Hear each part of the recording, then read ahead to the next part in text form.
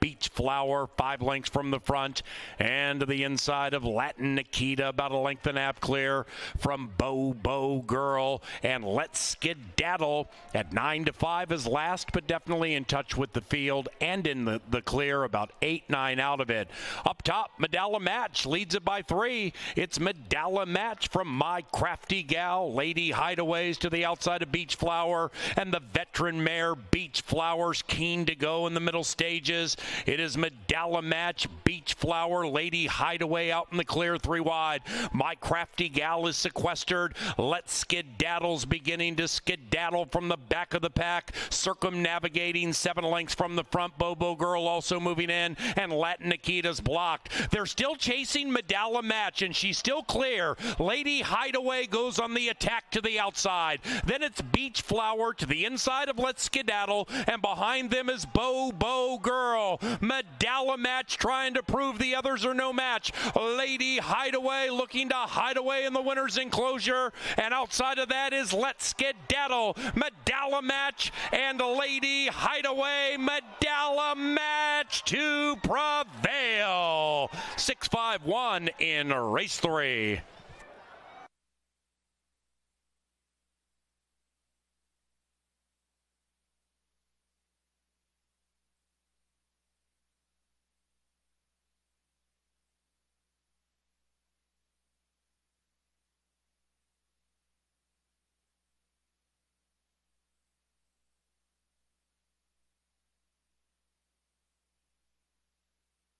In the gate, and they're racing. Number 2, Casey's First BMW, unseated Alonzo Quinones shortly after the start, and number 1, Mark of Valor, also off very awkwardly and slowly. Hold all wagers involving race number 4, specifically those with numbers 1 and 2. Now, the others kick on, and Hap Hot gets the jump on the field, and Hap Hot streaks away by 2. Blame Bishop lays second, about 2.5 lengths clear from Johnny Up. Then we come back to Kovacs, already ridden hard, 7 lengths from the front. Big Boy McCoy's closing in, about 10 lengths out of it. Then it's Mark of Valor there at the top of the stretch, chasing Harry and Hap Hot. It is Hap Hot still clear.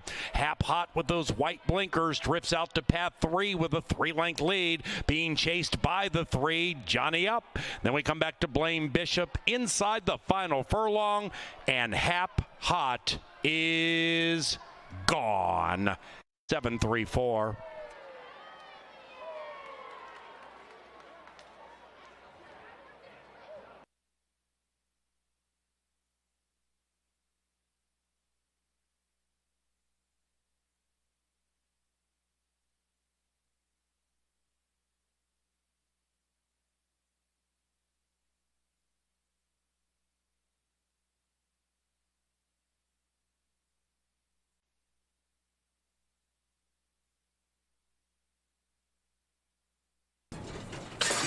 And they're racing in the Pomerleau Protege Classic. And Papa Rizzo looks to win 2 in a row, and at 4.5 to 1, Papa Rizzo pops out of the gate and with a killer crossover gets down on the inside and attempts to run away, leading it by 1. But now company is coming in the shape of 30 seconds out. That's the 3. Outside of that one, Sierra Hotel looking to win 2 in a row, and circumnavigating around the turn is Sunny Is Not So Funny, and Sunny's on the move at 5 to 1 up the barn side they travel. Thornhill Cat is right behind said quartet at about 4 lengths clear from Bob's All In. Bob would have to win 2 in a row from 8 out of it to the outside of Lolly Express, and then it's King Nate currently ruling over last. Into the far turn, Papa Rizzo, wire to wire on Papa's mind. Papa Rizzo leads it a half. Sunny Is Not So Funny in second, clinging to that one, about 1.5 lengths clear from Sierra Hotel, swinging into action. And right behind them on the inside is Thornhill Cat, purring along 4 out of it. Widest of all is Bob's All In to the outside of Sierra Hotel, and they're still chasing this Big Daddy Papa Rizzo. Here comes Bob's All In with a rush to the outside, but it's too late.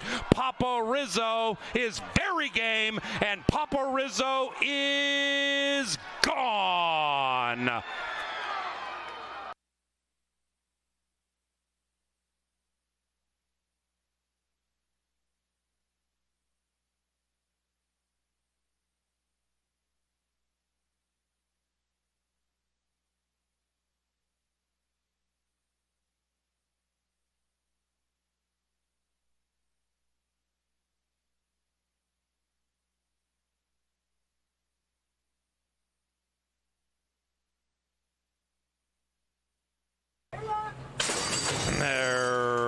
racing. Slow beginning for Wildwood Maggie.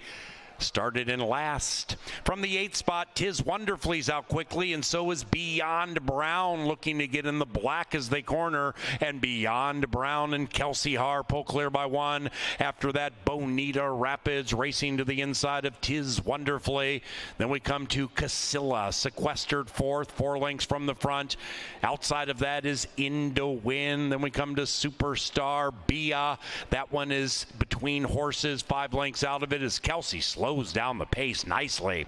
After that, we have the gray, which is Merlin's Sister, looking to win 2 in a row, 8 lengths from the lead, about a length and a half clear from Starlight Twist, and the bad beginning Wildwood Maggie is last. The field is covered by 12, and they have a half mile to go, and now that 8 moves on the speed. Tis Wonderfully indeed at 2 to 1 with a keen turn of speed. Beyond Brown is being shoved on hard to keep up. Indowin is going into second. After that is Casilla, about 3.5 lengths clear from Merlin's Sister, and Merlin's Sister is 8 lengths from the front to the inside of Superstar Bia, not firing, but the one who is firing is Tis Wonderfully. Tis Wonderfully and Harry by 4 on the outside. Wildwood Maggie, despite the bad start, is churning home beautifully and has a lot of work to do to catch Tis Wonderfully, who still leads it clearly, but is jumping all over the track. And here comes Merlin's Sister on the inside. Merlin's Sister makes them all say uncle. 16 to 1.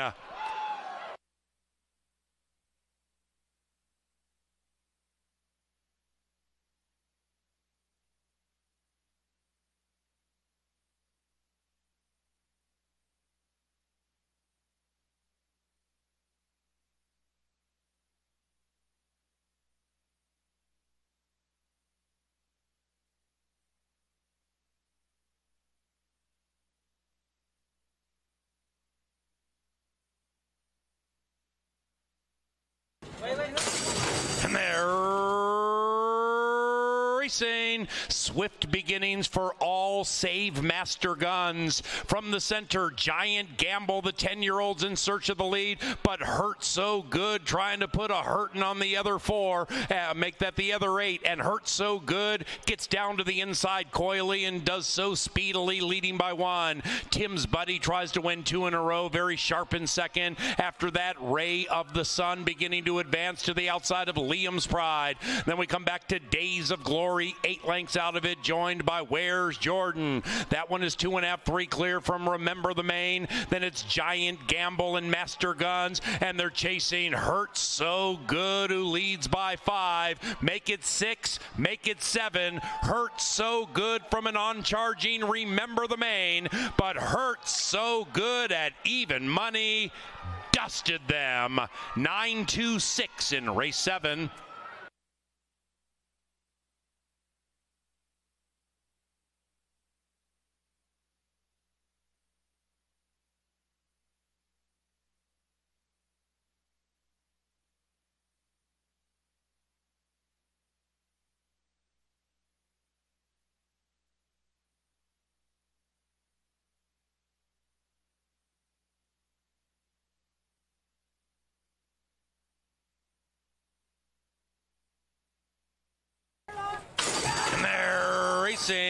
Blue Bayou came out like a shot, not so much for Irish Laddie, who made an aggressive left turn shortly after the start.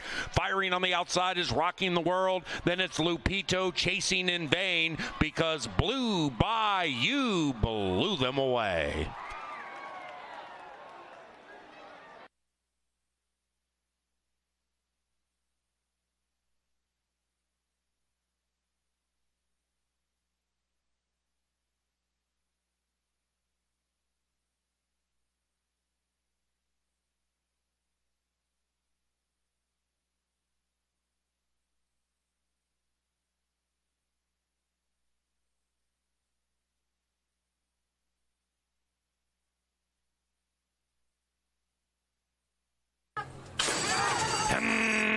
There they go.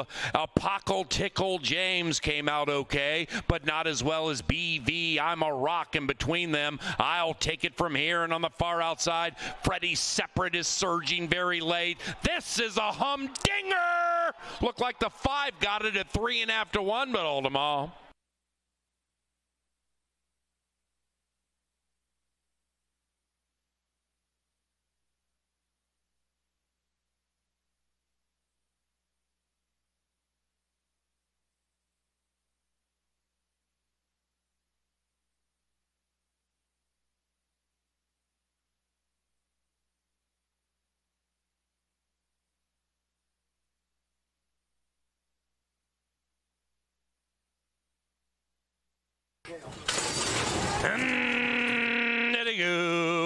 Great beginning for Modest Maven, likewise for Voodoo Vinny, and outside of that, Dugan Chapel Baby. 2, 5, and 4 to the line together. Modest Maven with that 5, it's super tight. Dugan Chapel Baby and Modest Maven hit it together.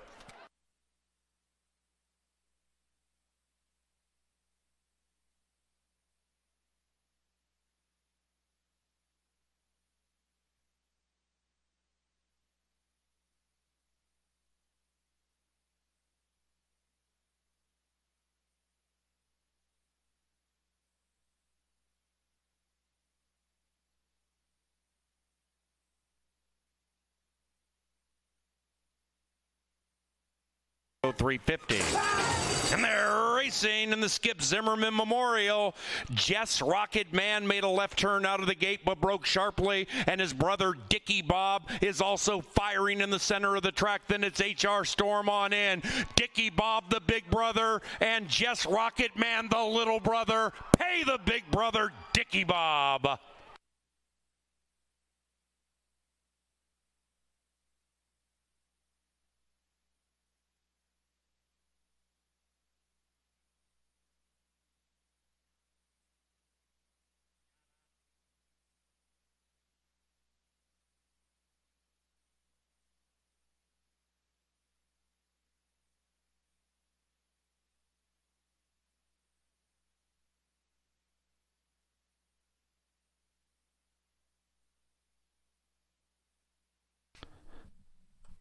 Ladies and gentlemen, please rise for the playing of our national anthem.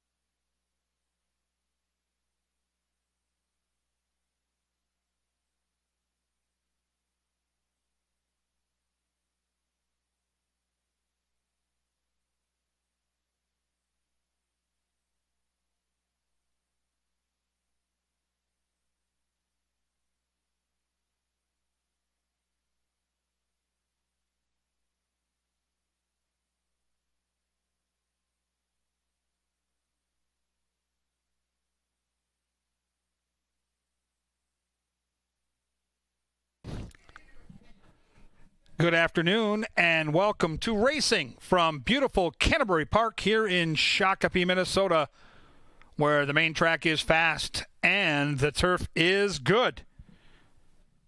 If you'll get your programs handy, we'll go over the changes on tonight's card. It's Made in Minnesota time. Races 1 through 4 are clean. Races 1 through 4, free and clear of changes. The first scratch will happen in race number 5. Take out the 5, Boudreaux Talkin'. Race 5, scratch 5. In the 6th race, we have our next scratch. Take out the 8, Off Ramp. In the 6th, take out the 8. Race 7, the $100,000 Minnesota Derby is free and clear of changes. No changes in the $100,000 Minnesota Derby. Moving on to race 8, the $100,000 Minnesota Oaks.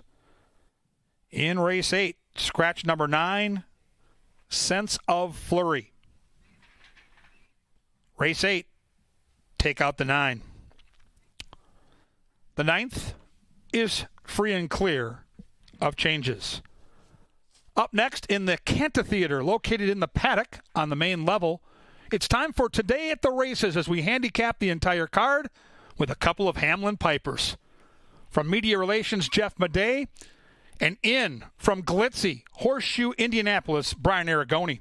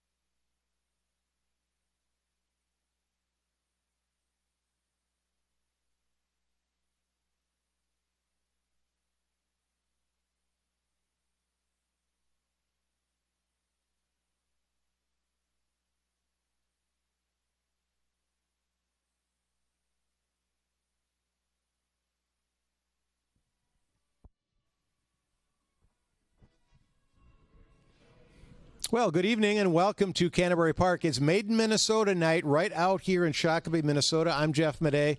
Look who I brought along. For those of you that have been around Canterbury for a few years, it's Brian Aragoni. He's back. It took losing a third of the steam team, Paul Allen, who's now in Las Vegas for a Vikings game, to get you back in here. But welcome back, Brian. Well, that's what happens when you've got 6 kids roaming around at home. You've got 1-year-old twins, a 3-year-old with Vinny. It's very tough to get out of the house. So I wish Paul Allen had a football game every single weekend so that I could get out of the house more frequently. That's a fair point. Now, let's talk a little bit about your new gig. You left here for a number of reasons, but one of them was because you've got 6 kids now. You went from 0 to 6 faster than anyone I know. Lightning fast. Yeah.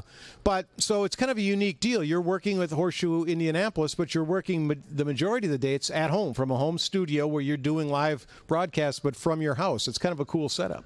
Yeah, it's been an awesome transition from here at Canterbury Park to Horseshoe, Indianapolis, and being fortunate enough to work Monday through Thursday, and working from home has been excellent as well. I mean, nothing will ever replace the original Canterbury Park where I started. This is, home before I started, and will certainly be home long after I'm done, and a place I have very fond memories of. But Horseshoe, Indianapolis has been excellent to me, and certainly has been a game changer being able to work from home as well. Yeah, it's a new world that we live in. I mean, you sometimes have a crowd of 6, I suppose, watching that live broadcast. We're going to have a lot more than that here tonight. But it's the perfect night to bring you back because made in Minnesota, and you're a Minnesota kid, so it works out well. And you know what? You're a Piper. Finally, the two Pipers back together. I hired another Tommy this year up in the press box. I'm shocked your assistant is a Tommy. I thought we were done with Tommies, and I'm still disappointed that you have a Tommy hockey jersey in the office. After how they performed last year making the transition to D1, I thought that jersey might come down. Yeah, well, that's a remnant from Kevin Gorg. And, of course, when he coached the Tommies, they were one of the best teams, Division III teams in the country. But I thought Gorg peaked at Burnsville, not St. Thomas. Well, we can debate that later, but it is good to have the team back together. You're going to be joining Angela Herman to do a lot of the analysis here. Kevin Gorg, he steps into the announcer's booth. He'll fill in for Paul, and he does a great job with that as well. So we're going to have a good time tonight, and I appreciate everybody being here, too, because this really – this night where we're running the Minnesota Oaks and the Minnesota Derby $100,000 races, but it's really what racing is about in Minnesota. When the horses we watch as 2-year-olds, a lot of them now have a chance to stretch out and go a distance of ground in the Derby and the Oaks and kind of accentuate what breeding in Minnesota means. And it's gotten a lot better. Go back 14 years ago before the SMSC deal, and what's happened in these last 10 years has been phenomenal. Yeah, I mean, it's been excellent to see the transition of breeding here in Minnesota, and it's really produced dividends on the racetrack as well. I know last year with the Minnesota Oaks and the Minnesota Derby, you wanted to see, from a handicapping perspective, we had horses that had been running on the turf and went back to the dirt. We had some big prices here last year as well, and when big prices come home to score, that oftentimes means excellent payouts as well. And a lot of the times you've got horses that have been sprinting, stretching out, and that distance can be an ultimate game changer. Absolutely, and I think because of the increased quality of the breeding, these races become much more competitive. A lot of times, if you go back years back, I mean, there's always, it seemed like a standout, right? One or maybe two. But when you looked at the Oaks and the Derby, I think, and we talked upstairs in the press box and with others, we all like somebody different in a lot of cases, and we all like some prices. So it's not just, boy, this horse is the favorite, it's going to win, and it does. I think we're going to see some upsets tonight. Well, not only do we have the new up-and-comers crowning the Minnesota Oaks and the Minnesota Derby, but we have some of, you want to talk about breeding in Minnesota. We got Mr. Jägermeister in race number 3, and then we've also still got Hot Shot Kid, who I think certainly in with a big shot today. Oh, absolutely. Hot Shot Kid, Mr. Jägermeister, Ready to Run Away, Clickbait. I mean, these are probably 4 of the best horses of the SMSC era, and we're going to get to see them all run. Those 3 would run tonight, and we're going to get to see Mr. Jägermeister in the paddock here. He retired last year earlier this year after an injury in training. He's the all-time leading Minnesota-bred money earner in the history of racing, and we're going to get to see him in the paddock leading the post parade for race number 3, the Wally's Choice, a race that he actually won. Do you think Jason Bullard will get an opportunity to watch Mr. Mentz potentially get another photo taken with Ready to Run Away? He may be peeking in. You're right. That was one of the best claims in the history of Canterbury Park or Downs racing, Ready to Run Away. So you're right. What she's done, and she's this is a Hall of Fame horse that we're going to get to see run tonight, Ready to Run Away. She's won the Glitter Star 3 times in a row, looking to do it 4. Let's dive into the race card here and see what we can find, because I know handicapping, you may have left Canterbury, but you haven't left handicapping Canterbury. You do your picks and send them out to us every night for this track, and it's been competitive racing. And the favorites have been winning at a fairly high rate, but there are also some upsets and some big numbers, and that's what I think we're going to see tonight. But we started out here on the turf course going 1 mile and 70 yards. It really looks on paper to me, though, to be a 2-horse race, the 3 and the 7. Where did you land? I landed on Runaway Harry. I thought this was a horse off the turf last time out. I kind of drew a line through it, even though it wasn't all that bad. Missed the board at 2-1, but before that went off at 7-1 on the turf course, and I thought ran great here earlier in June with Luis Fuentes aboard. Now Harry Hernandez. This is his first year here, and he's been dominant so far. He's picked up right where he's left off many other tracks, and he's winning at a high rate.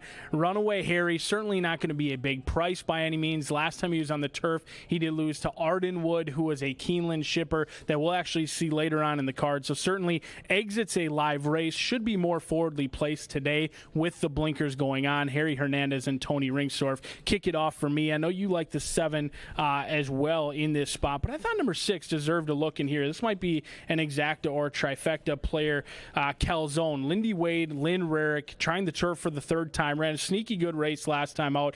The 3 and 7 are certainly going to be heavily bet. I think Lindy Wade can be sneaky on our turf course, and this one could be the overlay to pay attention to. Yeah, you might be right. From the Lynn Rarick barn, Calzone probably goes off at a price. I think maybe the one Westport Captain stretching out, too, for Van Belvoir, second off a layoff, has some potential. I kind of like the breeding on this horse. I think, it's going to want a distance of ground, and I think it's going to take to the turf. It ran well last time out, dashing on the turf at 5 furlongs. The stretch out might be what this horse needs. But Runaway Harry never run for a tag. The others in here have, for the most part. I think Runaway Harry on top is going to be maybe my single to start that post-time pick 4 with the 10% takeout. Yeah, I mean, that's been a hit so far this year, that 10%. They are betting it like crazy. Less money taken out, more money returned to the bettors. You certainly do not want to miss out on that post-time pick 4. All right, race number 2. This is one of our 4 stakes races tonight, the $50,000 Glitter Star. It's just a field of 5, but a very competitive field of 5. You look top to bottom here, these horses have all accomplished something in their careers. Clickbait got run out $316,000. Hot as a Pistol won the Oaks as a 3-year-old, has won nearly $200,000 in purse money. And then Ready to Runaway, who we talked about, 13 for 17 at Canterbury Park.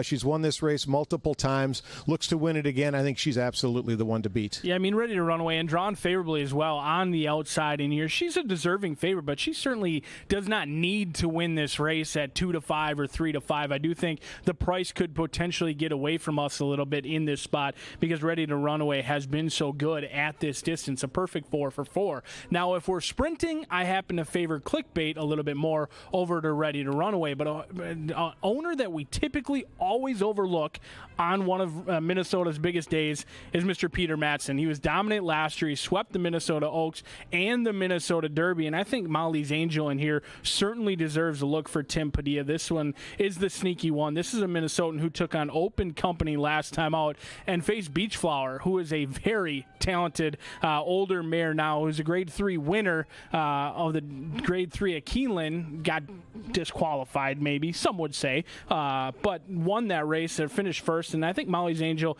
is a sneaky long shot in here. 5, 2, and 3 for me. Yeah, Molly's Angel was the 9-1 winner of the Minnesota Oaks as a 3-year-old last year.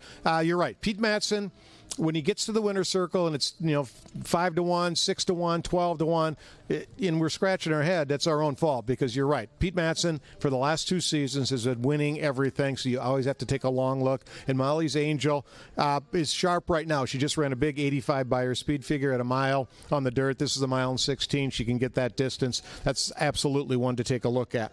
On to race number 3 in another stakes race. We alluded to this one earlier. It's the Wally's Choice, $50,000 purse, 6-horse field. And the Alligator Hunter is a tough one to figure out because he's a fantastic horse until he gets about 60 yards, 70 yards from the finish line, and then he's all over the track. He got disqualified a number of times in his career, but he's so talented. I mean, the rivalry's been renewed between the Alligator Hunter and Bayou Benny. This was a long inquiry we had last year for the $100,000 Minnesota Derby. The Alligator Hunter was likely best that day, but he did swerve out on Bayou Benny. Now they come back in this race for the $50,000 Wally's Choice. That has certainly been an intriguing matchup throughout the last 2 years. I think the Alligator Hunter, this was a horse, after watching last race on the turf, he seemingly has not learned his lesson. When, regardless of the rider they put on him, he does what he does, and that's get a little bit goofy down the lane. He has shown the ability to run straight. You just don't know if he's going to do it. I went into this race handicapping that Alligator Hunter would not be on the top of my ticket. I wanted to try and beat him. I was determined to try and beat him, and unfortunately became a little bit of a pace play. I don't see anyone else in here that wants to go with him early. There's no other speed in this spot. Devil Vision's going to be well out of it. Tuco Bay does his best running from off the pace. Hot Shot Kid, as he's gotten older, likes to make one run of it late. Who's going to go with the Alligator Hunter early? And that was the play for me. I do think Hot Shot Kid certainly deserves a look in here. This is an old guy who was feeling awfully spry on the turf course last time out. If not for a troubled trip at the 16th pole, he could have won that race at a big price. It's 4, 6, and 2 for me. Yeah, I think Mac had Hot Shot Kid prime for that Ralph Strangis stakes last last time out, and that was the race that the Alligator Hunter was disqualified from. Hot Shot was making a big move and had to steady when Alligator Hunter started swerving back and forth. My question is, can you get this guy? Because there's some clunkers in here for Hot Shot Kid. He'll run some big races, but he also, at this point in his career, will run a dud. I know Mac had the horse absolutely primed for the Strangis Stakes. Arguably could have won that race had he not steadied. I'm just wondering if he can still be that kind of sharp right now. But that was more than a month ago. Or actually about a month ago, 3.5 weeks ago. That's the question mark, because Hot Shot Kid is all quality. This horse has made $676,000. In fact, second to Jägermeister. If he wins this race tonight, he goes right past Mr. Jägermeister for all-time leading Minnesota-bred money earner. So we're seeing some very quality horses. And are the rumors true? We're going to see Jäg today? We will see Jägermeister out here in the paddock, so come on down for race number 3. He'll be saddled out here. He's going to lead the horses around the walking ring and then out onto the racetrack. So kind of a special treat to see, because oftentimes your horses will retire. You'll watch them run here, and then you never see him again. To be able to have a horse come back and retire, a horse like Jägermeister who would draw people to the racetrack. That was a horse that when he was running, people would come out to see him run. It's one of the stars of our game here in Minnesota, so that's going to be a treat to see him. Well, there hasn't been very many other Minnesotans or horses here that tout themselves in the paddock the way Mr. Jägermeister did. Every time he went to the track, he looked unbelievable. Reminded me of the days of Bella Notte when she would go to the track, just look keyed up every single time. So it'll be interesting to see how he handles it being saddled up again after so long. He knows he's a racehorse, but I think he'll behave himself. He's an intelligent animal, and we're looking forward to seeing him. And I agree with you. The Alligator Hunter will be very, very difficult to wheel in. Race number 4, 6 furlongs, an allowance race with a $31,000 purse. I have got a long shot in here that I really like. Number 7, Citrus Bay.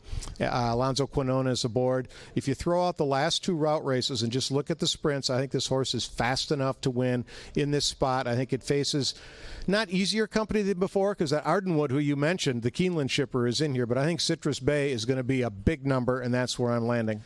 Yeah, I thought this was a challenging race. From a pace perspective, it looks like the whole entire field wants to go to the lead, and oftentimes you either have to find what Mouse Mickelson would say is the speed of the speed, or find a horse that's coming from off of it. I do think Ardenwood, I hate taking the favorite in this race, but likely just the class of the field. Ran a good race last time, and I do think Cousin Vinny's a Canuck. I think very highly of that one, who we'll see later on in the Minnesota Derby. So if I happen to like Cousin Vinny's a Canuck, why not like Ardenwood in here?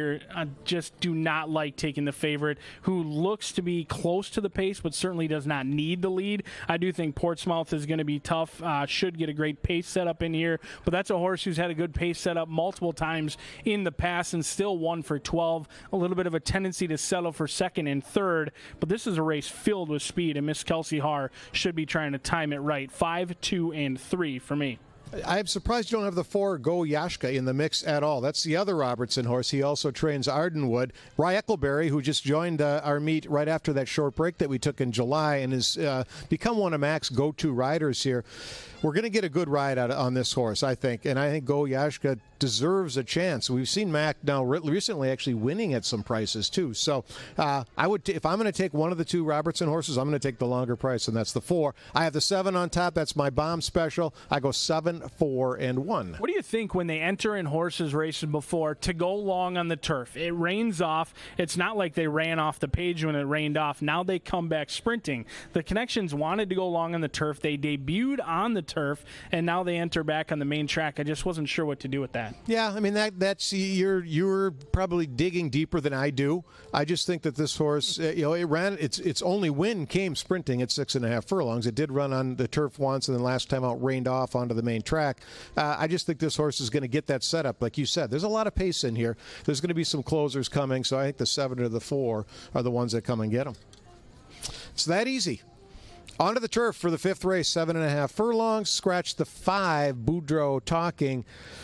Here's what I don't like, Brian, and you're going to encounter the same thing in your Derby pick where everybody in the world has your horse. There's a horse that I like here, the 7, North Cut, 12-1 on the morning line.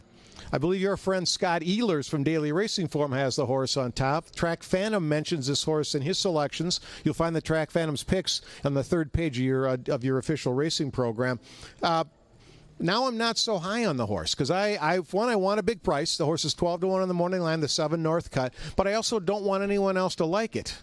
Well, that's kind of how I felt about my Minnesota Derby pick. Yeah. When you see multiple analysts picking a horse, draw a line through it because those horses typically never win. And now with Northcutt, what are you going to get? Around 5-1, 9-2 maybe if everyone likes it? Yeah, that's not a big enough price for a horse like that. Now, this horse was just claimed last time. You look at the statistics of the trainer that claimed it, Jose Silva Jr., 42% from 19 starts. So 8 of 19 first off the claim. That's where, I thought the horse had some talent too. There's some turf races in here that this horse ran well enough to be competitive here at a big number. So I'm sticking with Northcutt, but I'm afraid that the price is going to come down. Yeah, and I wasn't willing to forgive that last race. There's oftentimes excuses that I can find. I mean, they did go quick up front, but really showed no run at all. And this was not a helpless long shot last time. The horse was bet down to 10-1 in an 8-horse field. You've got Lara on the turf. There's enough question marks for me to play against Northcutt. I was impressed with Major Attraction that day. Exits the same race as Northcutt, and on the running line, it didn't look all that impressive if you're just looking at the racing form. But when you watch it with your eyes on the replay, this horse was never getting past. It was relatively an easy win at 4-1 that day. Lindy Wade, I think one of the best turf riders in the jocks room, looking to improve on that 14%, and Matt Williams winning at 24%. This is a horse who got a great trip last time, and I think with a clean trip today, he can do it again against a field that he basically just faced a lot in here. But this is a very tricky pick 5 sequence. You've got the low takeout pick 5 beginning right here, featuring the $100,000 Minnesota Oaks Minnesota Derby. It's got some turf racing, some stakes racing. I'm going to take a stand right here. My pick 5 going to be singled to Major Attraction. Ooh. I think Matt Williams gets a family photo with James Williams in here. Lindy Wade aboard. This horse just ran against the same competition with a clean trip today. We can make it back-to-back. That's an aggressive pick 5 single. And, folks, you are going to want to take a shot at that pick 5. 10% takeout, as Brian said. That means less money taken out, more money back to the winners. And I think if you can navigate your way through this and find one of those long shots, you're going to get paid. Major Attraction will take a lot of money. I've got that in my top 3. I also have the 2 Sunny Smack, who I've heard a lot of people talking about. That horse with Luis Fuentes, one of our top turf riders here this year aboard. This race is tough. You think it could be singled? I've got a bomb. I'm probably going to have to throw your selection into my ticket, though, as well. I go 7-3-2. Well, Racing Office did a great job putting this card together. Not only big entries, but how the race is played out and where they fall in. Because the challenging part about this pick 5, it's void of a heavily bet single. There is no obvious single that everyone can key on, certainly not in the big races. No, I need that long shot I had earlier in the card to win so I can not single in my pick 5. Otherwise, I'm going to be forced to find a single somewhere as well. On to race number 6, 5 furlongs on the turf. You're going to scratch the 8 off ramp. Here's another horse that everyone's talking about, Reposado. I know some of our other analysts, Kevin Gorg and Angela Herman, like Reposado. Did you land there too? Well, that's unfortunate to hear because that's where I landed as well. This horse looks to be the controlling speed in here, but if the race does fall apart, I do think Karolinka can certainly kick with these, and Alonso Quinones is another guy who knows his way around this turf course in this spot for a Hall of Fame trainer, David Van Winkle. I'm going to put what I think is the controlling speed along with the best closer in the group, 7-2 for me. It's interesting, the 5, Dreaming Biz, Lothenbach is the owner, Luis Fuentes aboard for Joel Burnt. Burnt is winning when the horse is favored, and I don't know if Dreaming Biz will be favored in here, but favorites from the Burnt Barn winning at 62% rate. That's unbelievable. And when Fuentes, his main rider on the turf, it seems, they team up, they're winning at like 40% or something. So just crazy numbers out of that Burnt Barn. So Dreaming Biz will take some money here, and the horse certainly fits in here. If you look at the speed figures, it matches up or is better than anyone else. Here's one, though, I want to run by you since we've got a little bit of time to talk. The 4, I'm a Troublemaker, 12-1 on the morning line. Rye Eckleberry rides for his father, Kevin Eckleberry. Horse hasn't run since January of this year. It had some talent last year as a 2-year-old. Now it appears here. I'm just saying if it can find the talent it had as a 2-year-old and improve off of that, let's throw out the entire 3-year-old campaign, which is horrid. Why not this horse? Why not? What do you mean, why not? There's a lot of reasons. The horse ran in stakes company almost his entire career. Now he comes back off of a layoff. So you're always concerned when you see a layoff or the cause of a layoff, and then could be protected in this spot like numerous other horses are protected and in for a tag. They're dangling this horse in for a tag, coming in off of back-to-back clunker races, now running for a claiming price that they've never run for in the past. That's a complete pitch. For me, it'd be a cool story if Kevin Eckleberry and Rye Eckleberry could get this this one home, but it would also be a defeating winner for me in this pick 4 and this pick 5 because I will not have it on my ticket. Well, I'm giving it some thought. I'm going to put it into the mix, I think. But you're right. On paper, it's it's lost by double-digit lengths, as many as 32 in its recent past. So has some speed, though, can be up in the mix. If the horse is right today, could be a little bit of a surprise. I go 7, 5, and 4. Now we're on to the stakes action here. This is in the second part of the card. Race number 7, 1 mile and 70 yards, $100,000 purse, the Minnesota Derby, a field of 8. And the horse that we talked about that everyone seems to love, and you can tell us why, is number 8, Vinny's a Canuck. I like this horse a lot. I mean, this is a horse who got 2 turns experience last time out and, in fact, beat Older. This is a Minnesota... Oh, wait, no, hold on. Vinny. Well, Vinny, yeah.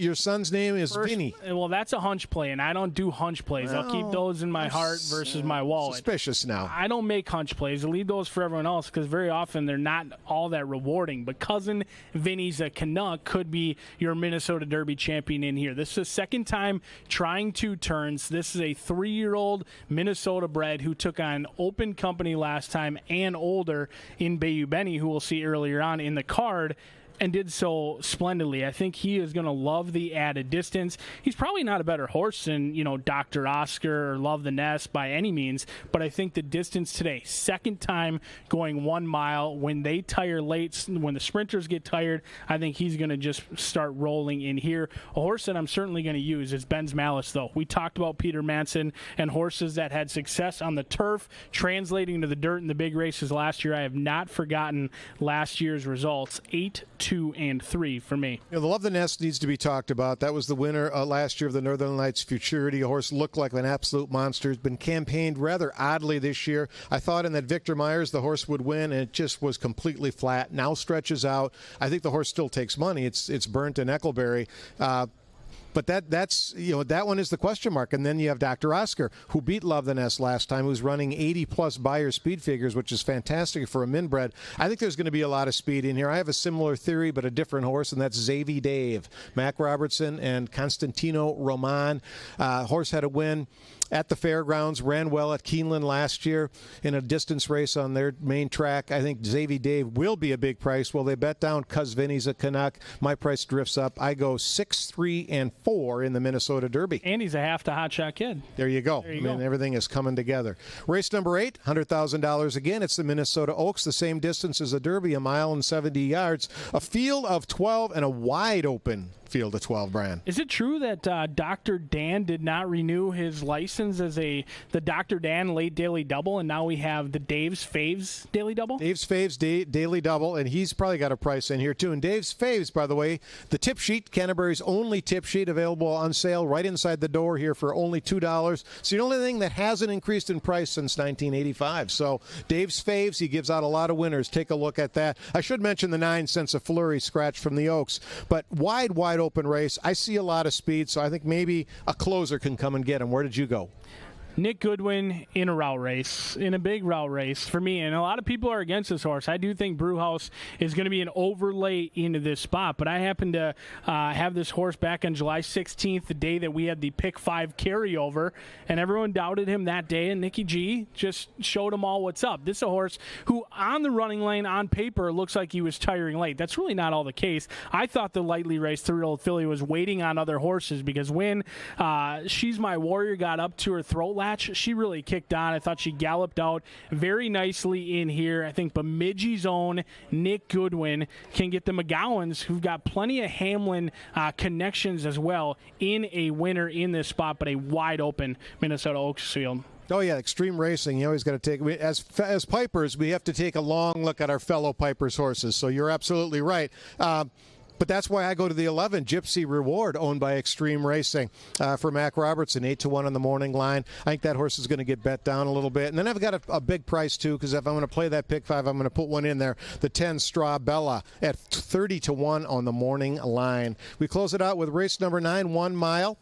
$5,000 claimers. I think the horse to beat in here is the 5, Riviera Champ. I agree. I mean, either I'm going to be having a beer in my hand or hopefully closing out a good-sized pick 5 in here. But Riviera Champ, second start in the Wong barn. And Wong has done a decent job here at Canterbury Park, shipping in from California. You'll see him with horses over at Del Mar as well as Canterbury. Certainly a welcome face to the trainers here at Canterbury Park. As the horses are now in the paddock. And do you like what you see, Jeffrey?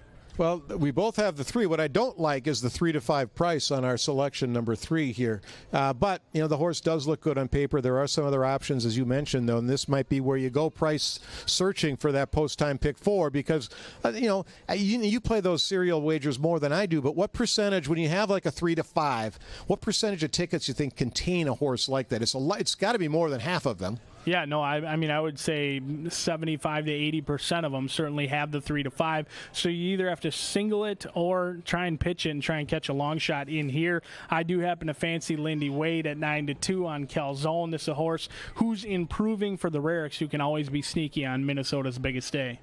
Well, thanks for joining us here today at the races. You're going to have a great race card in front of you here. Again, look down in the paddock for Angela Herman, Brian Aragoni, Kevin Gorg will come to you from the studio. He's got post-time pick 4s. He's got the power play. He's got a pick 5 ticket. All sorts of action, plenty of places to eat and drink. Have the time of your life. Thanks for joining us.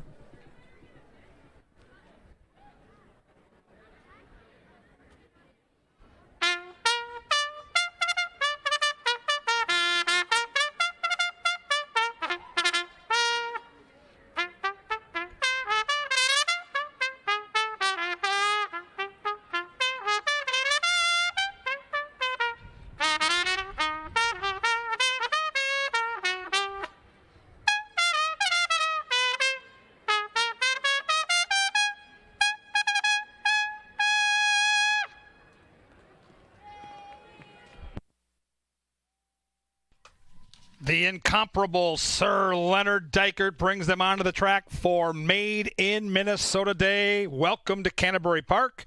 Here in race number 1, we are on a good turf course. No scratches or jockey changes. Win, place, show, exacta, trifecta, superfecta, daily double, a rolling pick 3. And if it's Canterbury and it's race 1, it's time for the 10% takeout post-time pick 4.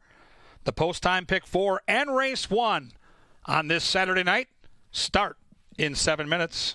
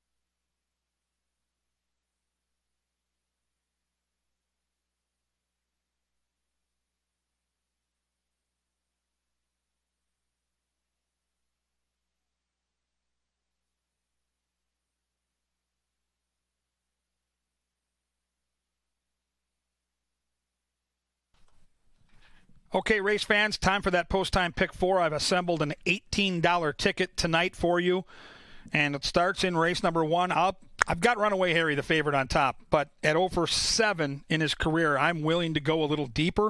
I'm going to use the 1, 3, 6, and 7, see if we can't get a price if Runaway doesn't get the job done. In race number 2, even though it's a 5-horse field, I think there are 3 primetime players. The 2, Molly's Angel, the 3, Clickbait, and the 5, Ready to Run Away. I'll use all 3. In the 3rd race, the Wally's Choice, I am going to single the Alligator Hunter. I think he's the speed of the race, and I think he's too good tonight. Try to get us alive into race 4, where I think there could be some depth and some value. I'll use the 2, Portsmouth. I'll use the 4-horse, Go Yoshka. And I'll use the 5, Ardenwood. 1, 3, 6, 7 with 2, 3, 5 with 4 with 2, 4, 5. Now, my ticket's an $18 ticket. Very affordable. You can add horses and change the ticket if you'd like, or you can make your own ticket. But you can't win it if you don't get in it. The post-time pick 4 pays hundreds, sometimes thousands, and it starts in 4 minutes. Good luck.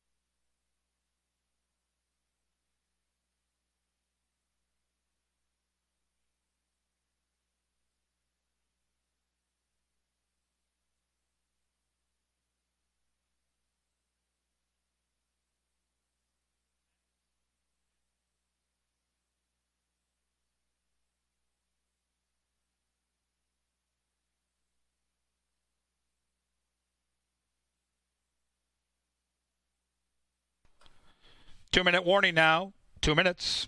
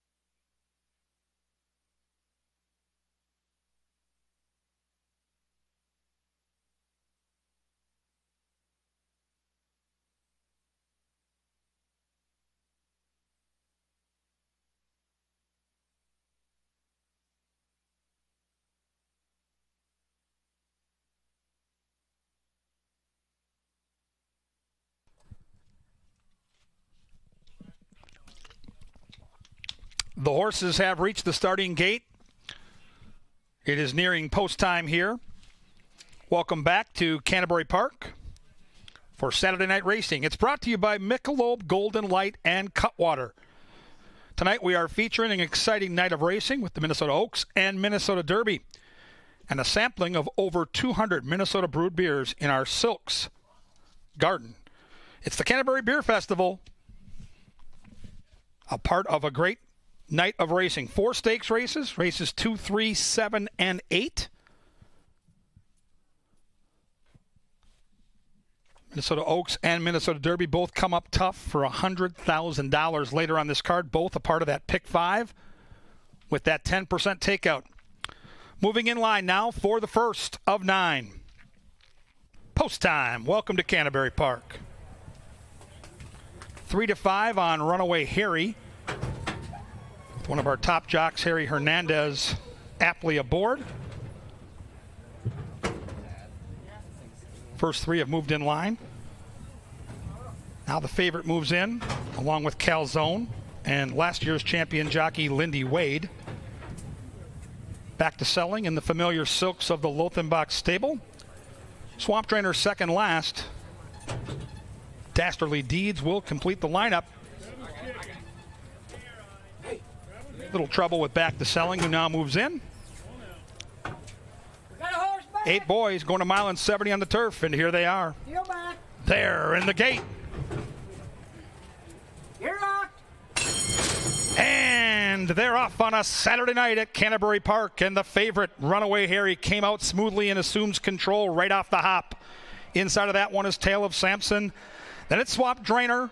On the inside is Westport Captain, and at the back of the pack, the last horse away, is Dastardly Deeds as they run by the judges and bend into that first turn.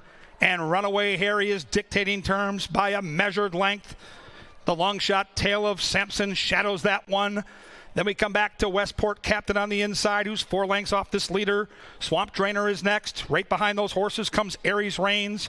Outside is Back to Selling. 2 more back to Calzone, who's got some 8 lengths to make up. And Dastardly Deeds has got 12 lengths here, as it's a big gap from the front to the back. They go 23 flat to the opening quarter mile, and Runaway Harry is trying to run away here in the lid lifter. Tale of Samson's trying to keep up with that one. Westport Captain saves all the ground to the inside. Swamp Trainer's still right there. Aries Reigns is next. Calzone's in a little traffic. Calzone needs some room as Back to Selling starting to unwind. And Back to Selling, picking off horses one by one, 46 and 4 to the half. And Runaway Harry still there, trying to make every pull a winning one. Runaway Harry now off by 4. Aries Reigns catches the eye. Back to Selling, trying to unwind. Swamp Trainer still in the mix as they charge down that Canterbury stretch. And Harry Hernandez and Runaway Harry are doing just that. Look at this. Runaway Harry going. Runaway Harry gone. Impressive. A 10 spot. It finishes 3, 5, 7, 6 in race 1.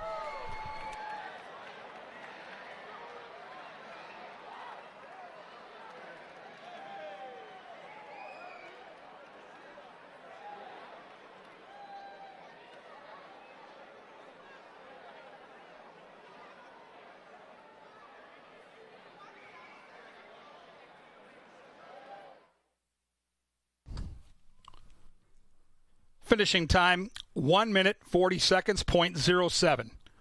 140.07. 3576 is still unofficial. Hold them all.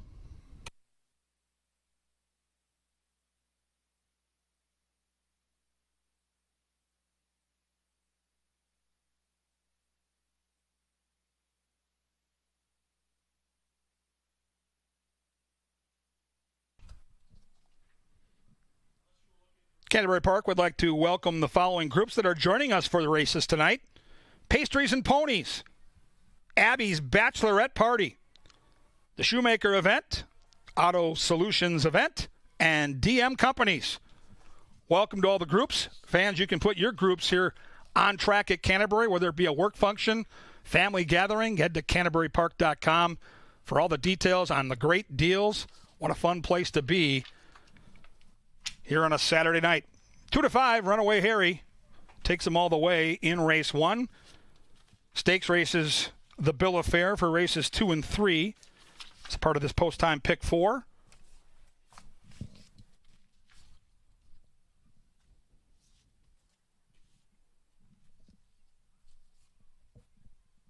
Harry Hernandez came into the week with a 2-win lead in the jockey standings. Comes off a win over the winter at Turf Paradise. He's been a fantastic addition to the colony here at Canterbury, and he gets this Saturday night started out right as the people's choice.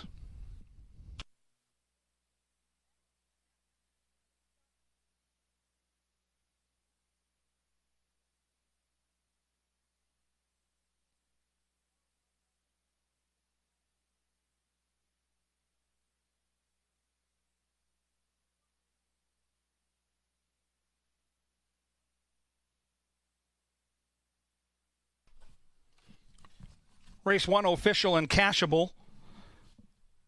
$2.80 for that win ticket on Runaway Harry. The trifecta paid $24.90. 10-cent super, $14.55. The Gary Edwards, the scooper, 3-5 exacta for $1 paid $13.30.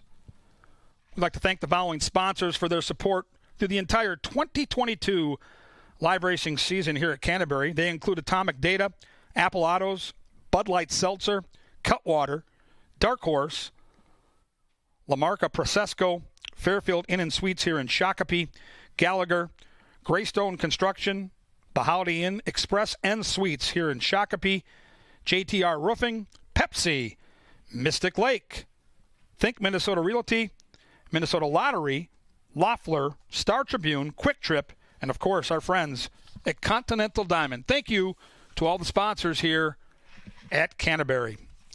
Into the winner's circle comes the official winner of our first race. It's number 3. It's Runaway Harry. Runaway Harry is a 4-year-old dark bay or brown gelding by Runaway and Hyde out of Little Bull Run, foaled in Kentucky by the owners, Winchester Place Thoroughbreds, LLC. The winning trainer is Tony Rengsdorf, and the winning jockey, Double H, Harry Hernandez. Congratulations to the connections of Runaway Harry. On deck, it's the Glitter Star Stakes on the Fast Main track for $50,000.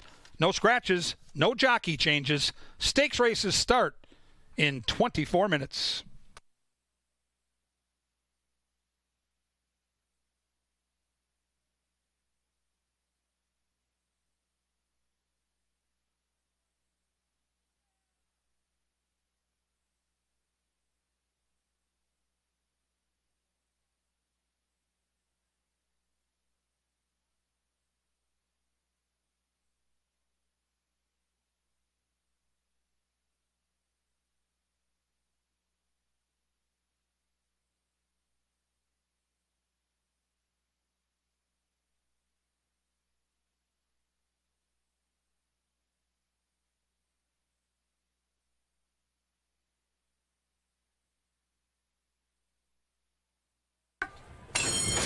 And they're off on a Saturday night at Canterbury Park, and the favorite, Runaway Harry, came out smoothly and assumes control right off the hop.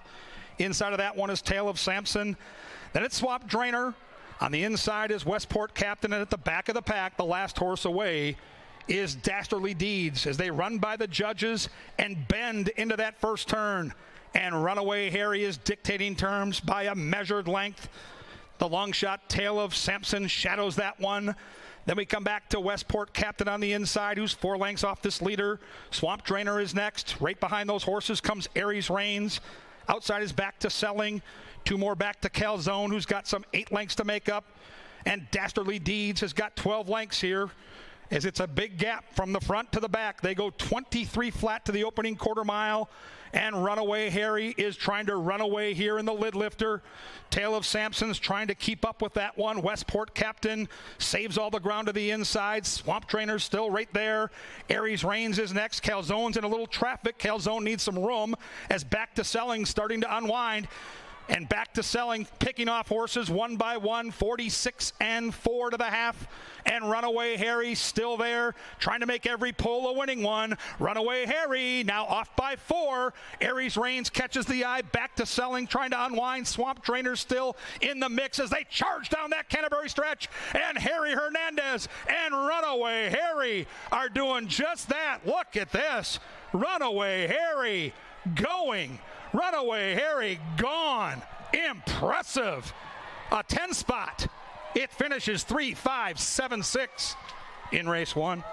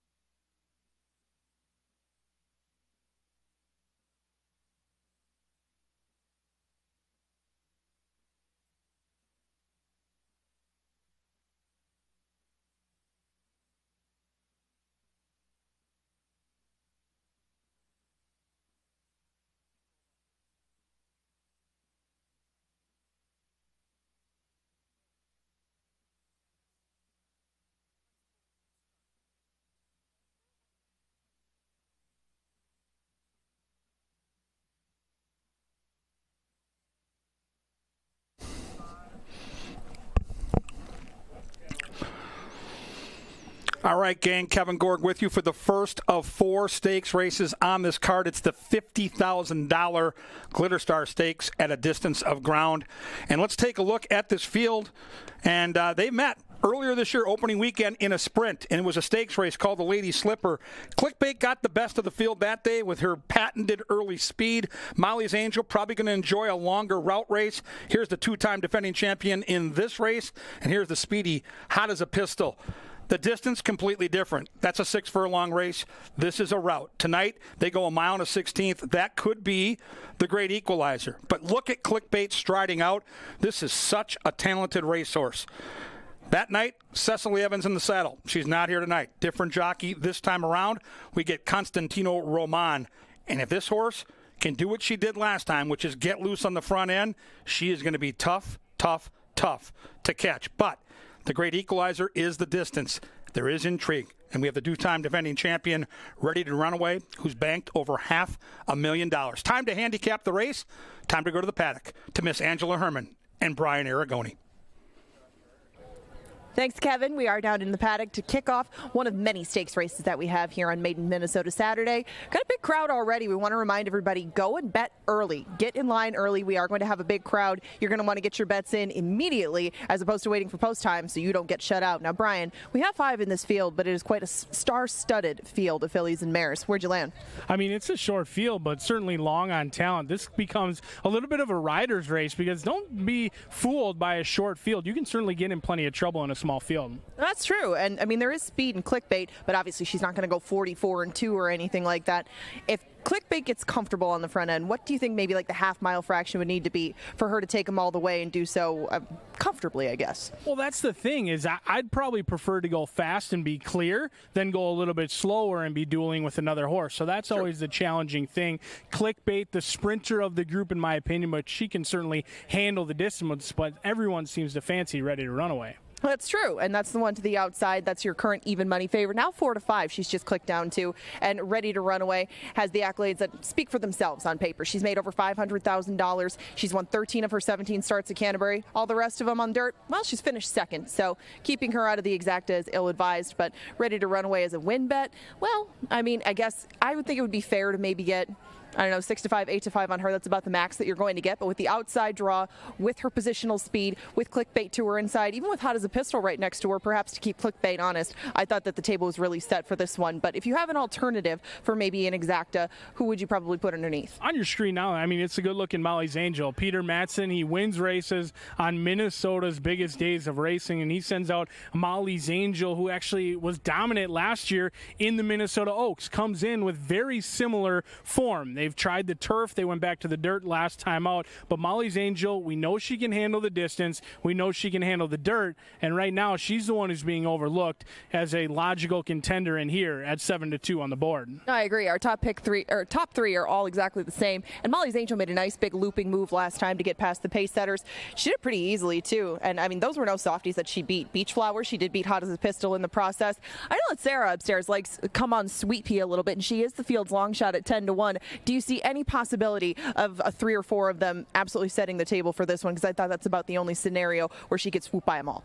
Yeah, I mean, I think Ready to Run Away is the one to beat in here. Maybe not the one to bet, though. Catching my eye right now is Hot as a Pistol on the screen. Now, on the racing form, I think Hot as a Pistol could be up against it a little bit. But the 5-year-old mare is a horse who has experience with 2 turns, on the toes, on the muscle, and at least from a looks perspective, I mean, I'm no Maggie Wolfendale, but I do like the way Hot as a Pistol has certainly turned out as one of the field's longer shots. Yes, looking very much ready to go. But this is a field of pros. From 1 to 5, they all make an excellent impression in the paddock. I would say Hot as a Pistol, though, very much on her toes. She looks more lively than I guess I've noticed lately. And we're going to have a treat. Even though it's a 5-horse field, these are some of the very, very best. That's what this day is about. Minnesota Made Day. The stakes portion kicks off in 9 minutes. Your wagering options in here: win, play, show, exactas, tries, doubles, and pick threes.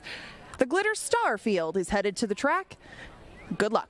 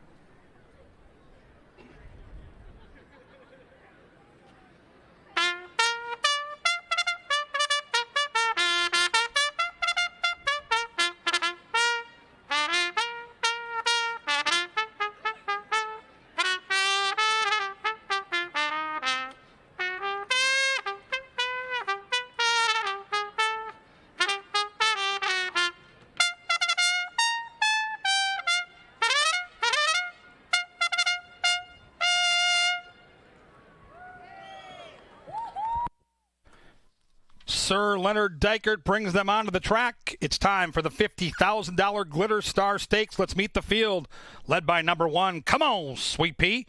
The owner is Sweet LLP. The trainer, Mike Beeler. The jockey, Zeke Laura.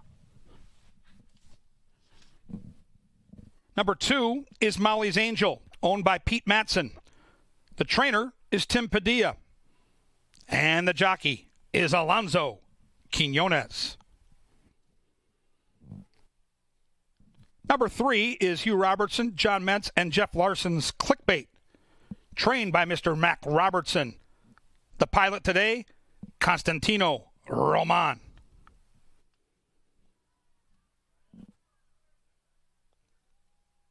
Next is number 4, Hot as a Pistol, owned by Gary and Brenda Bergsrud. The trainer is Clinton Stewart, and the jockey, Double H, Harry Hernandez. And completing the field, the 3-time defending champion, John Mentz, is Ready to Run Away, trained by Mac Robertson and ridden tonight by Rye Eckleberry. That's the field for the $50,000 Glitter Star Stakes at 1 1/16 on a fast main track. Stakes action starts in 6 minutes.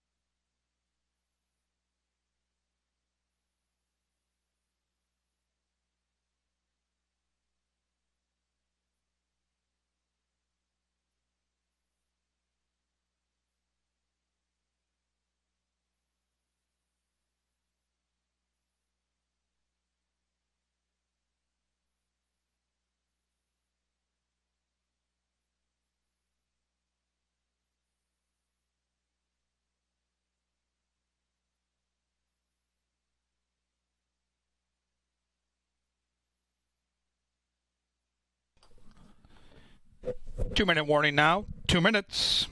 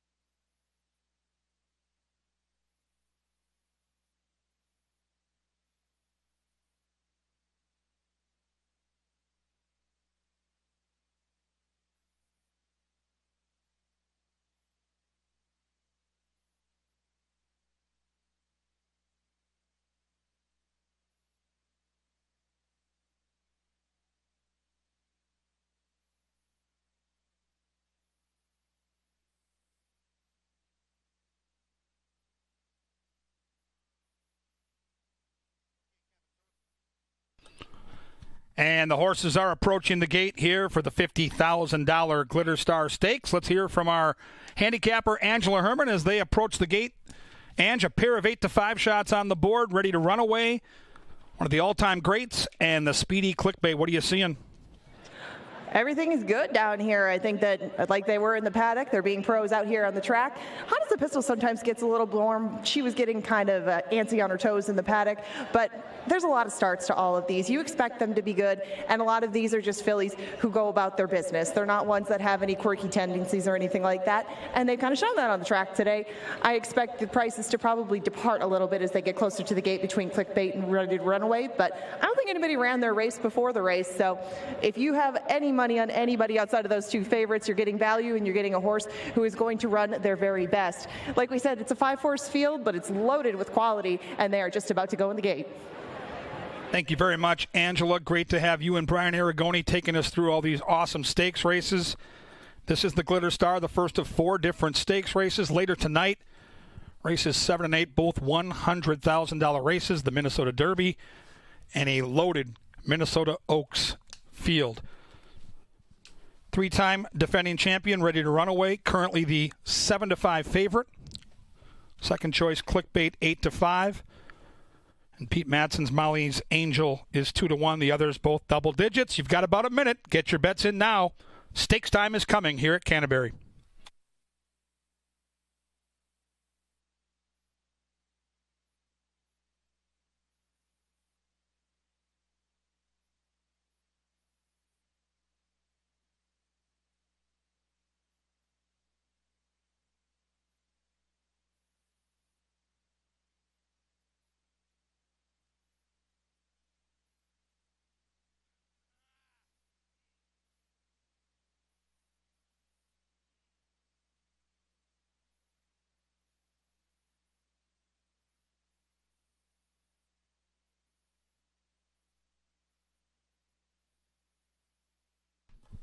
And the horses have reached the starting gate. It is now post time.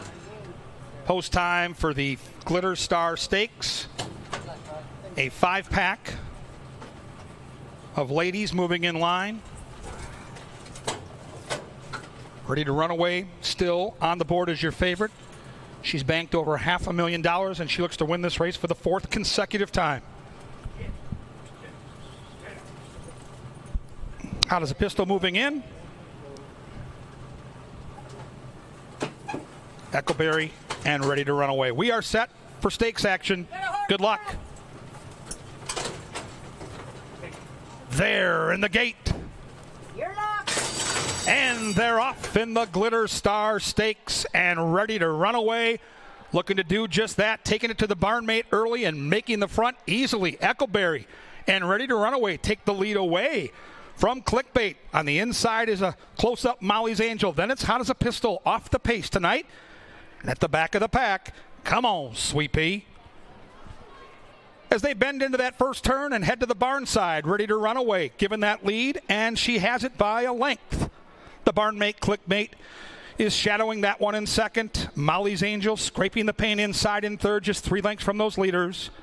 Hot as a Pistol now starts to unwind and cuts it into a 2.5 length lead, and at the back of the pack is Come On Sweet Pea. 24-2 to the quarter-mile pole, and the field is compact, 5 lengths from front to back. And Ready to Run Away sets a very even tempo here, not in any hurry right now, trying to save that best stuff for the later stages, as is Clickbait, who's right there, just 3 parts of a length behind that leader. Molly's Angel still inside. Hot as a Pistol now being shaken up by Harry Hernandez, as is Come On Sweet Pea. And the Robertson horses start to separate. The barnmates in the matching silks now have opened up 3 lengths on the field.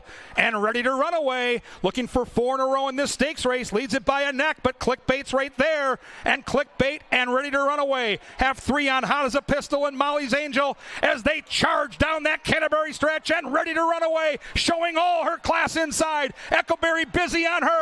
Outside, Roman and Clickbait. Molly's Angel in with a chance into the final football field. Ready to Run Away still there. She's so game. Clickbait one last try. 4 times in a row. Yes, Ready to Run Away wins the Glitter Star Stakes.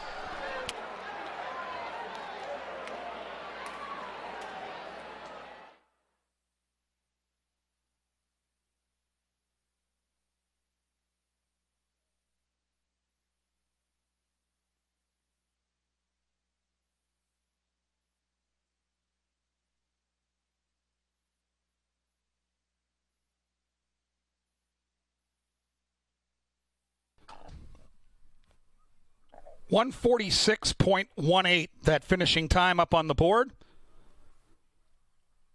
5-3-2-4, still unofficial. Hold those tickets.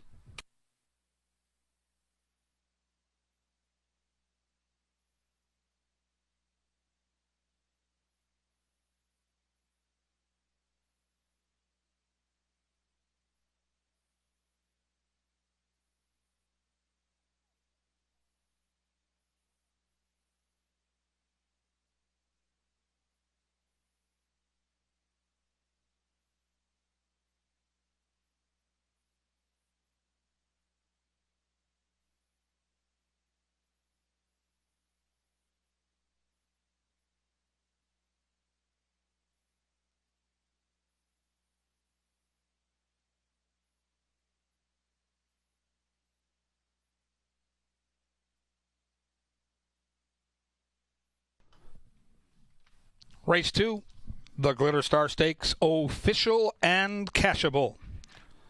$4.40 for your win ticket on Ready to Run Away. That trifecta for 50 cents returned $3.10. The 3-5 double paid $4.10. And the Mac Robertson 5-3 exacta, $3.90. As Ready to Run Away does it again. Clickbait defeated her in the Lady Slipper back on opening weekend at 6 furlongs. Ready to Run Away turns the tables on the barnmate tonight. She's now won 14 of her 18 career starts on the Canterbury Park main track with 4 second-place finishes. Unbelievable.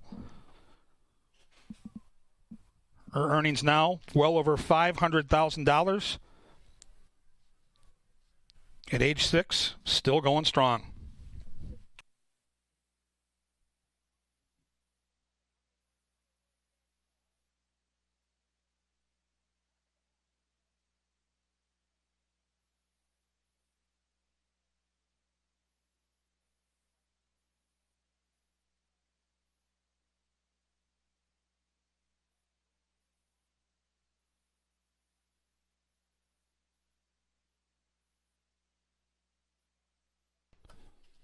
There'll be a trophy presentation and a featured race interview coming up shortly, but we have to celebrate this impressive winner of the Glitter Star Stakes for the 4th consecutive year, back to the winner's circle for Ready to Run Away. Ready to Run Away is a 6-year-old dark bay or brown mare by First Dude out of Ready to Rip. Foaled right here in Minnesota by Wildcat Ranch. The winning owner, John Mentz. The winning trainer, 14-time champion trainer at Canterbury, Mac Robertson, and the winning jockey, Rye Eccleberry. Congratulations to the connections of Ready to Run Away as they win the $50,000 Glitter Star Stakes.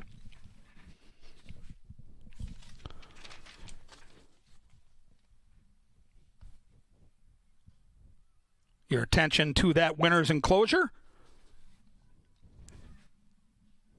We are getting set to present the winning trophy to the connections of the Glitter Star Stakes champion, Ready to Run Away.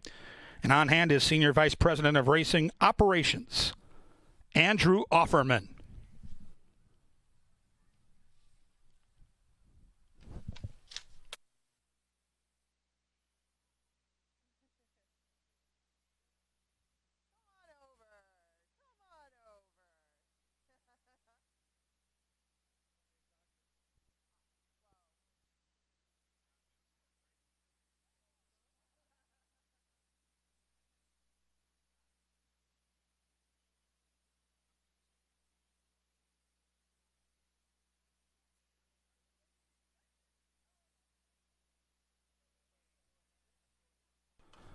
All right, fans, let's head down to the winner's enclosure with the winning connections. Here is Angela Herman.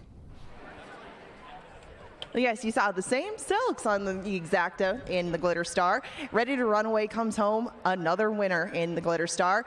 And we were just talking, it doesn't exactly go according to plan. What did you think was going to happen? Were you a little surprised when it came up that way? Yeah, I thought Clickbait would get the lead and Ready to Runaway would sit off, and it worked out just the exact opposite. But Ready to Runaway runs well on the lead, so when she was there and the times were a little slow, I thought she'd have enough to get around in time, and she did. She's just been an incredible horse. Now, these two up against each other in the Glitter Star may or may not happen down the line come Festival Day. If you had to guess, do you think that they will have a rematch? I don't know the answer to that. We'll see how the races take shape. Well, another win in a Minnesota bred stakes race. Does it get any less sweet the more you go on? No. Every time in the winner's circle is just great. So it's what we do it for. So I love it. Well, thank you for taking the time to talk to me. Congratulations. Ready to Runaway wins it again in the Glitter Star.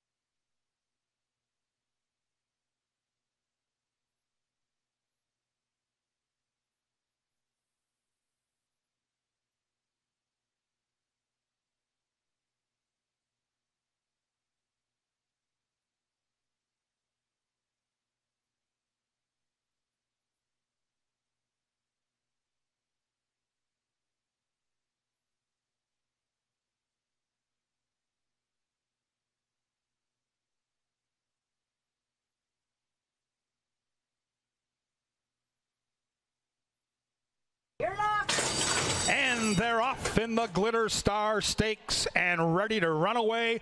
Looking to do just that, taking it to the barnmate early and making the front easily. Eckleberry and Ready to Run Away take the lead away from Clickbait. On the inside is a close-up Molly's Angel. Then it's Hot as a Pistol off the pace tonight. And at the back of the pack, come on, Sweet Pea. As they bend into that first turn and head to the barn side, Ready to Run Away, given that lead, and she has it by a length. The barnmate Clickbait is shadowing that one in second. Molly's Angel scraping the paint inside in third, just 3 lengths from those leaders. Hot as a Pistol now starts to unwind and cuts it into a 2.5 length lead, and at the back of the pack is Come On Sweet Pea. 24-2 to the quarter-mile pole, and the field is compact, 5 lengths from front to back. And Ready to Run Away sets a very even tempo here, not in any hurry right now, trying to save that best stuff for the later stages, as is Clickbait, who's right there, just 3 parts of a length behind that leader. Molly's Angel still inside. Hot as a Pistol now being shaken up by Harry Hernandez, as is Come On Sweet Pea. And the Robertson horses start to separate. The barnmates in the matching silks now have opened up 3 lengths in the field. And Ready to Run Away, looking for 4 in a row in this stakes race, leads it by a neck, but Clickbait's right there. And Clickbait and Ready to Run Away have 3 on Hot as a Pistol and Molly's Angel as they charge down that Canterbury stretch. And Ready to Run Away showing all her class inside. Eckleberry busy on her. Outside, Roman and Clickbait. Molly's Angel in with a chance into the final football field. Ready to Run Away still there. She's so game. Clickbait one last try. 4 times in a row. Yes, Ready to Run Away wins the Glitter Star Stakes.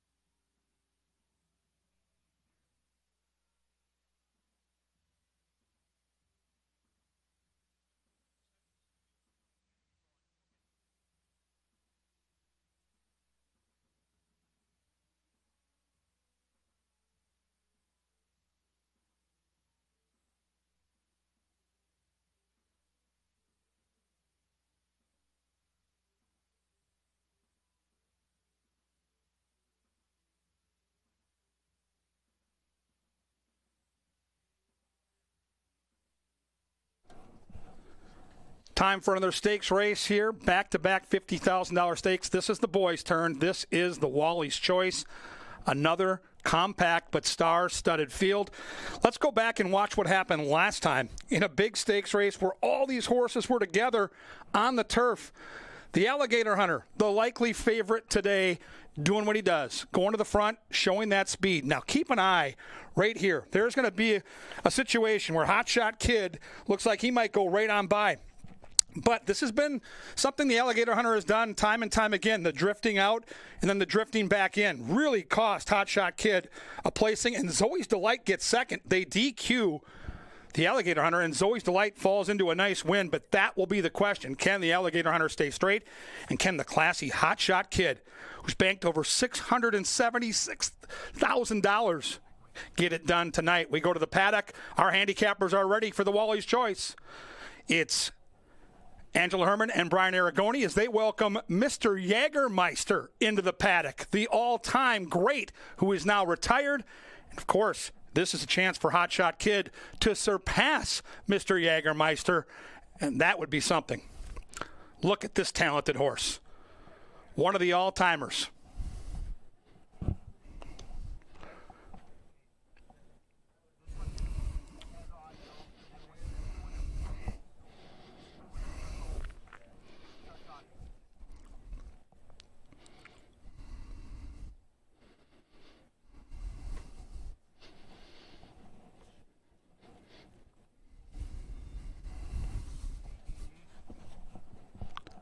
There he is, Mr. Jägermeister, one of the all-time greats. And with all those earnings, what a great horse to pay tribute to. He is in the paddock right now, as are Angela Herman and Brian Aragoni. Guys, what a cool spot to have Mr. Jägermeister here and to see what Hot Shot Kid can do. A very interesting showdown of sorts. They're not going to compete on the racetrack, but they are both in the paddock. Mr. Jägermeister currently leads the way with Minnesota-bred earnings of all time. Hot Shot Kid with a chance to pass him up, but it will not be easy here in the Wally's Choice. They go a mile and a 16th in our third race today. Expect a couple of big favorites in here, I would say. A lot of people on the inside runners, the middle runners, the Alligator Hunter and Bayou Benny. I went to the outside of them, and I did try Hot Shot Kid, but we do have 6 very quality older geldings and horses to look at here in race number 3. They again go a mile and a 16th, and right now your 3-5 favorite is the Alligator Hunter, who's had his trials over this summer, but he's gone short, he's gone long, he's gone on turf, he's gone on dirt. He's been very, very good on the front end, and it looks like he might only have company from Bayou Benny in here. There's a lot of closers drawn into this third race. We're 12 minutes away from it, and here comes one of the speediest of them all, Mr. Jägermeister, leading the charge out here into the paddock. There he is. He's going to be ridden by Miranda Long and lead the post parade for the Wally's Choice. A lot of good memories from the Northern Lights Futurity to the 10,000 Lakes and everything in between. Brian, what do you pick out in your memory of Mr. Jägermeister? I mean, just for me, there's not a better looking horse on all the backside. He still looks like he could go to the track today, all dappled out, always brought his A game. He didn't necessarily like the turf, but he certainly did love sprinting on the main track. You can see it. He's starting to feel it a little bit. He's got the tack on the saddle, and I mean, just there's not been a better looking horse to grace this paddock in a long time, in my opinion. Well, yeah, and obviously liked his job, the way that he did it, and did it so well. Looks very happy to be out here in the paddock with the combatants for the Wally's Choice. I know that you saw Lone Speed on the front end with the Alligator Hunter. I thought the Bayou Benny might push him along, but with the Alligator Hunter being so versatile, do you think that this, going 2 turns on the dirt, is perhaps what he does best? Yeah, I mean, I think the Alligator Hunter is just a cool horse for Peter Madsen. He can handle the turf, he can handle sprinting, he can handle open company, and that's something that a lot of Minnesota breds have had a difficult time with over the years, and the Alligator Hunter has really done everything that they've asked of him so far, with the exception of staying straight the last 100 yards. So if they can figure that out today, Alonso Quinones knows his game, knows his tricks. I do think that he looks to be Lone Speed on paper, turf to dirt in play as well, but certainly the other riders know that it's Lone Speed as well, and they're not going to let him get too loose on the front end. Yeah, no, that's fair. And with some horses that have shown sprint speed at various points in their life, not consistently like the Alligator Hunter, it does make the pace an interesting scenario. Alonso does know the Alligator Hunter well, but even with that, even how well he knows him, a horse with a mind of his own at 3-5 was one that I would try to beat. So I did try Hot Shot Kid on the outside, who had a very troubled trip in the stretch last time. It involved the Alligator Hunter. He was moved up to second, but it looks like Mac has him heading the right direction. And when he does, he can keep rolling like he did at Keeneland last year when he pulled off a big upset in his finale of 2021.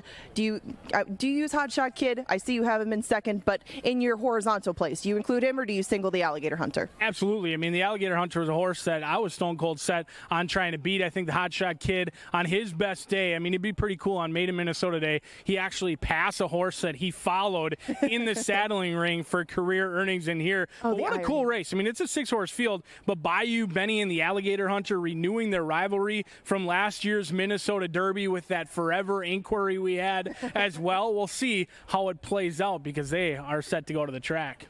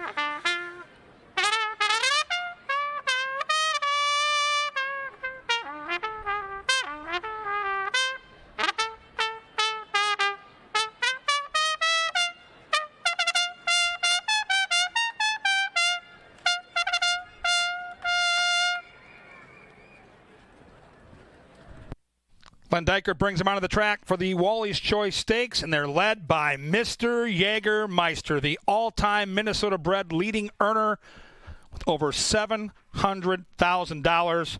So awesome to see Mr. Jägermeister out here flaunting his stuff. Still looks spectacular. Mr. Jägermeister brings him on the track for this cool stakes, the Wally's Choice. And here are the horses, led by number 1. This is Zoe's Delight. Winchester Place Thoroughbreds owns. Tony Rengsdorf trains. It's ridden tonight by Luis Fuentes.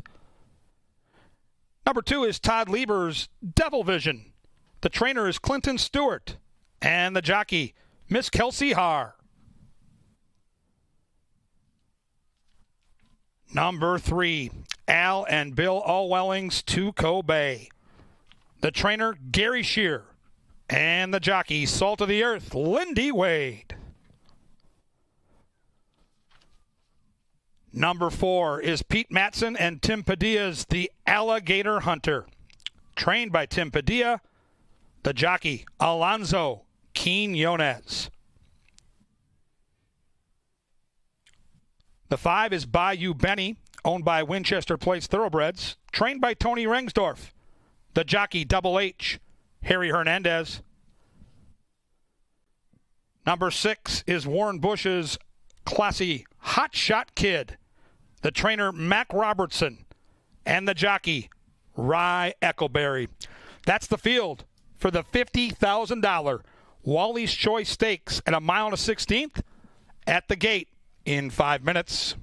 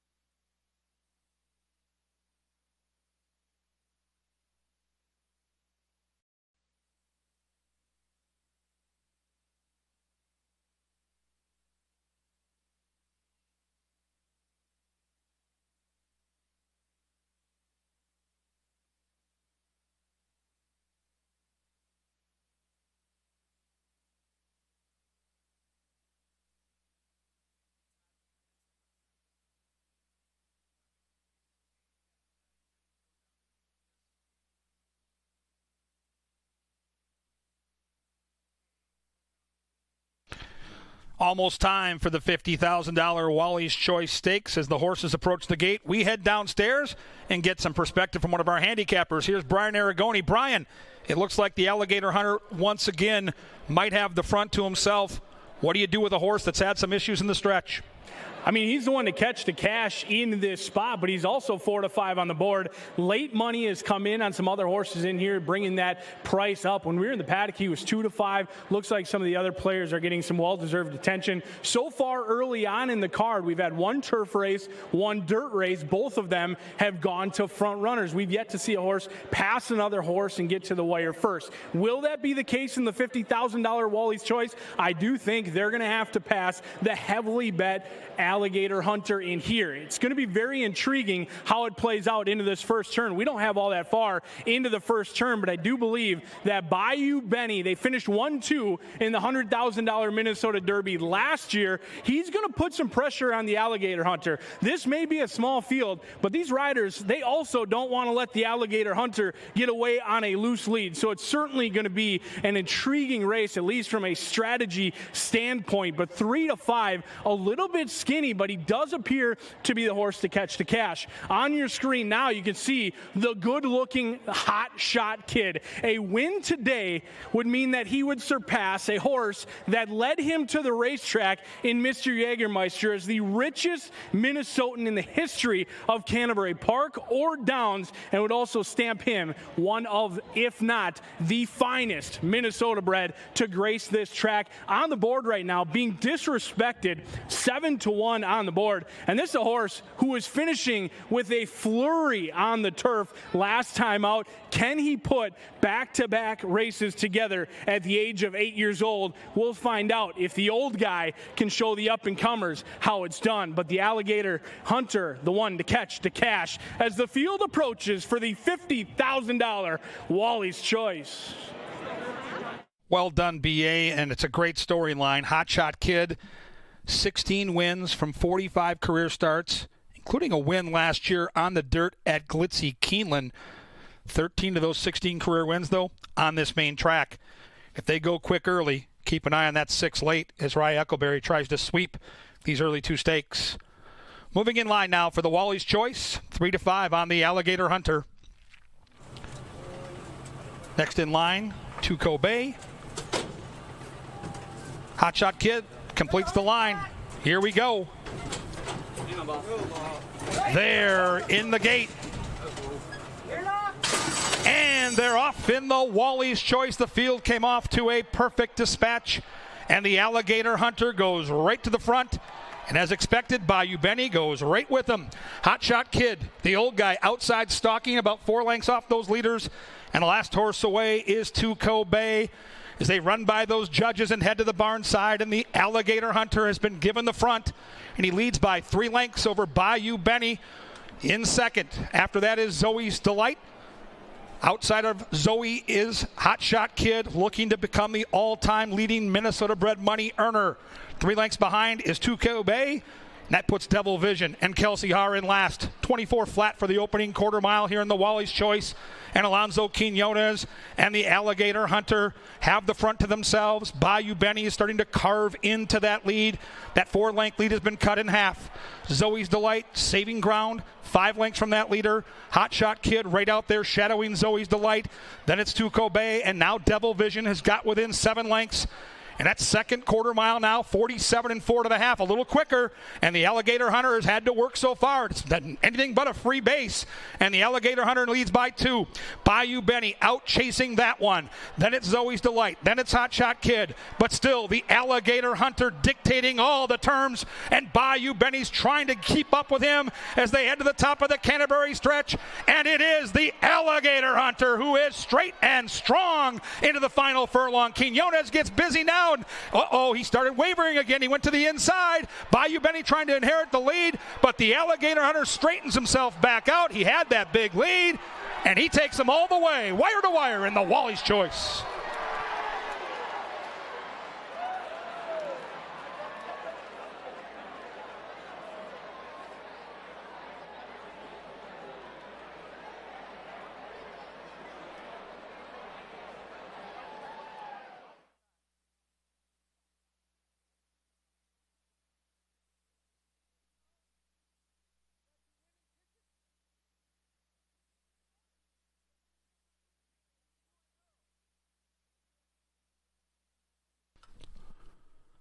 143.22.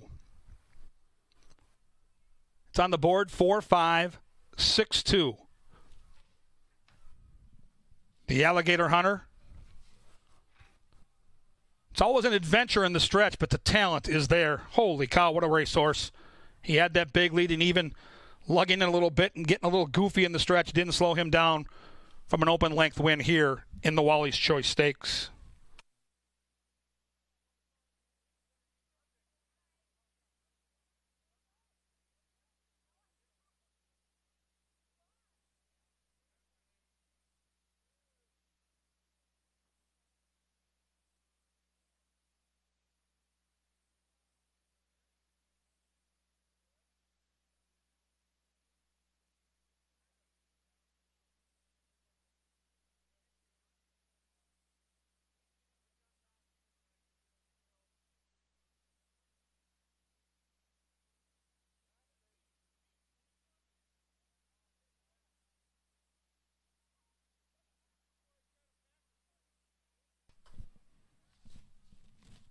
Race 3 official and cashable, $5 for your win ticket on the Alligator Hunter. Trifecta paid $16.65. The Super, $7.53. That double, 5 to the 4, returns $6. The pick 3, $6.45. And the 4-5 exacta for $1 returned $8.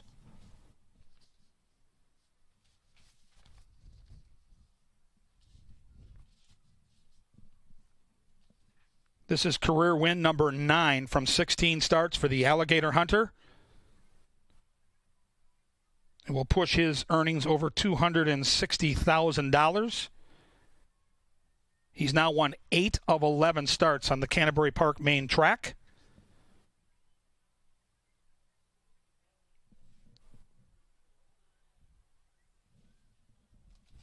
One of the more talented horses that we've seen here in many years, now just 4 years old, the Alligator Hunter, getting cooled down for his toils.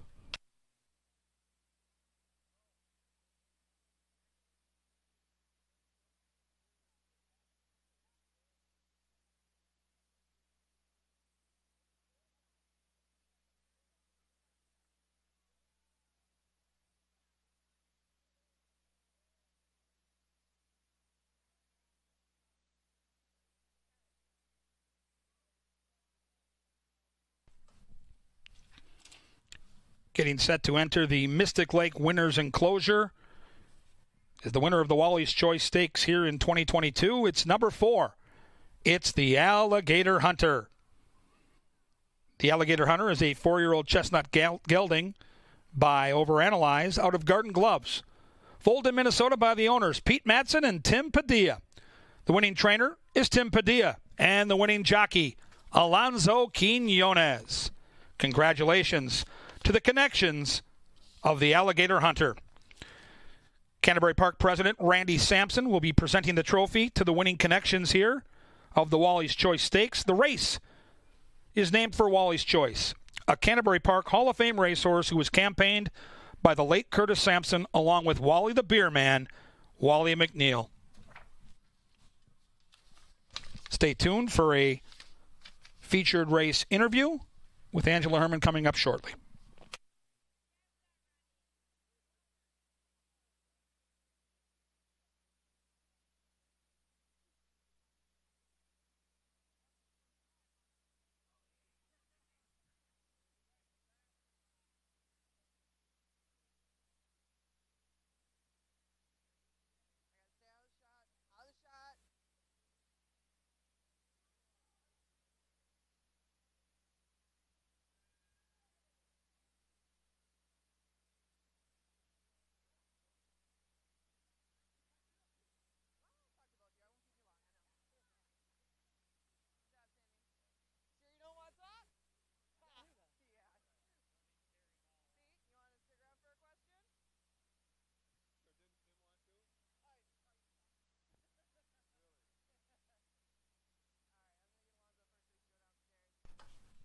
down to the winner's circle with Angela Herman, Alonzo Quinones, and Pete Madsen.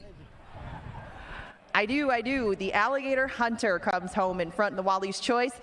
And my goodness, Alonzo, just tell us what it's like to be on a horse like this.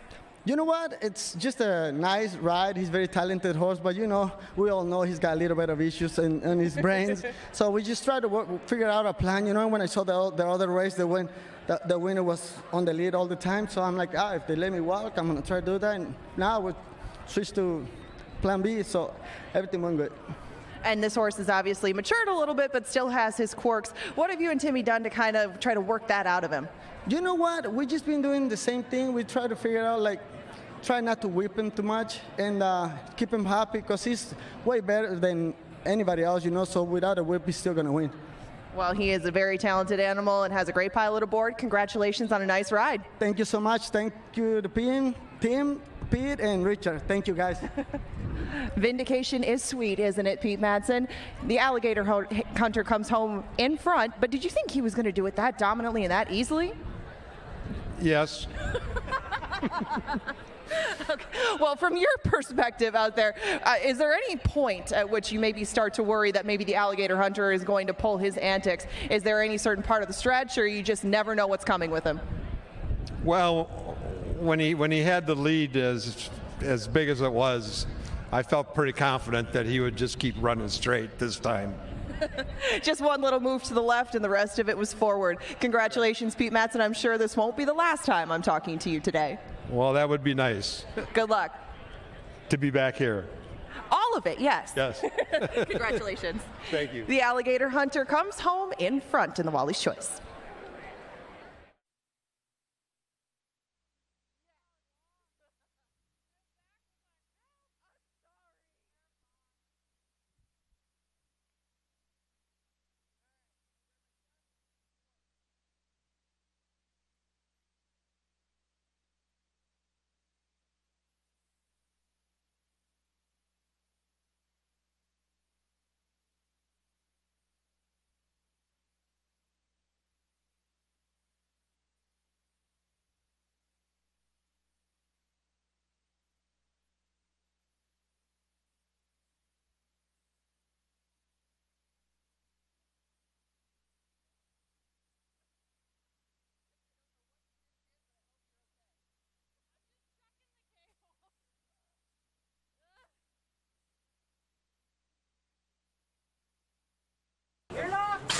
And they're off in the Wally's Choice. The field came off to a perfect dispatch, and the Alligator Hunter goes right to the front. And as expected, Bayou Benny goes right with him. Hot Shot Kid, the old guy, outside stalking about 4 lengths off those leaders. And the last horse away is Tuco Bay as they run by those judges and head to the barn side. And the Alligator Hunter has been given the front, and he leads by 3 lengths over Bayou Benny in second. After that is Zoe's Delight. Outside of Zoe is Hot Shot Kid, looking to become the all-time leading Minnesota-bred money earner. 3 lengths behind is Tuco Bay. That puts Devil Vision and Kelsey Haar in last. 24 flat for the opening quarter mile here in the Wally's Choice. And Alonzo Quinones and the Alligator Hunter have the front to themselves. Bayou Benny is starting to carve into that lead. That 4-length lead has been cut in half. Zoe's Delight saving ground, 5 lengths from that leader. Hot Shot Kid right out there shadowing Zoe's Delight. Then it's Tuco Bay, and now Devil Vision has got within 7 lengths. And that second quarter mile now, 47 4.5, a little quicker. And the Alligator Hunter has had to work so far. It's been anything but a free base. And the Alligator Hunter leads by 2. Bayou Benny out chasing that one. Then it's Zoe's Delight. Then it's Hot Shot Kid. But still, the Alligator Hunter dictating all the terms. And Bayou Benny's trying to keep up with him as they head to the top of the Canterbury stretch. And it is the Alligator Hunter who is straight and strong into the final furlong. Quinones gets busy now. Uh-oh, he started wavering again. He went to the inside. Bayou Benny trying to inherit the lead, but the Alligator Hunter straightens himself back out. He had that big lead, and he takes him all the way, wire to wire, in the Wally's Choice.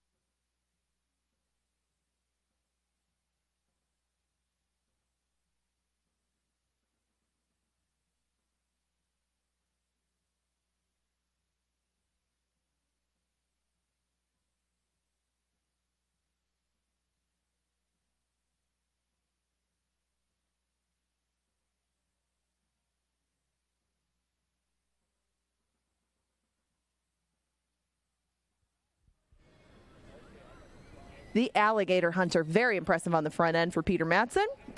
We'll take a break in the stakes action and bring it back later. For now, we have a very nice allowance here in the fourth. I'm lucky enough to be joined by Sarah Elbadwi of Horse Racing Nation. You're going to help me go through this 6 furlong allowance. And it seems we agree on the top choice. But, I mean, I have my own reasons why I like Go Yoshka. There's a couple from the Mac Robertson stable. Why did you lean this way? I mean, you're in trouble if you're agreeing with me. Whoops. You're in trouble if you're agreeing with me here, but yes, I do land on Go Yoshka as well. This horse is actually a half to Happy Farm, a runner in the New York circuit, 12-time winner on the cusp of $600,000 in earnings. I just like the angle of less chances to lose in races like this. This one is lightly raced, getting back to the dirt, sprinting, as this last time it was an off-the-turf race, routing, maybe just didn't appreciate the added ground or the off-going. And with horses like this, where I've seen enough from some of these shorter prices, just wanted to take a shot with one that has a little bit of upside. No, that's very fair, and he's 6-1 right now. His stablemate 5-2. That's Ardenwood. That's Kevin's choice in here. I like to go Yoshka as well. He didn't have the easiest time of it breaking his maiden. He broke a little bit slow. He took a bump from the horse to the side of him in the gate. He was green and he was climbing a little bit down the backstretch, but Go Yoshka really kicked it in well in the lane. I guess I would have liked 6.5 rather than 6 for him, but I still think that there'll be enough pace in here, perhaps from his stablemate Ardenwood, Matt's Fire and Ice to his outside, Candy Prince, Citrus Bay. All of these like to be at least forwardly placed. They don't necessarily need to lead the way, but I think that they'll keep each other honest on the front end, and I think that Go Yoshka will definitely benefit from that. He has 3 starts to him, and Go Yoshka is just in the right spot at the right time, it looked like to me. Now, if you agree with Kevin and you take Ardenwood and you get 2-1 on your current favorite, what's the case that you make for him? Well, personally, I didn't, although with our Horse Racing Nation products, we do have a Horses to Single report. This one is one of the ones highlighted for today in the Horses to Single report. That's good news for Kevin if he's a fan of this one. Likely single for many. I just couldn't really take this one at a short price in here with plenty of upside for some other more interesting horses. He can win, but I just felt that there were others. And from the replay last time, I just didn't really find enough of an excuse for him. I know he was facing better, but I just wanted to see more. Well, and he looks awfully anxious down here in the paddock. I will say that. Very much revved up and ready to go is Ardenwood. He's pretty much dragging his handlers around the paddock here, but nothing else to report, really. The one horse looks pretty good right now. Outrun him. He's bouncing around on his toes, as is Portsmouth. But our horse looks good down here, too. Go Yoshka, not the most imposing individual, but very well behaved and looks nice down here in the paddock. Now, if you look around at some of the rest taking money, right now 3-1 is Matt's Fire and Ice. This speedster ran very well off the layoff last time. Kind of didn't have much to offer Reef's Destiny when he was confronted by him in the stretch, but he had been off since December. Matt's Fire and Ice did need all that time off, though, was working very well leading up to that. Whatever was hampering him in that time is obviously gone. I just didn't know if he was going to be able to settle into a rhythm that was slow enough on the front end to hold off some of the closers in here. Candy Prince is very quick, and Candy Prince has quite the resume over this track. All of his best work done over Canterbury dirt, and right now you're getting 5-1 on him. Anything that you've noticed in the paddock as they've walked by us? I do like the demeanor from our horse, Go Yoshka, as well in here. And I just wanted to mention as well, in that race where he did win and break his maiden, it's not as though the pace fell apart in there. The front runner in that race set pretty legitimate fractions. It did hold on to finish second. So I like that he was able to close into a pace that held together a little bit. We'll see if he can do the same in here. Well, we will see the grid in just one moment of selections. But for you, who are your top 3? I'm going a 4, 6, and 5 in here. All right, we'll find out in 8 minutes if we're right with Go Yoshka. They head out to the track right now for race number 4. Wagering options included win, place, show, exacta tries, supers, doubles, and 50-cent pick 3s. Your current 9-5 favorite, Ardenwood, one of 2 from Mac Robertson's stable. Good luck in the 4th. We'll see you back here for the 5th.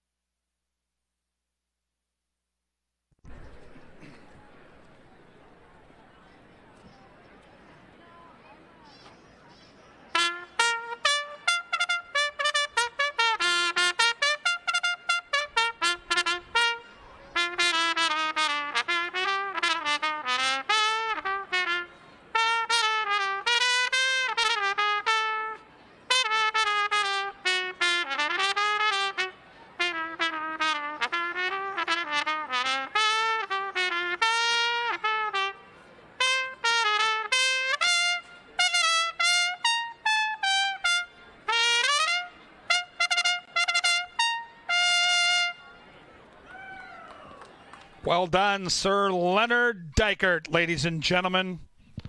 The field comes onto the track for our fourth race at 6 furlongs. On a fast main track, we offer win, place, show, exacta, trifecta, superfecta, daily double, and a rolling pick 3. Allowance Company going 6 furlongs at the gate in 6.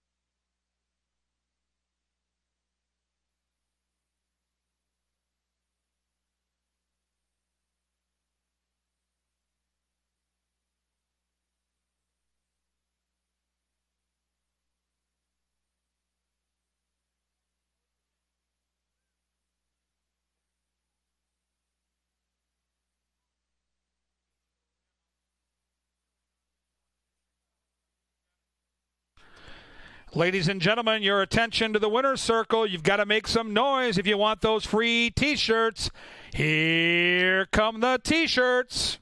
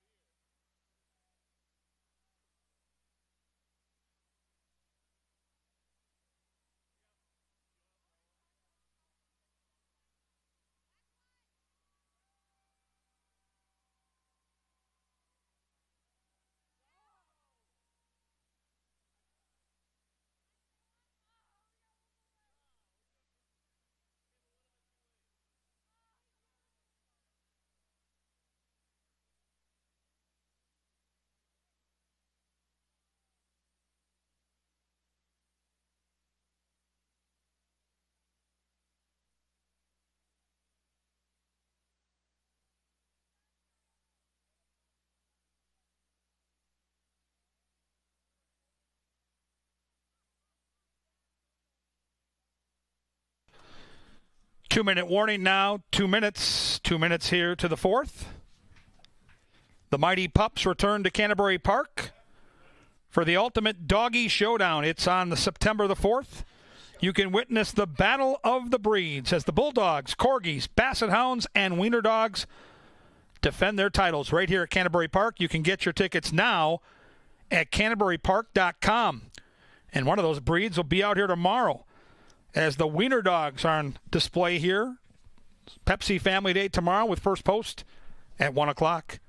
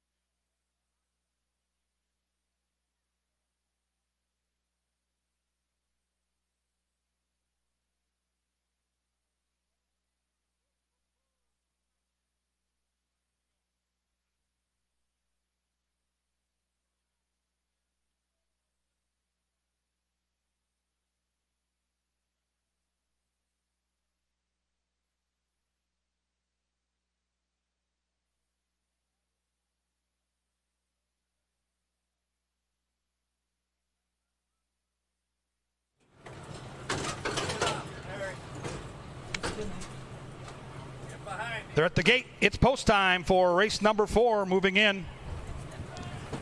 Portsmouth and Kelsey Haar.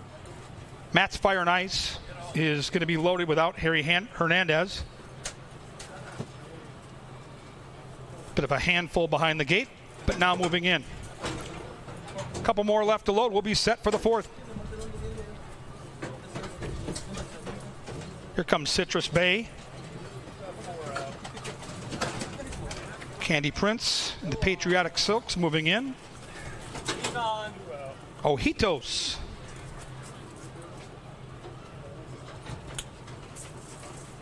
Actually, that's Koyoshka, the gray. All set now. Ojitos moves in. There in the gate. Movement. And they're off. The field came off to a perfect dispatch from in between horses. It is Candy Prince who tries to assume control, but joined by Matt's Fire and Ice. And then in between those horses in behind is Ardenwood, the favorite. The last horse away is Outrun 'em. Pace duel on the front end as Candy Prince and Luis Fuentes have the neck in front. They lead it desperately from Matt's Fire and Ice. It's a gap of 4 lengths back to Ardenwood. Go Yoshka saving ground with Rye Eckleberry there in 4th. Then we come back to Ojitos, who's got 7 to make up. Outrun 'em, and in between those 2 horses is Citrus Bay. They went fast, 22-1 to the opening quarter mile. Candy Prince and Matt's Fire and Ice look like low-hanging fruit right now. They've gone quick. Go Yoshka looking for a way through. Ardenwood, the favorite, on the outside. And they turn around the top of the stretch and come down that Canterbury lane. And still, though, Candy Prince finding more. Candy Prince leads it. Go Yoshka gets out. Here comes Go Yoshka. And the gray Go Yoshka roused to the lead into the final furlong. Go Yoshka had all that horse needed a way through and gets the lead from Outrun 'em. A late run from Portsmouth, but Go Yoshka in time.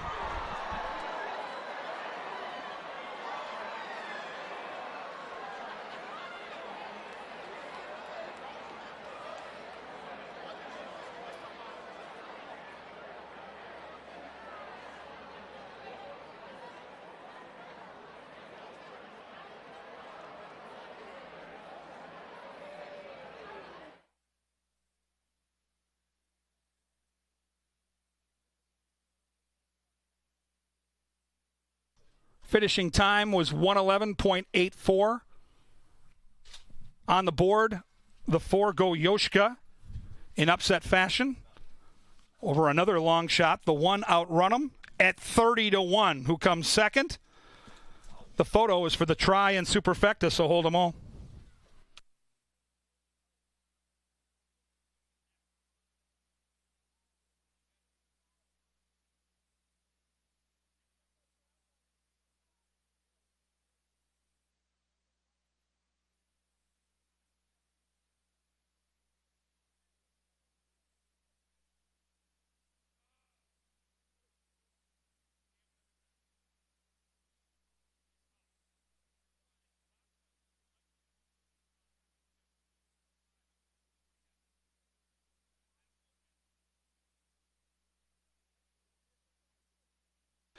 Photo sign is down. Trifecta finished out by the 2, Portsmouth.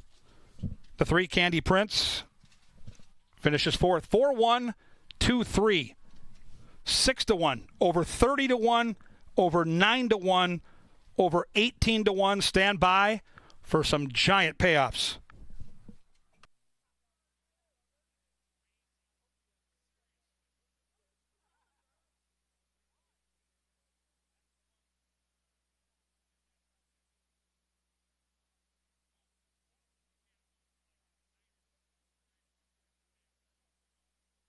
The $1 exacta paid the Ed Mio 4-1, $152.90.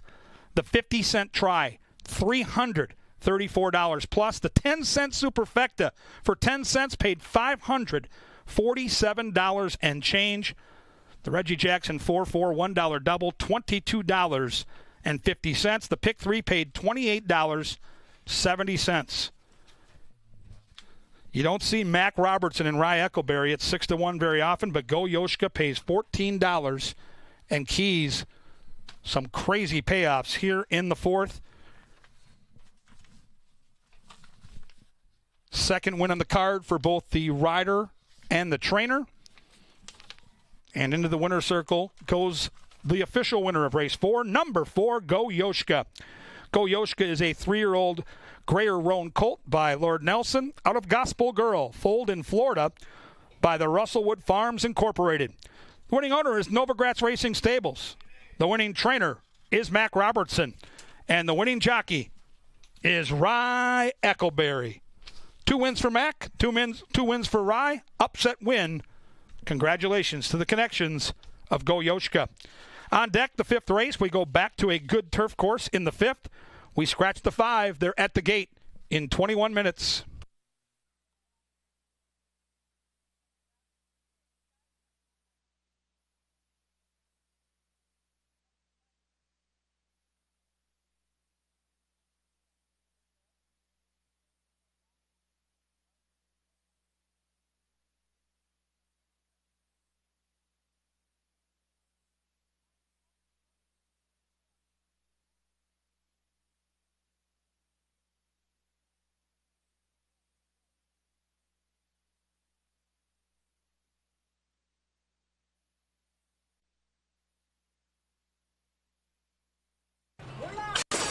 And they're off. The field came off to a perfect dispatch from in between horses.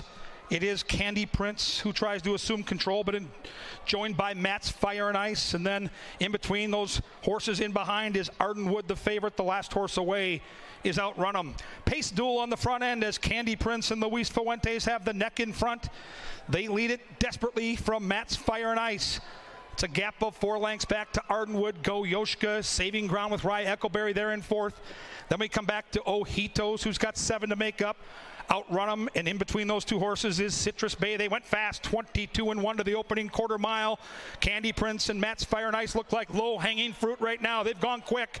Go Yoshka looking for a way through. Ardenwood, the favorite, on the outside. And they turn around the top of the stretch and come down that Canterbury lane. And still, though, Candy Prince finding more. Candy Prince leads it. Go Yoshka gets out. Here comes Go Yoshka. And the gray Go Yoshka roused to the lead into the final furlong. Go Yoshka had all that horse needed a way through and gets the lead from Outrun 'em. A late run from Portsmouth, but Go Yoshka in time.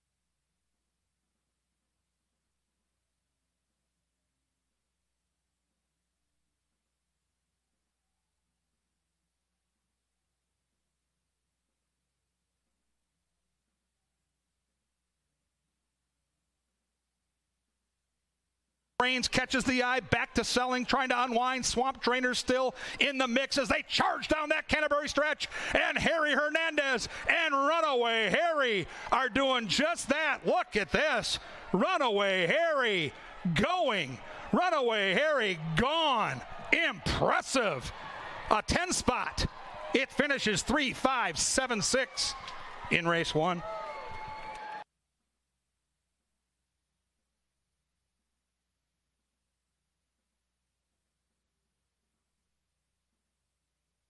Bait and Ready to Run Away have 3 on Hot as a Pistol and Molly's Angel as they charge down that Canterbury stretch, and Ready to Run Away showing all her class inside. Echoberry busy on her. Outside, Roman and Clickbait. Molly's Angel in with a chance into the final football field. Ready to Run Away still there. She's so game. Clickbait one last try. 4 times in a row. Yes, Ready to Run Away wins the Glitter Star Stakes.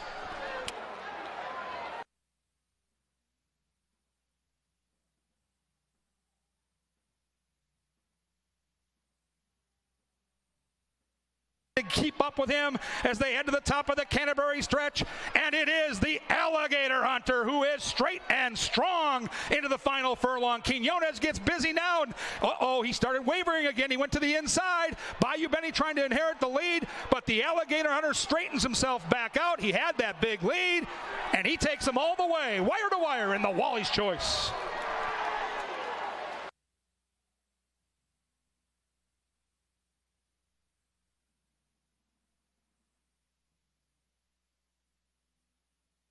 Top of the stretch and come down that Canterbury lane, and still though Candy Prince finding more. Candy Prince leads it. Go Yoshka gets out. Here comes Go Yoshka, and the gray Go Yoshka roused to the lead into the final furlong. Go Yoshka had all that horse needed to weigh through and gets the lead from Outrun 'em. A late run from Portsmouth, but Go Yoshka in time.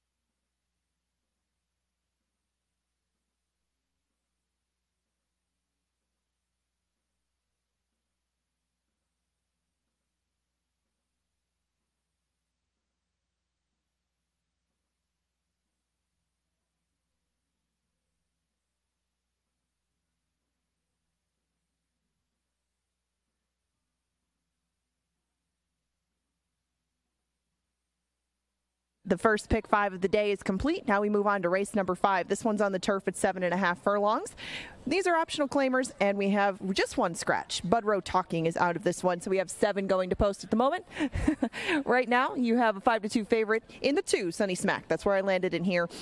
Sunny Smack has a very good record over this turf course. That's a common theme throughout this whole field, though. Sunny Smack is a very versatile sort of horse. Seems to prefer being closer to the front, but it didn't look like he would have that much pressure up front. Perfect Dude, My Indy, Northcutt, and Pinchos all like to show speed, but they don't really go off and set sizzling fractions. I think that Sunny Smack should be able to stay in contact. He might not be leading the way, but I thought that maybe Luis Fuentes could sit just behind a line of whoever decides to lead the way early, save some ground, and make that late run. He doesn't have like a huge move to him, but Sunny Smack does have an affection for this turf course. That's where I landed on top, and unfortunately, you get 5-2 for that one. 3-1 on Major Attraction right next door. Kevin Gorg really liked Major Attraction. He was getting a little feisty back in the stalls, but now it looks like he's calmed down out here in the walking ring. He is looking for his 3rd win over our turf course. He's 2 for 3 at this juncture. 1 third place finish, but that was going 5 furlongs. Now they go 7.5 again. This horse went a mile last time. It did so beautifully. I mean, he was strapped with a bad post, too. Major Attraction had to come from the far outside, still worked his way into a good trip just off the pace. The same thing might unfold today. Lindy Wade does know this horse well, has ridden him in those 3 starts over our turf course, and he makes a lot of sense. I would expect him to probably be the favorite by the time all is said and done. My Indy is dropping out of stakes for this one. Fits into a very cozy spot, though. He's not in for the tag, but he doesn't have to face runners like the Brooks Field and the Mystic Lake Mile brought to the table. He was 9th in the Mystic Lake Mile, but that was a very classy, loaded field. He was 34-1, and My Indy did get some final experience over this turf course as his first entrant to it came off the turf on May 25th. Now, My Indy usually has more speed than he's shown in those last 2 as well, but again, when you go up against classy horses who have a little bit of speed, you might be taken out of your comfort zone, and that might have been the case with My Indy. Now that he can sit a little bit closer to the pace, I thought 3-1 would be very fair. I think he might even go up from there. Chad Lindsay, his regular partner for those last 3, gets back in the saddle, and My Indy does have the back class to definitely have a say in this from just off the pace. 2, 3, and 6. Oh boy, they're taking a lot of play in here. A lot of good-looking horses down here too. That's going to be race after race after race as Maiden Minnesota Day brings a lot of the best to the table. Can't really report much of anything down here as far as bad actors. Northcutt is getting a little bit feisty as they walk out of the walking ring, but perhaps that's just him. Looks like a bit of a tough animal, but he's not expending too much energy as they come out. And the 7 of them will go to post in approximately 9 minutes. This is the first leg of the 10% takeout 50-cent pick 5. Lots of other wagering options from which to choose. Win, play, show, exactas, tries, supers, doubles, pick 3s, and again, the 10% takeout pick 5. Kevin Gorg is coming up next from the studio with a couple of things. I believe the power play and a pick 5 ticket are coming our way. Stay tuned.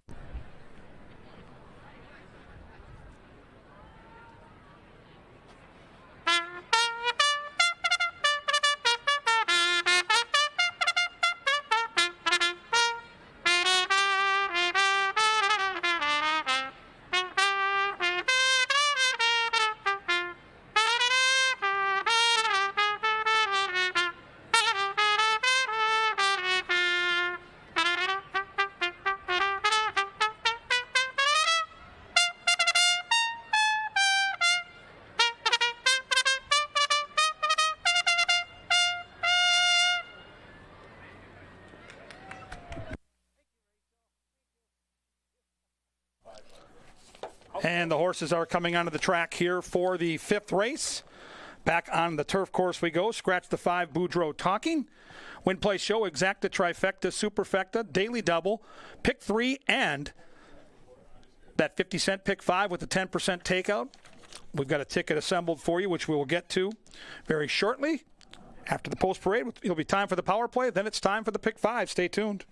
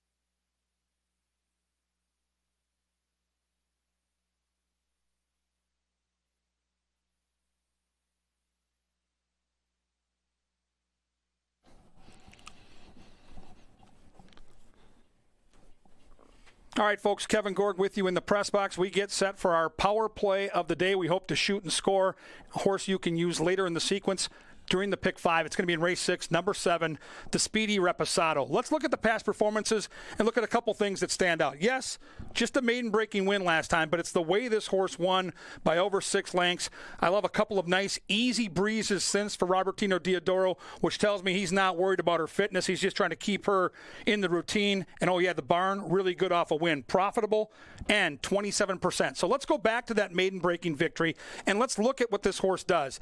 To me, when you're this fast naturally and you don't pop out of the gate on the lead and you're just roused out there and quickly open up on a field, you've got extreme talent. And this talent, I think, can translate from a maiden race like this into a race tonight against winners. It's always a difficult jump up to face winners after just winning a maiden race, but the way this horse looked doing it, I thought was special. This could be a horse that we'll see down the road in some big-time turf sprints. She is super fast, and she's held together nicely here, and yes, she was favored, but this is a crowded field, and this is a horse that went sub-22, and she's yet to really be asked. That horse can fly on the front, and she destroys this field. Right now, the race is over. Reposado, extra special, very talented. We're not worried about the maiden win. She can jump up and face winners, and she can handle the heat tonight. She's a horse you might want to single in that pick 5. And it's time to bring in Brian Aragoni, and it's time to talk about that pick 5. And Brian, you're like me. You love upsets, you love depth in fields, and you love having stakes races within the sequence.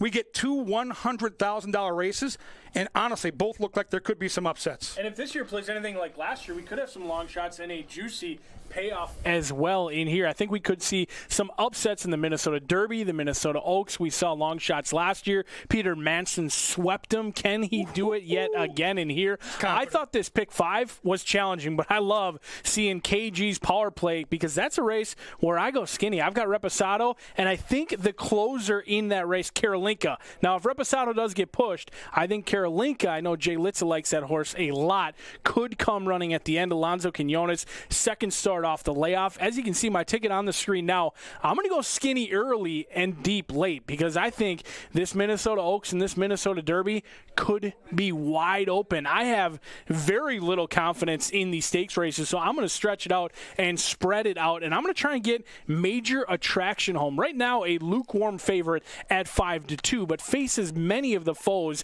that they did just a few weeks ago, and I thought major attraction won relatively easy, a lukewarm favorite in here. Race number 6, we talked about it in the KG's power play. You've got Reposado, the controlling speed, lightly raced, looking to go back-to-back again, and Karolinka could be the one to fear running down the lane. And then we go on race number 7, the $100,000 Minnesota Derby. I do have Cousin Vinny's a Canuck on top, as many people do. This is a hot horse horse. At least from what I'm hearing, this horse is going to be bet down, but it looks to be wide open. I have questions on Dr. Oscar and Love the Nest stretching out for the first time.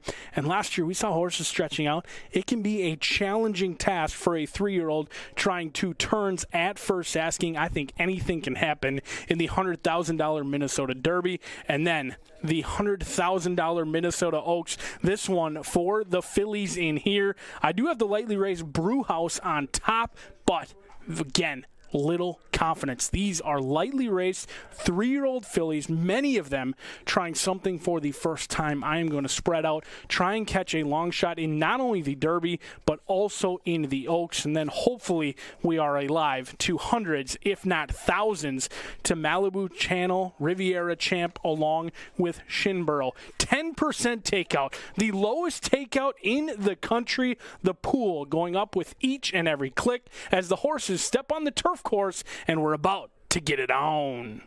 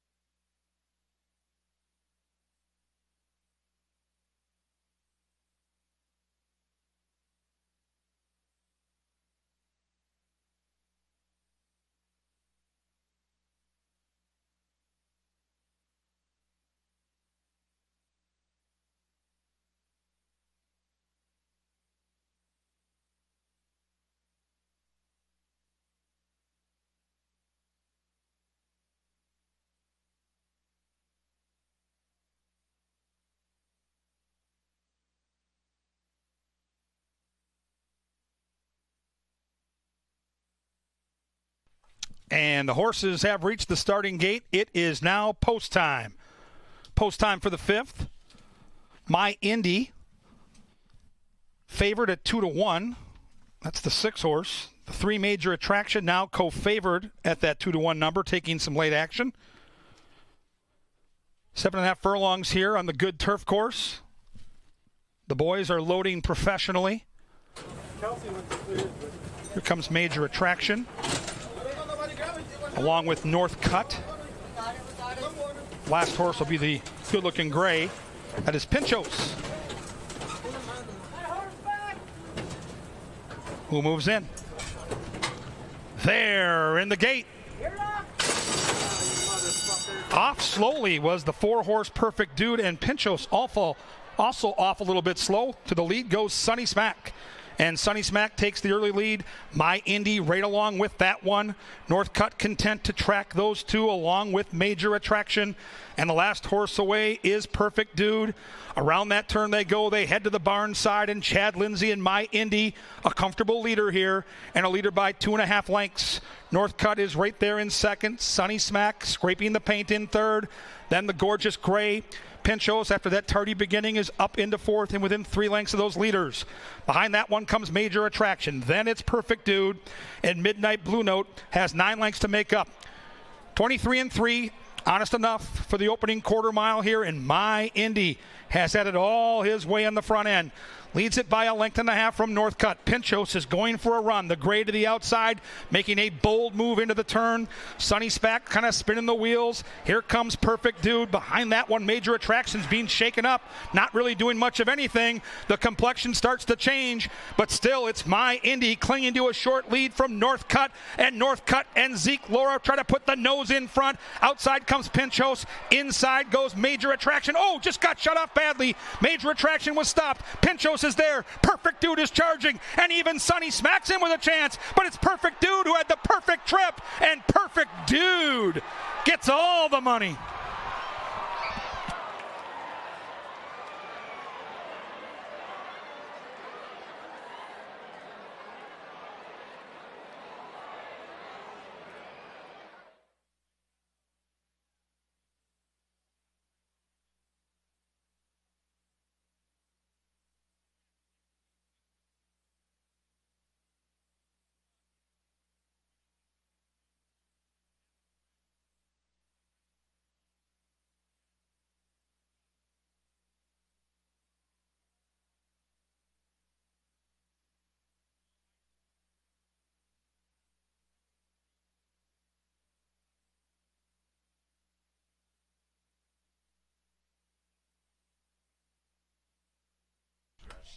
Finishing time on the board, 128.71. 128.71. 4-horse gets the win. Photo sign on the board to decide the exotic wagers.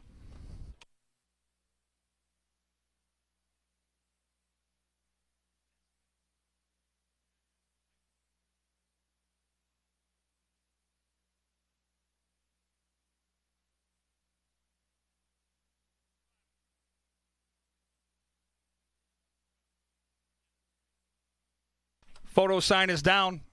It finishes 4-2, 6-8. If you bet the even numbers in the try and super, you're cashing.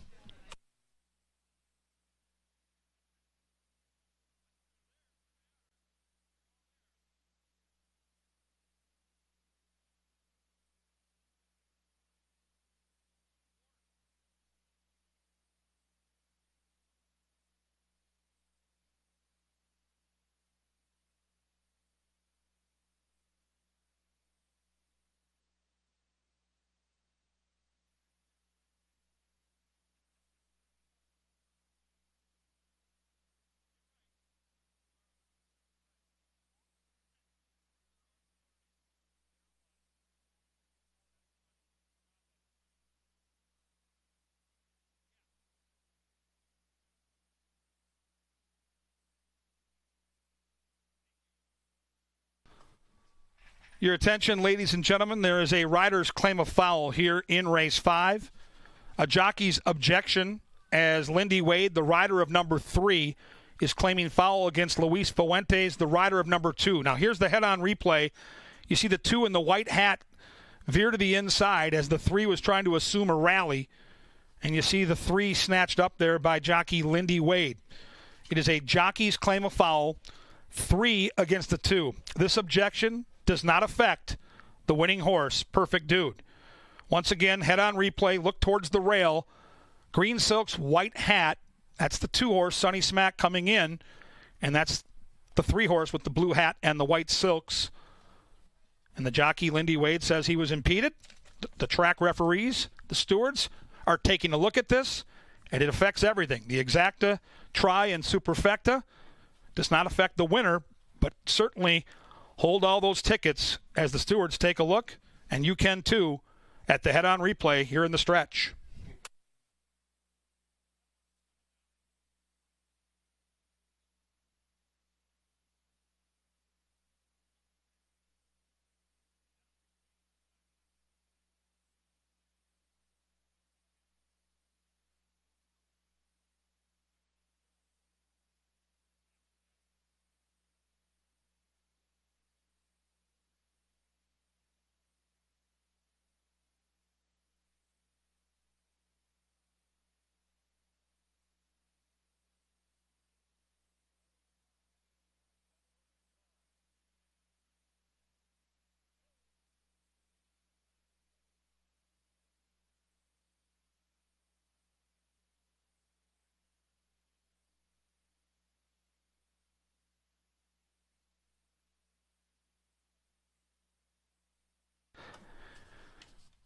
Unofficially, though, the winner comes into the winner's circle. It's number 4, Perfect Dude, a 6-year-old bay gelding by Majestic Perfection out of Gadget Queen Fold in Washington by the owners, Todd and Sean Hansen.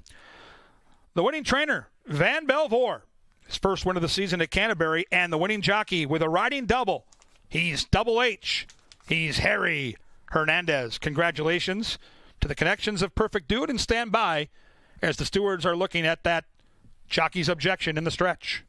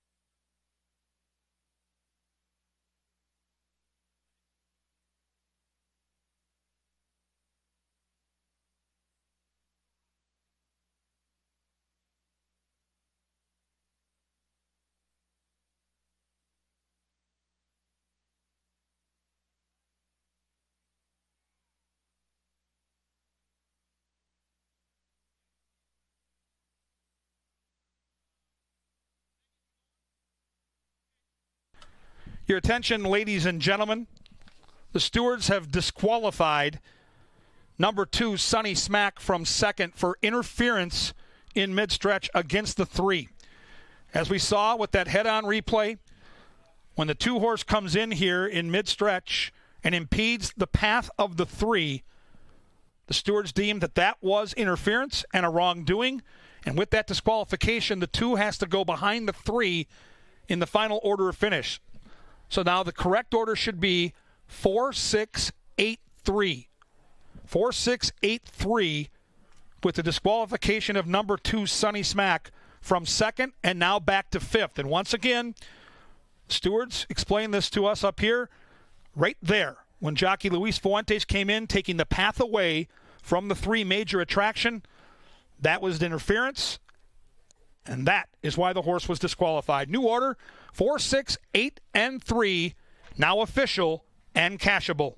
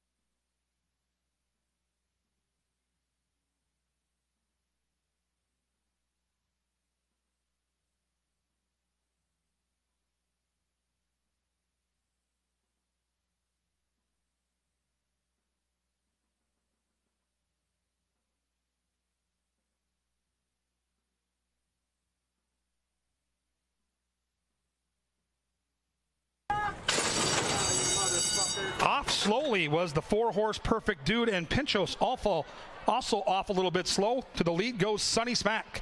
And Sunny Smack takes the early lead. My Indy right along with that one. Northcutt content to track those 2 along with Major Attraction. And the last horse away is Perfect Dude. Around that turn they go. They head to the barn side, and Chad Lindsay and My Indy, a comfortable leader here, and a leader by 2.5 lengths. Northcutt is right there in second. Sunny Smack scraping the paint in third. Then the Gorgeous Gray. Pinchos, after that tardy beginning, is up into fourth and within 3 lengths of those leaders. Behind that one comes Major Attraction. Then it's Perfect Dude, and Midnight Blue Note has 9 lengths to make up. 23-3, honest enough for the opening quarter mile here, and My Indy has had it all his way on the front end. Leads it by 1.5 lengths from Northcutt. Pinchos is going for a run. The Gray to the outside, making a bold move into the turn. Sunny Smack kind of spinning the wheels. Here comes Perfect Dude. Behind that one, Major Attraction's being shaken up, not really doing much of anything. The complexion starts to change, but still it's My Indy clinging to a short lead from Northcutt, and Zeke Laura try to put the nose in front. Outside comes Pinchos. Inside goes Major Attraction. Oh, just got shut off badly. Major Attraction was stopped. Pinchos is there. Perfect Dude is charging, and even Sunny Smack's in with a chance, but it's Perfect Dude who had the perfect trip, and Perfect Dude gets all the money.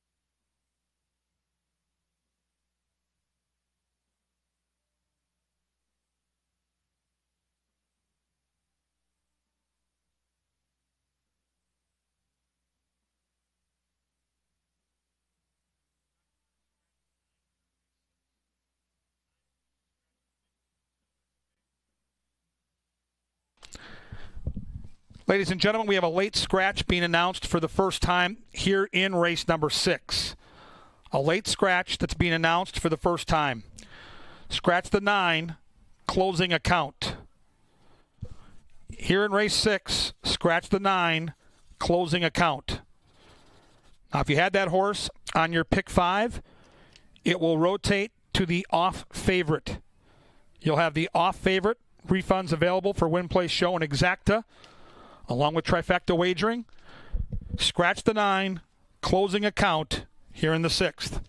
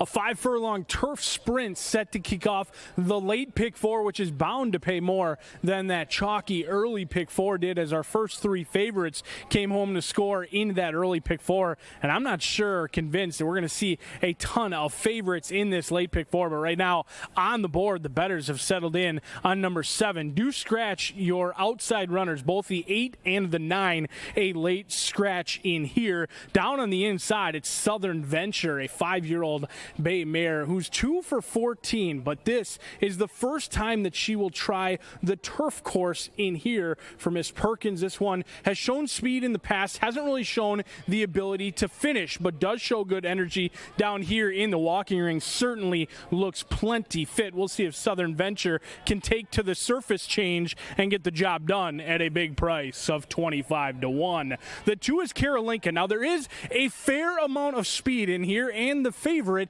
is all speed. Karolinka is not going to be anywhere near the front, I do not believe. They're going to sit back, try and make one run. If you're going to bet the 2, you're not going to be too worried at the top of the lane if this horse isn't on the lead, because I do think Alonzo Quinones is going to try and time it right with the Hall of Fame trainers David Van Winkle. Karolinka in here, who looked very nice just a few weeks ago on June 15th, dominated off of a layoff, went off at 4-1, turned a 7-horse field into a 1-horse romp, 12-1, a great value player from post position number 2.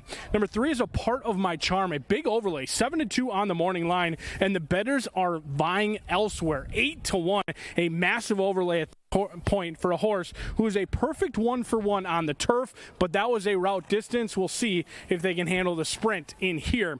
I'm a Troublemaker's Kevin Eckelberry and Rye Eckelberry, a father, son, rider, and trainer trying to get their next family photo taken with I'm a Troublemaker in here, who is yet to try the turf, has been stakes tested down in Arizona. We'll see if the Arizona bred can get the Minnesota money up here at 8-1. The 5 is Dreaming Biz. This was your 2-1 morning line favorite, currently your clear choice at this point. The 5-year-old mare likes to make one run late. Now at 5 years old, all of a sudden 2 races in her career, 2 out of the last 3 she's been on the lead, but that was going 2 turns. Going to be a world of difference in here. I do think Fuentes is going to have to bide his time and try and run down Reposado late. Number 6 is She's Not to Blame, 0-for-1 on the turf. Aurora calling the shots, didn't run all that badly on the one time on the turf July 9th. We'll see if they can improve second time out, but all the money's come in on the good-looking Reposado. It's KG's power play. The man known for stopping the puck, trying to put the puck in the net with the heavily backed favorite. We'll see if they can catch the 7. I'm not sure they can.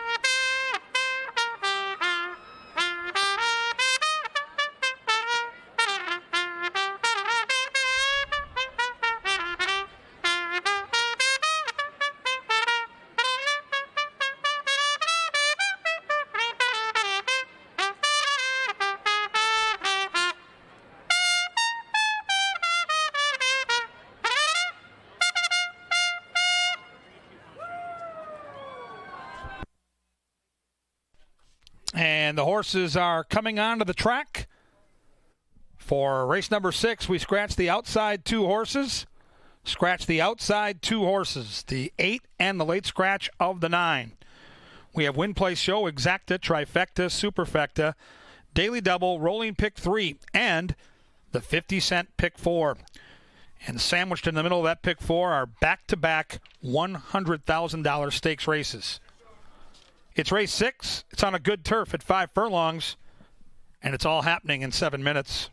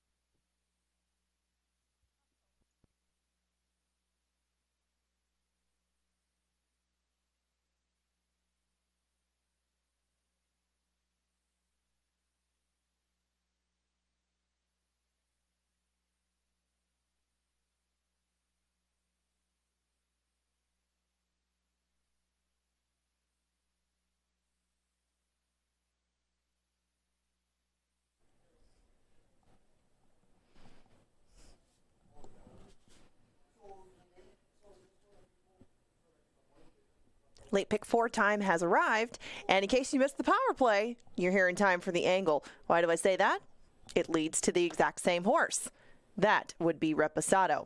We're going to start with a couple of horses in this race. Now, one of them is a late scratch, but they both come from the same stable. BG Stable co-owns both Reposado and Closing Account. Now, Closing Account was scratched on the way over here, but generally a good indication, especially from a couple of different barns, if the same owner wants to make sure that that race makes the card. Now, Reposado was always going to be better, more bet of the two, but Closing Account might have taken a little bit of money away from her. Right now, she is your current 4-5 solid favorite, and there's a few reasons why. Again, if you missed the power play, let's take a look. Reposado and Closing Account, again, both owned by the same people. Reposado, though, is ridden by Harry Hernandez. That's kind of the kicker stat down in the corner. These two have not lost a race together since May 21st. Harry Hernandez and Robertino Diodoro, that is, 4 for 5 at the meet, and he is going to be back aboard her today. Now, Reposado looks all right on paper. She's going to face winners for the first time, but she's even more impressive if you watch that maiden win. That's what we're going to do here. That was back in July, and now that you've seen the stretch run once, well, why not take a look at it again? That's Reposado on the lead right now. And mind you, she has cut some testing fractions. You can see the opening quarter at 21-4, and Reposado just keeps right on going from there. Now, this is only 5 furlongs. It's not like they're asking her to stretch out to a mile, 7.5, anything like that. She just keeps on going. Now, there are some speedsters in here. There's horses that come out of 1,000-yard races at Los Al, not discrediting them at all for their early speed. This filly, however, can cut those fractions and can keep going. How much further can she go beyond 5 furlongs? Who's to say? She doesn't have to do that today. She just keeps on going at the same very rapid rate all the way to the wire. And as you can see, she finishes up that 5/8 in a very, very quick time. I think she can run them off their feet, so I singled her into her pick 4, and that's how we begin. I mean, if you're going to play a horse that's 4-5 and is maybe even going to dip down even lower than that, either you have to opt to toss her out or you single her. That's what I did. So we spread out the rest of the way. 2, 4, 6, and 8 for me in race number 7. That is the Minnesota Derby. That one could have gone a couple of ways on the pace. I'm kind of curious to see who of the sprinters opts to go up and maybe lock horns with Dr. Oscar. I did use him. I was a little against Love the Nest only because he's had one race since May.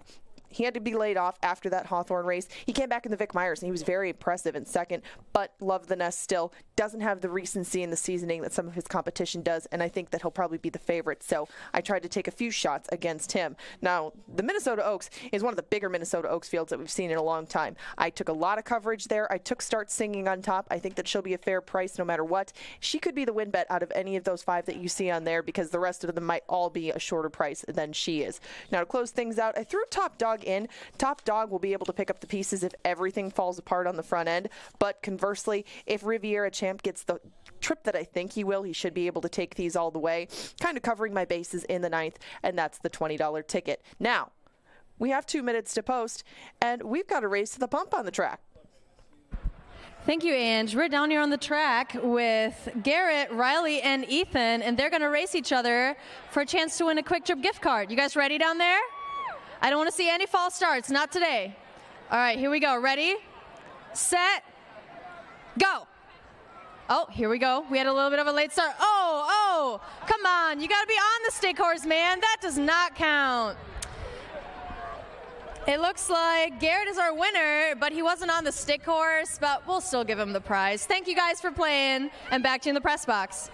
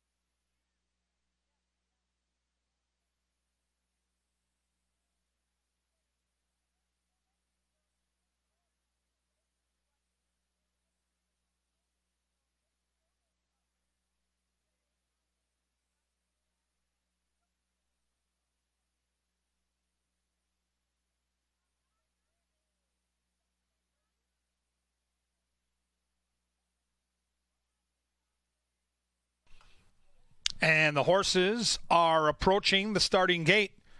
Inside a minute now to race 6, an attractive turf sprint. Pick 4 time here. Late pick 4 includes the $100,000 Minnesota Derby in race 7 and the $100,000 Minnesota Oaks in race 8. We close it out with a nice 8-horse turf race, a 9-horse route race on the main track. Inside a minute now as they get close to the gate. Get those bets in. Don't get shut out.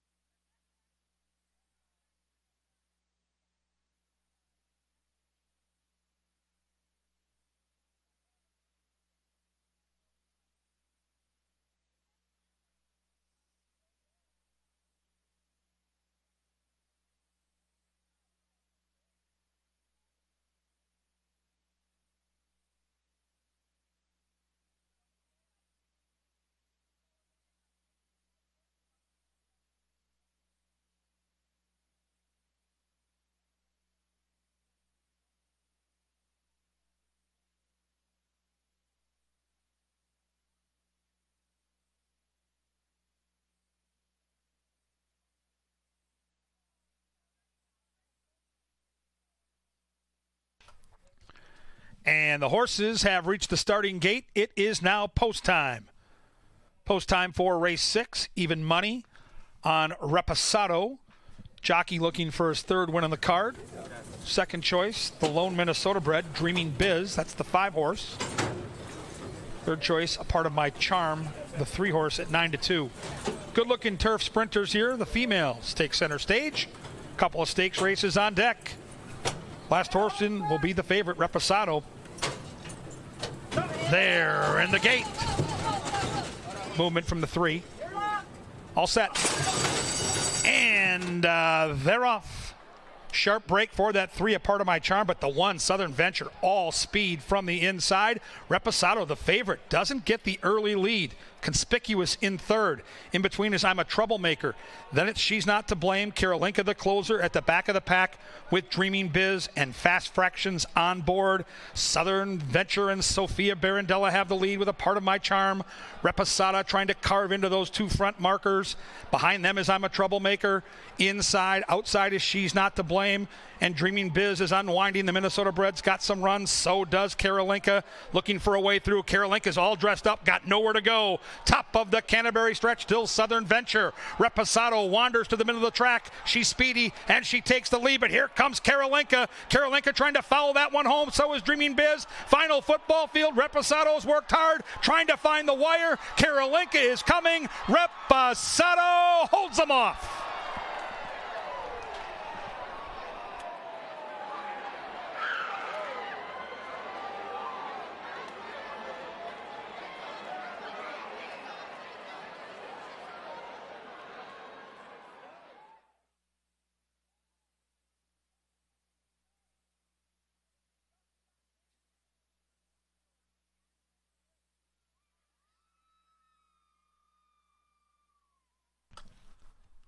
Finishing time on the board, 57.57. 7, 5, 2, and 3. Still unofficial. Hold them all.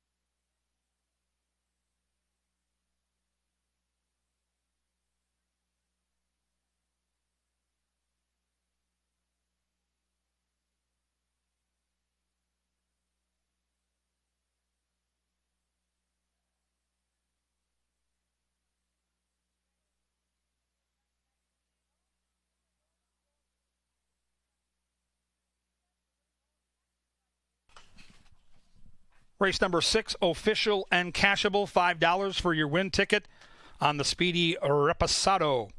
10-cent super paid $3.08. 4-9 double, $4.90. 4-7 double, $13.40. That was a console double to the 9. Pick 3, 3 of 3, $47.85, and you could have 7, 8, or 9 in this leg. The old Bob Lurtsema, 7, 5, $1 exacta. You get back $5 on Maiden Minnesota night. Not bad. Trifecta, $10.25. As Reposado backs up that maiden win, scoring against winners tonight. On deck, race 7 is the $100,000 Minnesota Derby. It'll be contested at a mile and 70 yards on a fast main track. We have no scratches. We have no jockey changes. The first of 2 $100,000 stakes races on deck.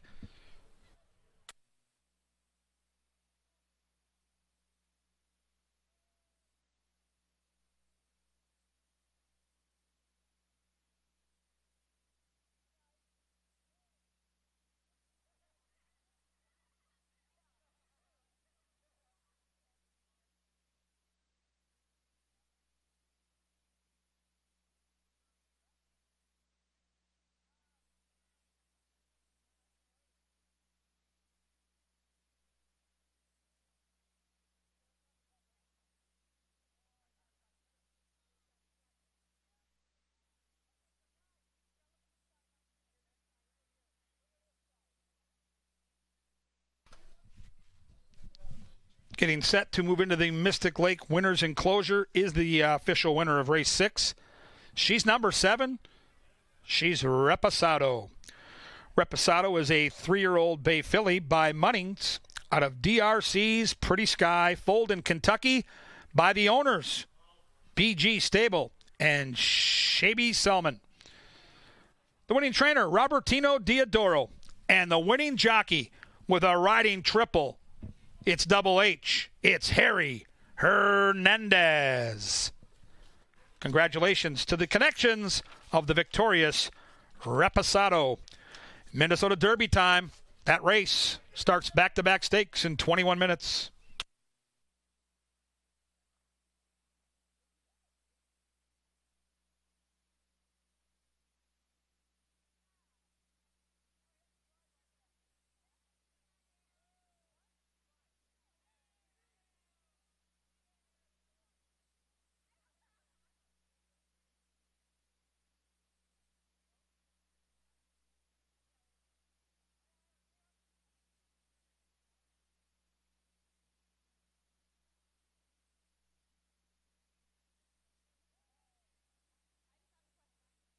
All set.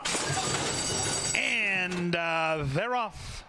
Sharp break for that 3, a part of my charm, but the 1, Southern Venture, all speed from the inside. Reposado, the favorite, doesn't get the early lead. conspicuous in third. In between is I'm a Troublemaker. Then it's She's Not to Blame, Karolinka the closer at the back of the pack with Dreaming Biz and Fast Fractions on board. Southern Venture and Sophia Barandella have the lead with A Part of My Charm. Reposada trying to carve into those two front markers. Behind them is I'm a Troublemaker. Inside, outside is She's Not to Blame.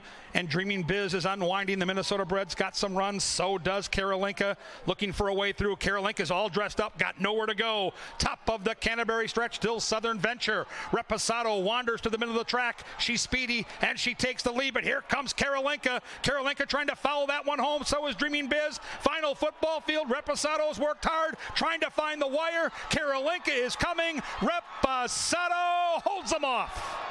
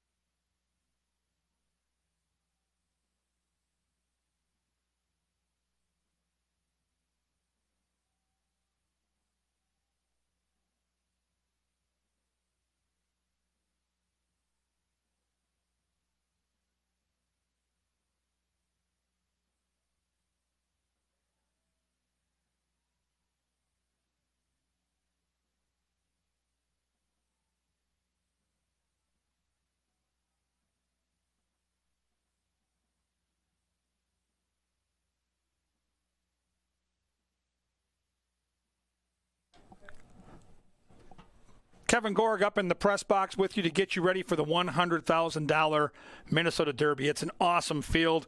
Going to handicap this one and take a look at a horse with route experience. We have a lot of sprinters in here, not a lot of route experience. And the horse I landed on, over a week ago was Cuz Vinny's a Canuck. And let's watch his last race against Open Company. He's the 7 horse here. Now, he is chasing legitimately fast fractions, but this is a Minnesota bred against Open Company. And this is a racetrack that's been very friendly to horses on the front end. And what I liked about this effort is he was forced to go wide because the front markers have the inside paths all covered. And right now, he's losing ground by going wide.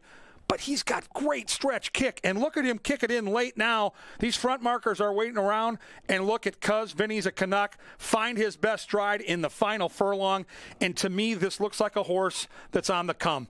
An improving horse with route experience last time that is so valuable. And I think that might be a separator in a race today that features a lot of speed. Now, I respect Love the Nest, the 3. He's been a star since he started here. I think Dr. Oscar is a phenomenal horse, as is Ben's Malice. But it might be the right time for Cuz Vinny's a Canuck. 10-1 morning line, forget about it. Too many handicappers like me saw the same thing last time out. Probably closer to 4-1 come post time. But the Derby and the Oaks look like great handicapping fields, so we need to go downstairs to the experts, Angela Herman and Brian Aragoni. Derby time has come. I'm joined by Brian Aragoni in the paddock. And obviously a lot of us ended up on the same animal in here. You love yourself a Vinny. Why? Well, first off, I've got a little Vinny of my own at home who turns 3 tomorrow, so it's a little bit of a hunch play. We don't make money very often on hunch plays. I think Cousin Vinny's a Canuck in here will relish the added ground. Many of these horses are trying 2 turns for the first time, and distance can oftentimes be the X factor.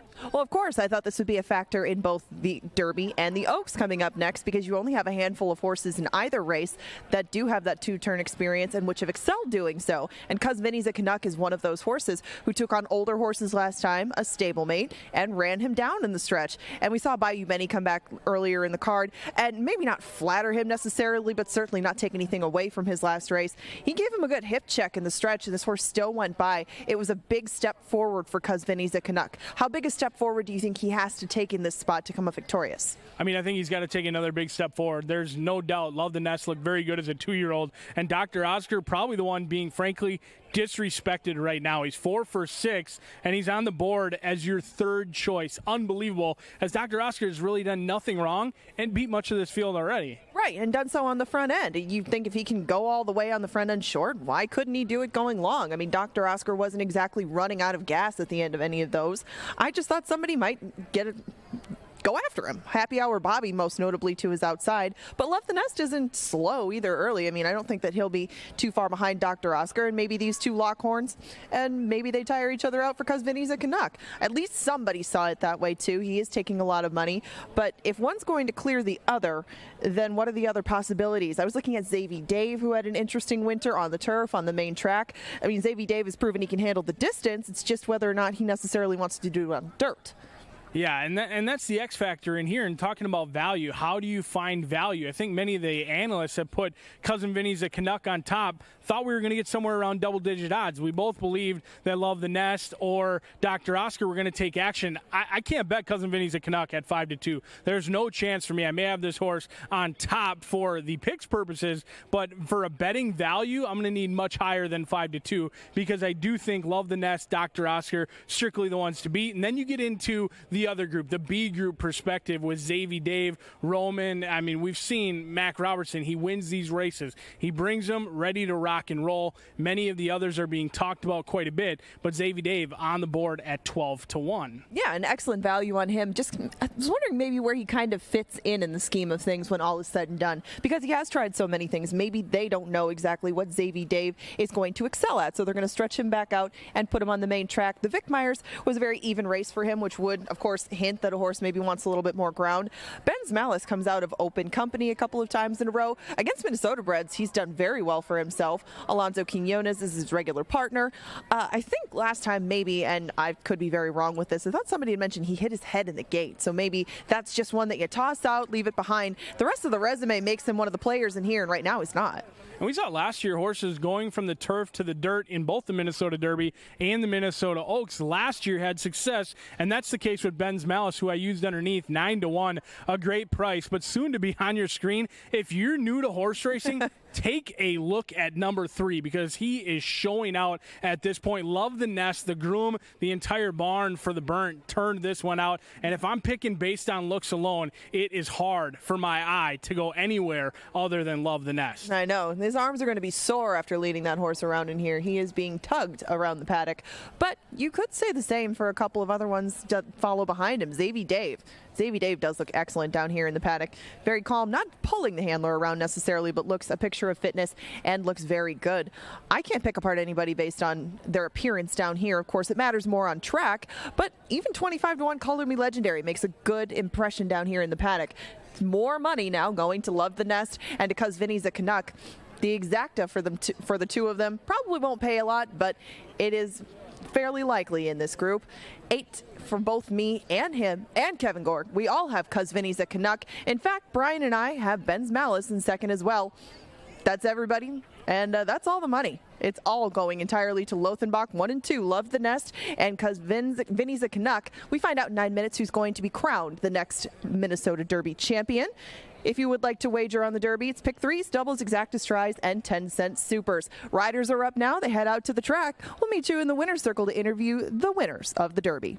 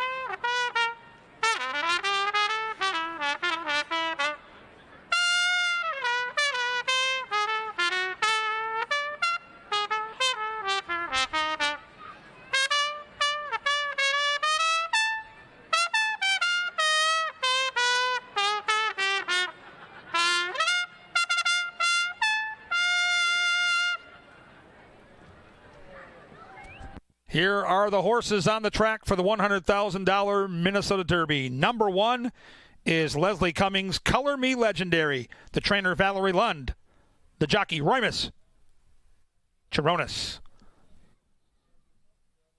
Number 2 is Pete Matson's Ben's Malice, trained by Canterbury Hall of Famer David Van Winkle, ridden by Alonso Quinones.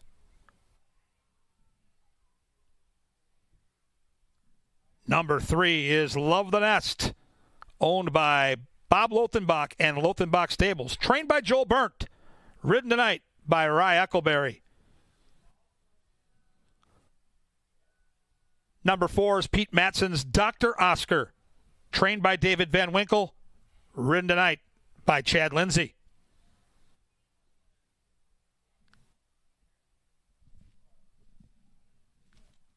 Number 5 is North Arm Bay, owned by Karen Offerman trained by Troy Bethke. The jockey, Lindy Wade. The 6 is Navy Dave, owned by Warren Bush, trained by Mac Robertson, ridden tonight by Constantino Roman.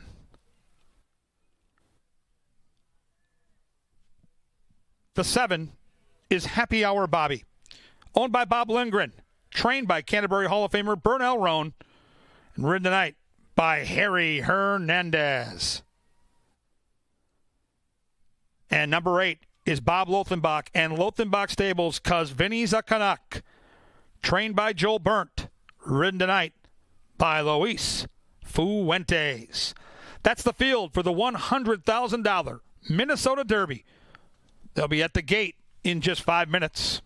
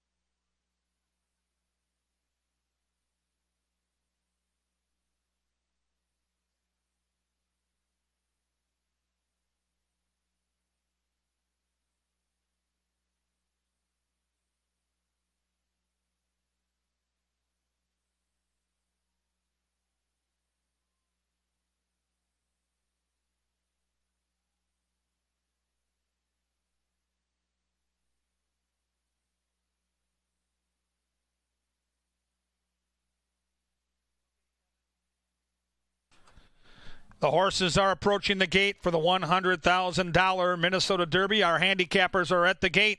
Angela and Brian, what are you seeing down there? Thanks, Kevin. I would say, at least from my observations, Love the Nest has continued to warm up exceptionally. Looks very much on his toes, ready for this stretch out in ground, but very energetic group of horses as it is. Cooled off down here. You don't see anybody getting that hot, but what have you observed on the track thus far? I think they're all well behaved. I mean, for a big crowd, big field, a lot of them racing under the lights for the first time. No one was really a bad actor down here in the paddock, and like you, I think they're all cool, calm, and collected myself. Right. I mean, when you're looking for horses that are acting abnormal on track, I wouldn't say really anybody is. Color Me Legendary looks a little bit bounced in on his toes, and Xavier Dave's got a little bit warm as they approach the gate, but I don't think it's anything that's going to knock anything significant out of his race, and I think we're in for another good one in the Derby. Your final thoughts? I mean, I'm surprised by the betting, no doubt about it. I knew Cousin Vinny's a Canuck was going to take some action. I did not expect him to see anywhere near 5-2, but it does look like Dr. Oscar and Love the Nest are going to battle it out for favoritism. That's the truth. All right, load him up, let him rip, Kevin. Thanks, guys. Great observations as the Derby field assembles and loads into the gate.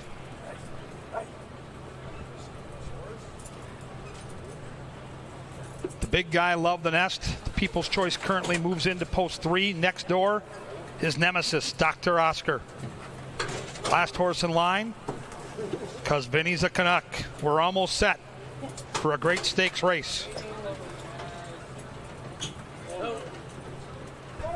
Vinny moving in.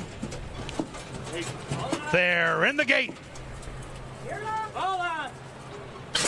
And they're off in the Minnesota Derby, and they all came out splendidly, led by Love the Nest. But as expected, in between horses, Dr. Oscar and outside Happy Hour Bobby intensify that early pace. They run by the judges, and Dr. Oscar wants the lead, and by golly, Oscar's going to get it. Love the Nest now taken off the rail by Rye Eccleberry to track that one. Happy Hour Bobby, normally on the front, back in third conspicuously. Color Me Legend, the one of the long shots, has got 5 to make up. Outside of him comes Xavier Dave. Then it's Cuz Vinny's a Canuck, who's got 10 lengths to make up. Behind that one, Big Ben's Malice. And at the back of the pack is North Arm Bay. They went 22-4 to the opening quarter mile. And Chad Lindsay and the Dr. Oscar lead it, and they lead it by 2. Love the Nest is off the rail and content to track that one from second. Then it's Color Me Legendary. In between horses, Xavier Dave's going for a run, as is Ben's Malice, and as is Cuz Vinny's a Canuck. And the front markers intensify the pace, and there goes Love the Nest. Love the Nest puts the neck in front. Dr. Oscar tries to go with that one.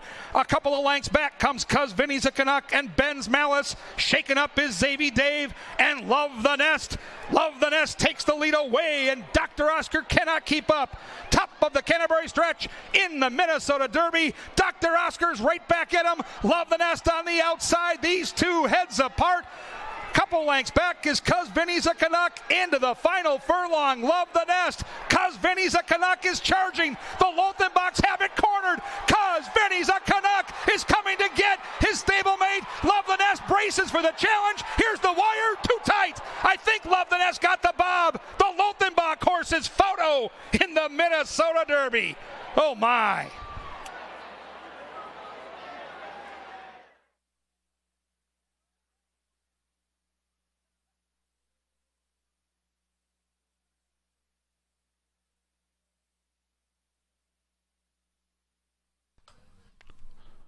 What a horse race. 142.93, and it comes down to a picture.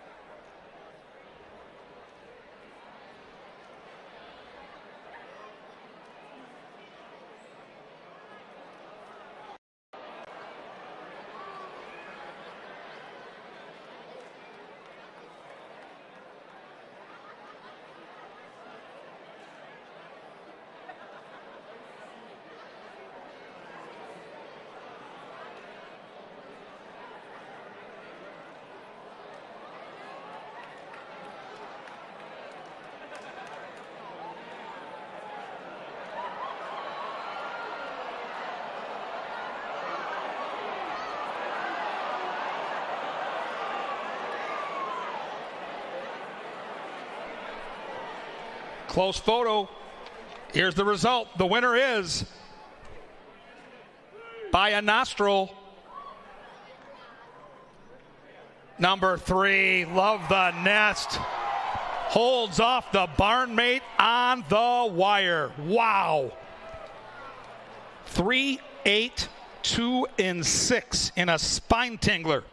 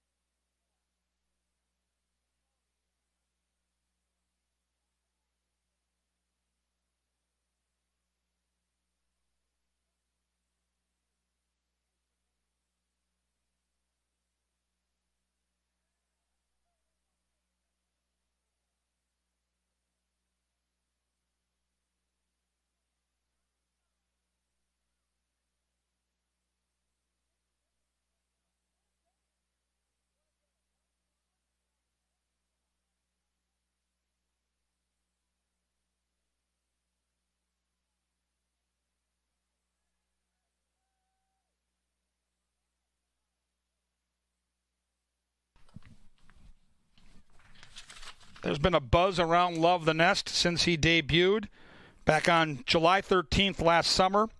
Ran second to Dr. Oscar with a troubled trip. Came back to win the Northern Lights Futurity, a $100,000 stakes race on Festival of Champions Day last September. Won his seasonal debut in Chicago at Hawthorne Park. Once again ran second to Dr. Oscar in the Victor S. Myers back on July the 16th. Gets all the money in the Derby tonight.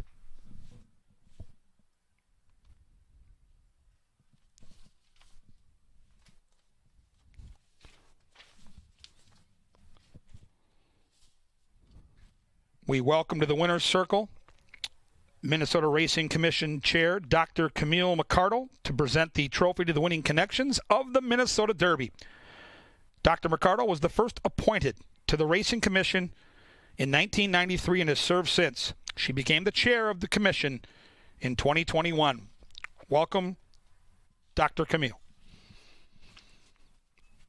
$520 for your win ticket on Love the Nest. And getting set to move into the winner's enclosure, the champion of the Minnesota Derby. Here is the 3-horse, Love the Nest. 3-year-old colt by Blame out of Congrats and Roses. Bred by Mr. Pete Matson right here in Minnesota. The winning owner is Lothenbach Stables. The winning trainer, Joel Burnt. And the winning jockey with a riding triple, it's Rye Eckleberry. Congratulations to the connections of the victorious Love the Nest. On deck, the Minnesota Oaks. Another $100,000 stakes race. We scratched the 9. Sense of Flurry in the Oaks. Stay tuned for a feature race interview coming shortly.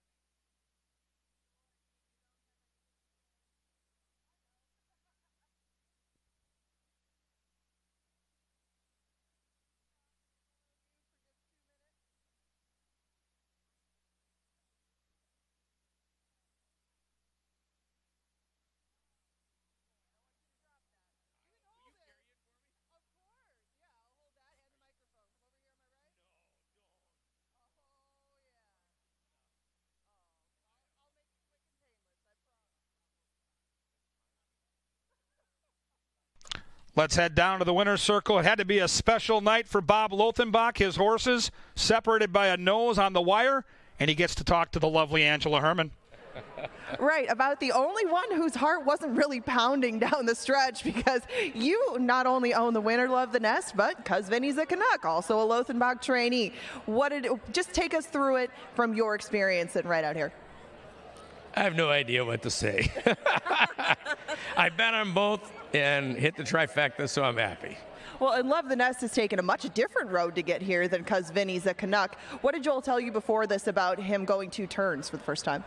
Well, we had the speed horse and the closer. So depending on how the race set up, either way it would work. Well, it looked like it worked absolutely perfectly for you. Congratulations on the Derby. And Belle's the one, too. Yeah. All over the country. Lothenbach Silks in the winner's circle. Congratulations. It's quite a day. Thank you, Angela. Bob Lothenbach, winner of the Derby with Love the Nest.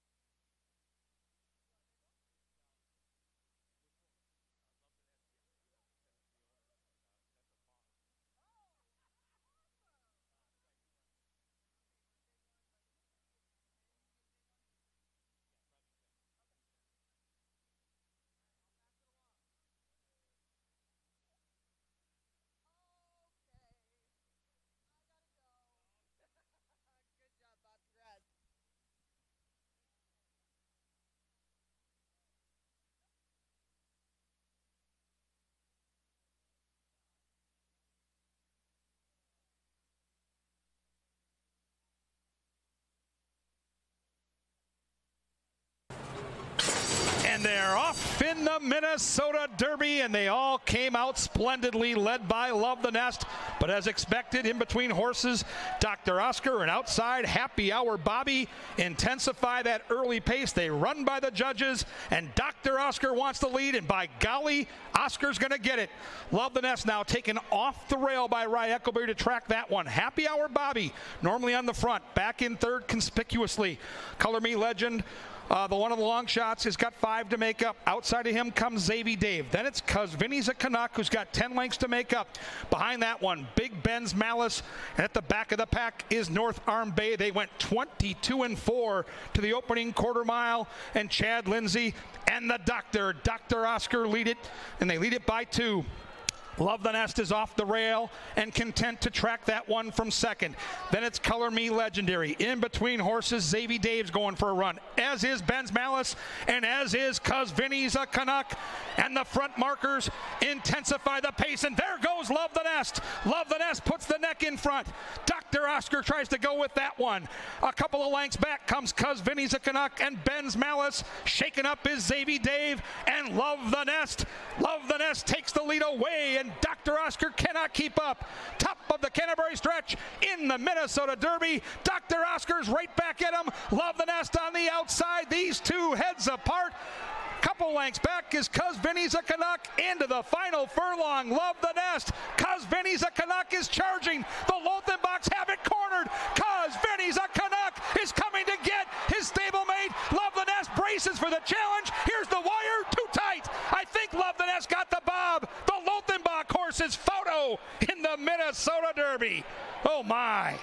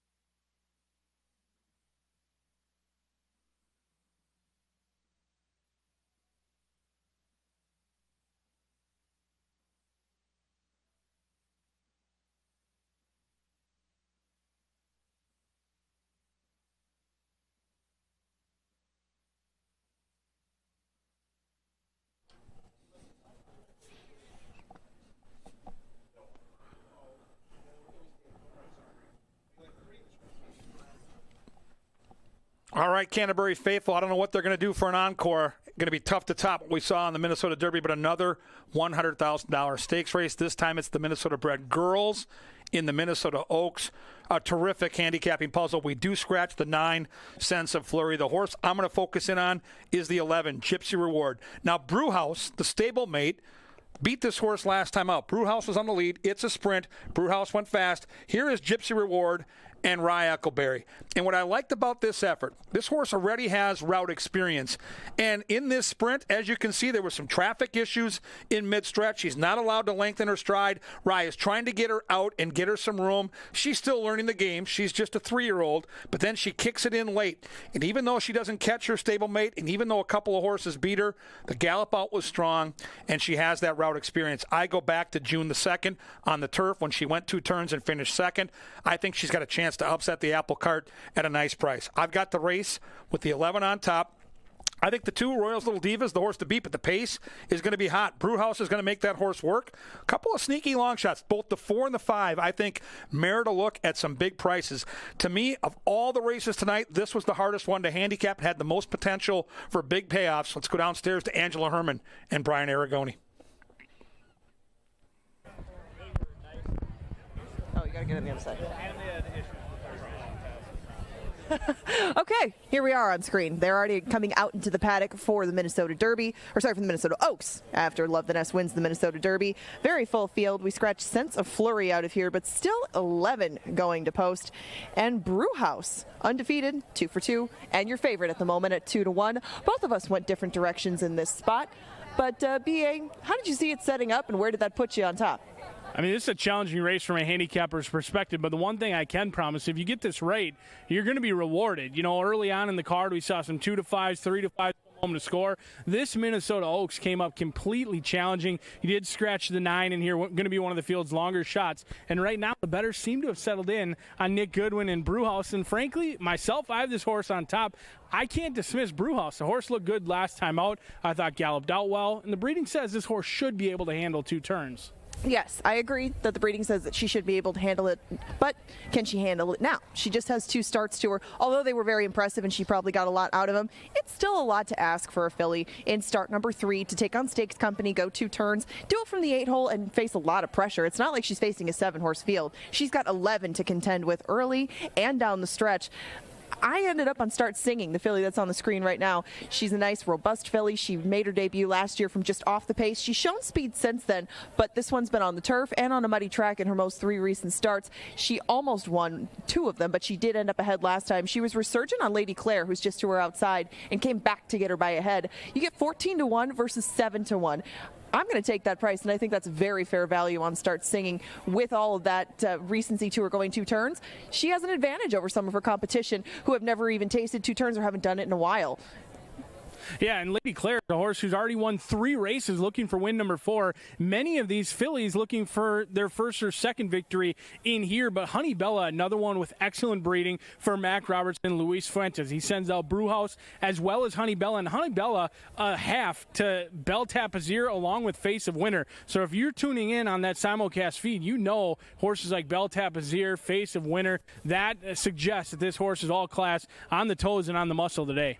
Well, and Mac is 21% first time going 2 turns, but here at Canterbury, when he's done it on dirt, he's done it 3 times. Twice in the Minnesota Derby, once in the Minnesota Oaks, and they won and finished second, I believe. But there's some good angles with Honey Bella.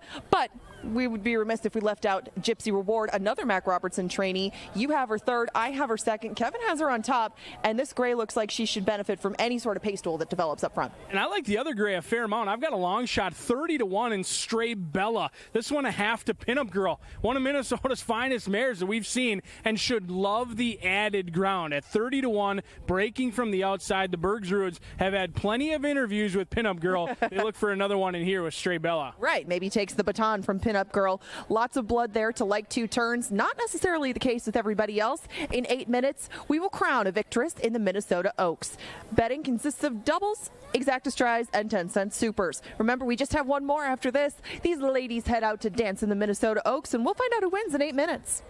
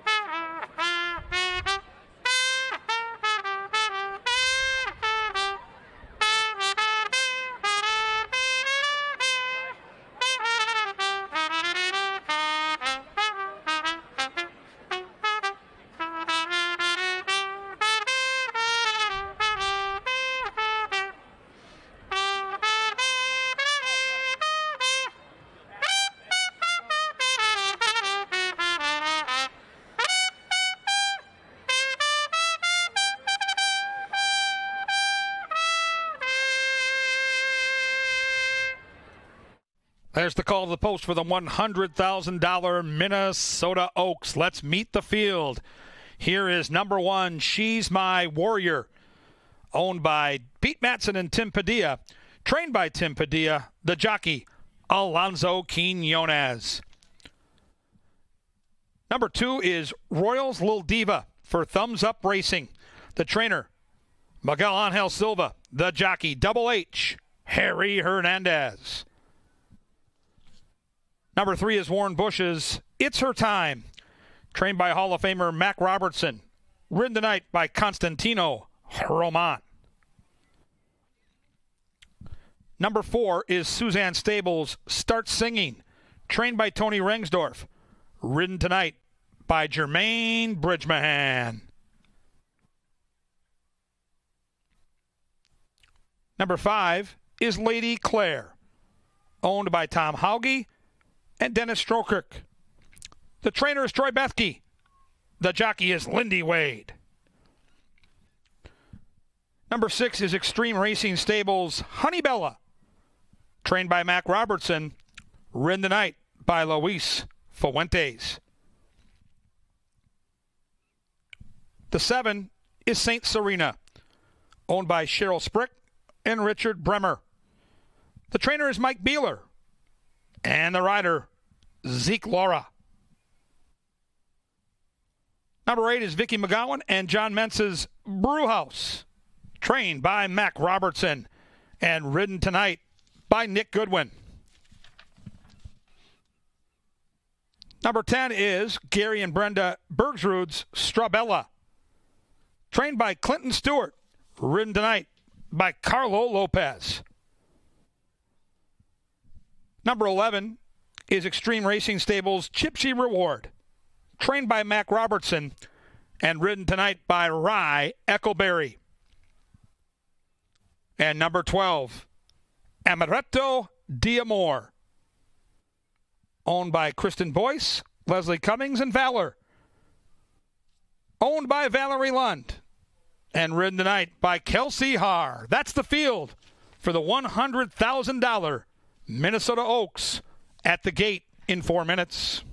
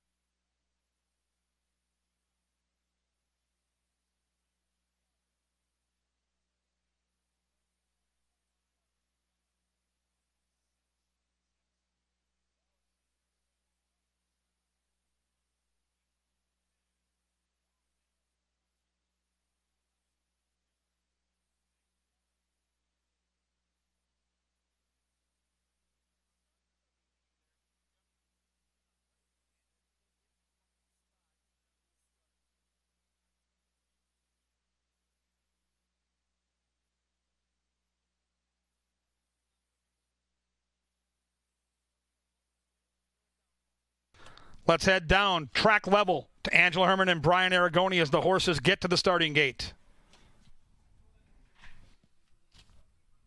All right, we are down here at the finish line as they head to the starting gate right now for race number 8. This is the Oaks, and looks like things have changed around a little bit on the board. Brewhouse no longer a dominant heavy favorite. She is just 5-2 over a pair of 3-1 shots in Royals Little Diva and Gypsy Reward. Are you surprised at all at this late money? I'm not, no. I mean, Brewhouse is being ridden by Nick Goodwin, our leading quarter horse rider in Canterbury Park history, now trying to stretch out. I am surprised that Gypsy Reward is getting hammered as much as they are. 3-1 on the board, post number 11. This turn comes up awfully quick, and I didn't think Gypsy Reward was ever going by Brewhouse last time. We'll see if that's different today. All right, we find out. They're almost all loaded. KG? Thanks, guys. The Oaks almost set. Just a couple more left to load, including Lady Claire from Troy Bethke's barn, the aforementioned Gypsy Reward, and Mr. Jägermeister's full sister, Amaretto de Amor, will be the last in line. We are set for another great stakes race. Good luck, everybody.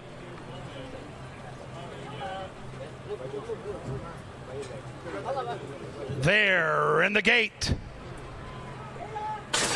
And they're off in the Minnesota Oaks inside. She's My Warrior, using that great post to grab the early lead. Joining that one is It's Her Time, wide into that turn. Amaretto de Amor flung 7 wide into that first turn. And Strawbella is the last of this Oaks field.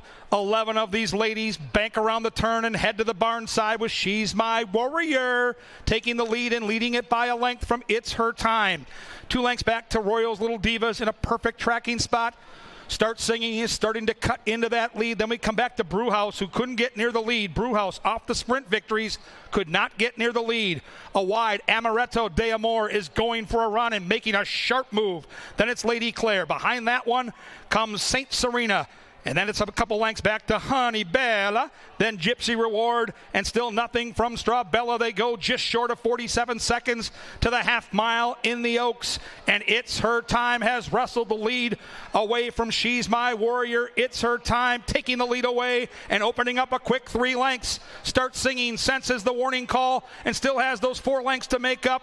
Then we come back to Honey Bella. Honey Bella's carving into that lead. So is Lady Claire, and from the back of the pack, Gypsy Reward starting to unwind, but this is all about It's Her Time, trying to make it her time as they charge down the Canterbury stretch in the Minnesota Oaks, and It's Her Time has a commanding 6-length lead. Honey Bella from out of the crowd trying to hunt that one down. Still, though, It's Her Time with that giant lead. It is truly indeed her time, as It's Her Time wins the Minnesota Oaks impressively.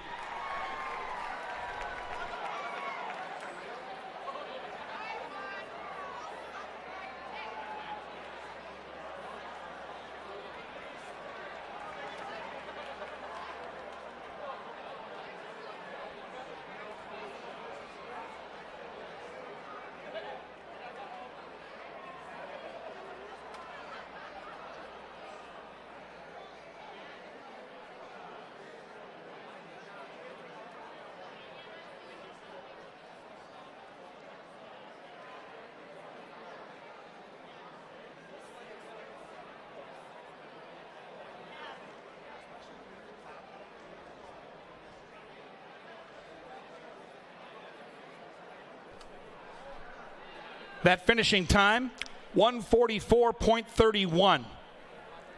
3, It's Her Time. Over 6, Honey Bella. Third goes to 4, Start Singing. Photo for the Superfecta Hold'em.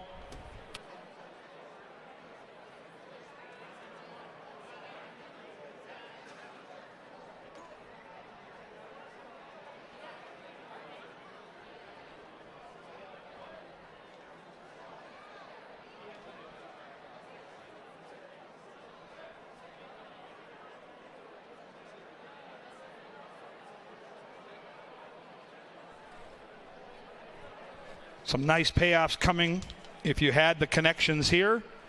8-1 over 8-1 over 10-1. And now fourth goes to the 11, Gypsy Reward at 9-2.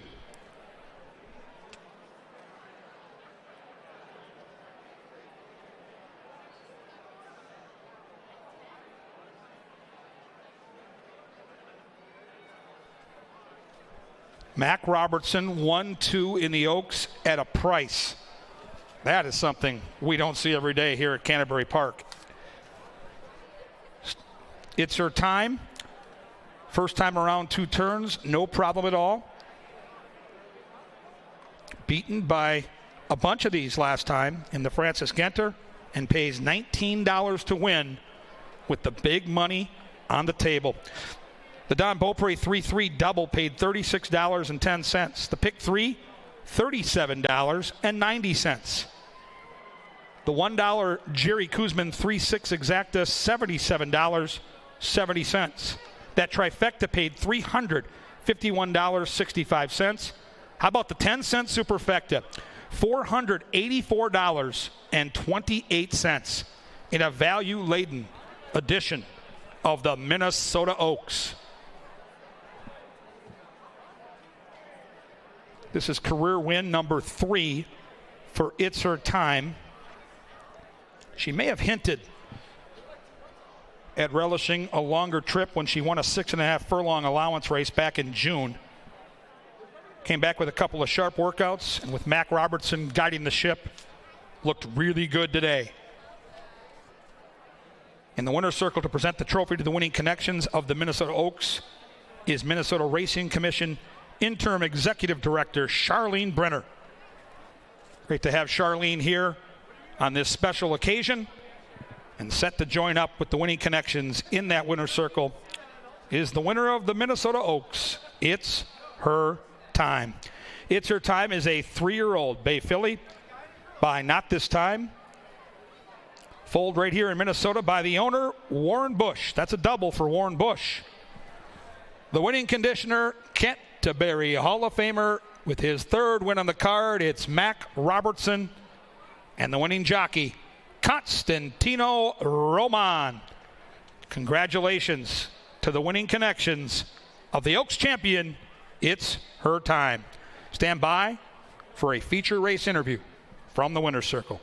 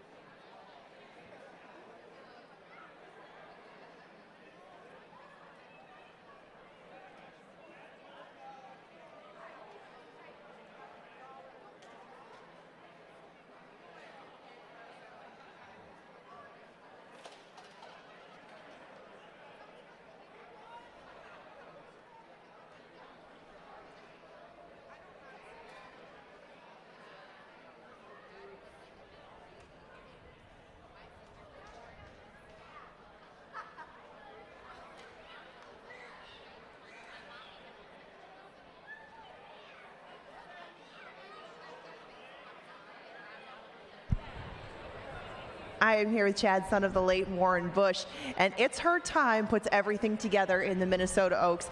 Of all the victories that you and your family have shared together, this has got to be a pretty special one. Yeah, it's certainly very special. Dad passed away right near the time that Mrs. Sampson passed away. And I remember we had a horse running that day, and I was kind of going through a lot of emotions myself and thought of Randy and his family, and they had the Sampson family race that was honoring his family that day, and just all of it kind of hit home to me. And we've had a lot of success, fortunately, at Canterbury, and Hot Shot Kid's been a great horse for us up here, and my dad has always loved coming up here. Just the atmosphere here, the what they do, how they treat their fans, everything has been awesome. And So to be able to come up tonight after Dad passing this, this summer and getting a win, nothing replaces getting your picture taken, right? So, hey, we got our picture taken. So thanks, Dad. I don't think that there's anything more we need to add. Congratulations and enjoy the victory in the Oaks. Thank you.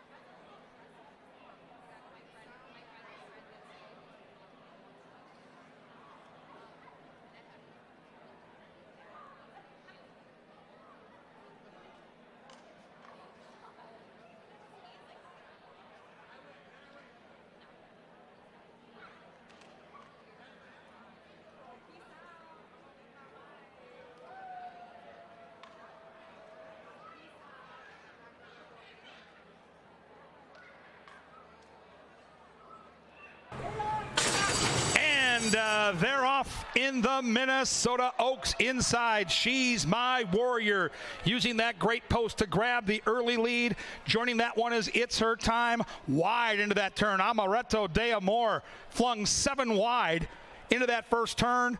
And Strawbella is the last of this Oaks field. 11 of these ladies bank around the turn and head to the barn side with She's My Warrior taking the lead and leading it by a length from It's Her Time. 2 lengths back to Royals Little Divas in a perfect tracking spot. Start Singing is starting to cut into that lead. Then we come back to Brewhouse, who couldn't get near the lead. Brewhouse off the sprint victories, could not get near the lead. A wide Amaretto de Amor is going for a run and making a sharp move. Then it's Lady Claire. Behind that one comes Saint Serena. And then it's a couple lengths back to Honey Bella, then Gypsy Reward, and still nothing from Strawbella. They go just short of 47 seconds to the half mile in the Oaks, and It's Her Time has wrestled the lead away from She's My Warrior. It's Her Time taking the lead away and opening up a quick 3 lengths. Start Singing, senses the warning call, and still has those 4 lengths to make up. Then we come back to Honey Bella. Honey Bella's carving into that lead. So is Lady Claire, and from the back of the pack, Gypsy Reward starting to unwind, but this is all about It's Her Time, trying to make it her time as they charge down the Canterbury stretch in the Minnesota Oaks, and It's Her Time has a commanding 6-length lead. Honey Bella from out of the crowd trying to hunt that one down. Still, though, It's Her Time with that giant lead. It is truly indeed time as It's Her Time wins the Minnesota Oaks impressively.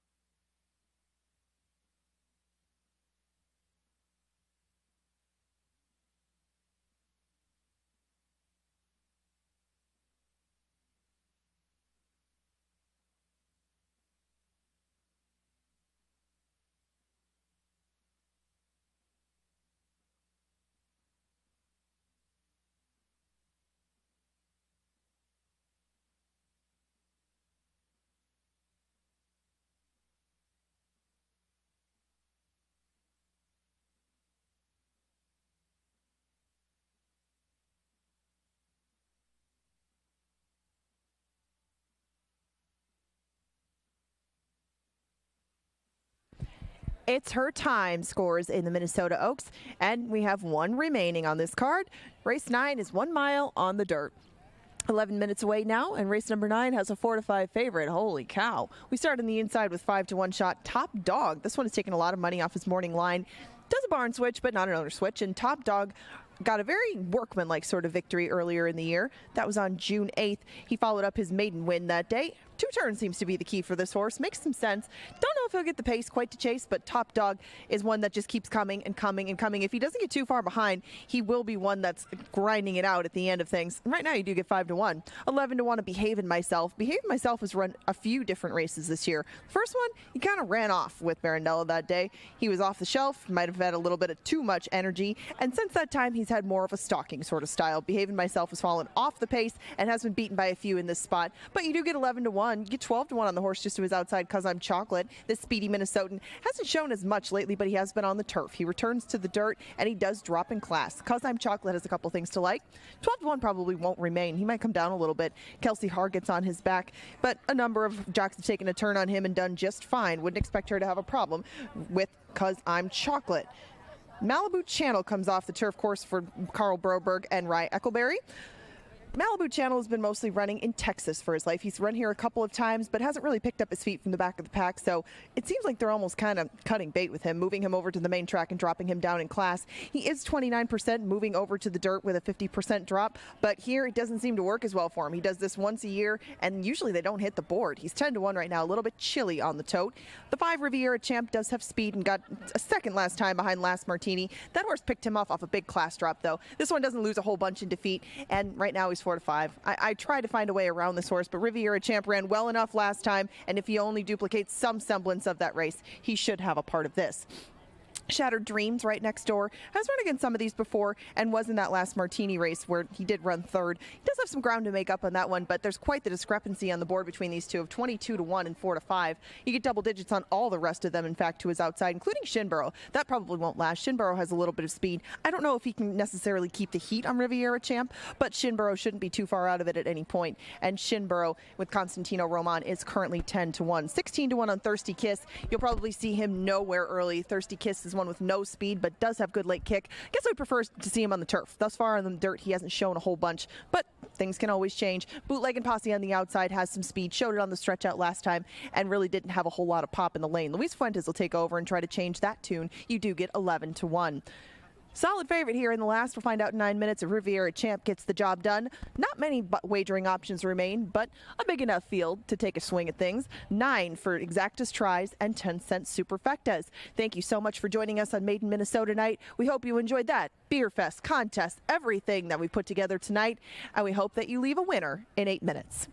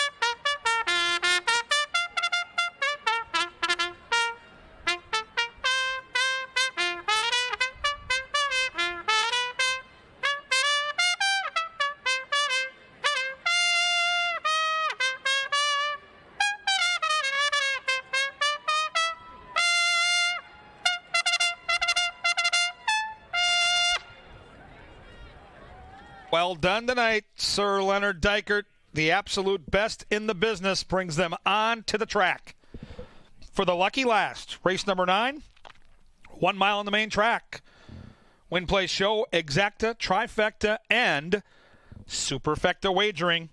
We close out the pick 5, big money on the line at the gate in 7 minutes.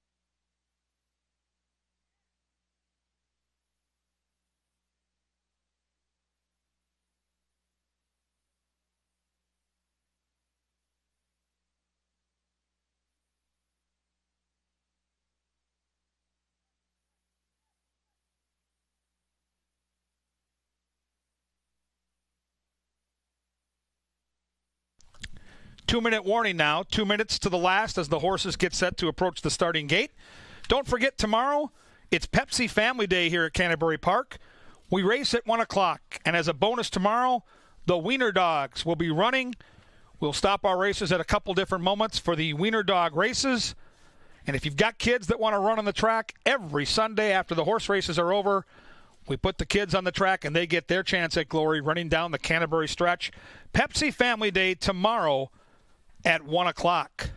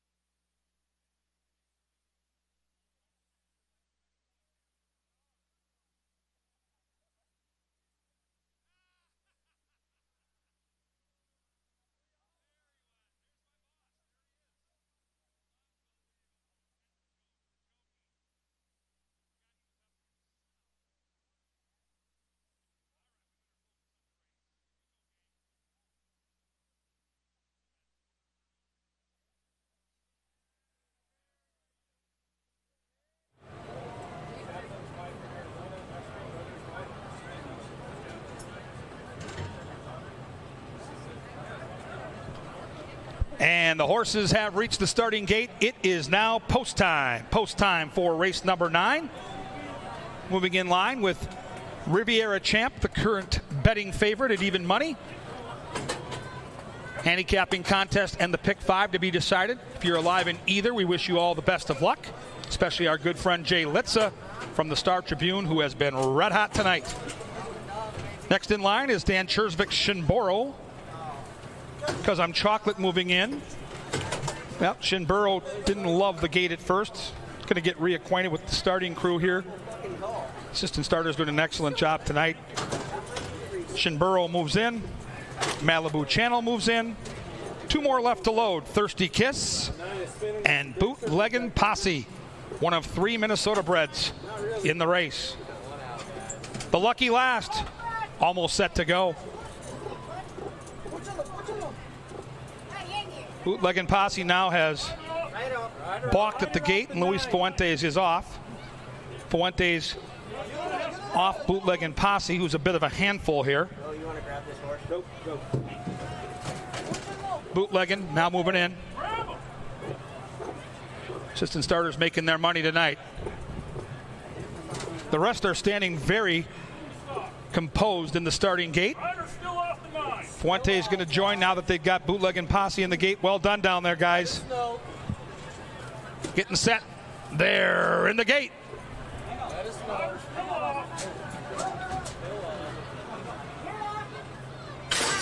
And they're off. A bit of a tardy start for Shattered Dreams. A very fast start for the favorite. And Riviera Champ trying to take the race to the other horses right off the hop.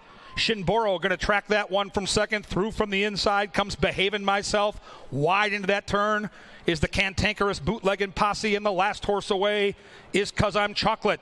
And Riviera Champ and one of the hot jocks, Harry Hernandez, speed away to lead by 3.5 lengths. Behaving Myself, the gray on the inside, scraping the paint. Shinburo in the Chersvik jacket, still just 3 lengths back. Then it's a couple lengths behind those to Bootleg and Posse. In between is Thirsty Kiss. Up the rail comes Malibu Channel.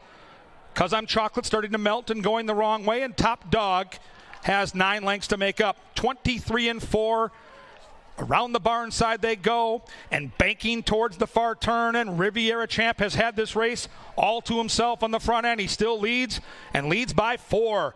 Shinburo all in and out after that one. Behaving Myself up the inside. Bootleg and Posse kind of spinning the wheels, and Malibu Channel's trying to unwind, and Top Dog also starting to catch the eye, but they've got a lot of work to do. Harry Hernandez once again loose on the lead, and Riviera Champ. Look at this horse opening up by 7. Down the Canterbury stretch they come, and Riviera Champ took that lead early, opened up a sizable margin, and is cruising into the final furlong. From the back of the pack, Top Dog, Shattered Dreams, and Behaving Myself, but none of them even going to get close to Riviera, who is the champ.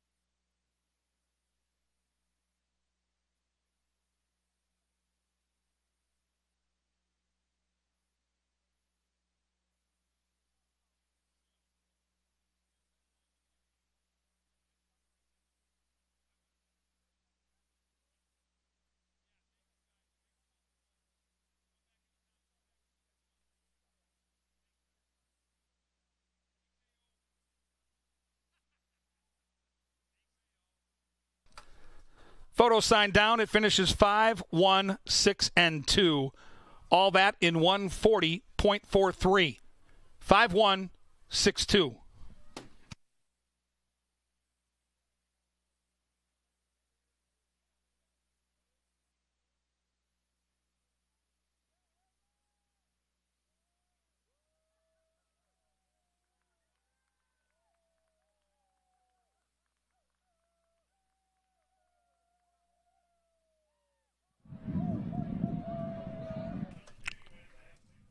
We had a $5,000 claim in the 9th. Stand by for a $5,000 claim out of this race.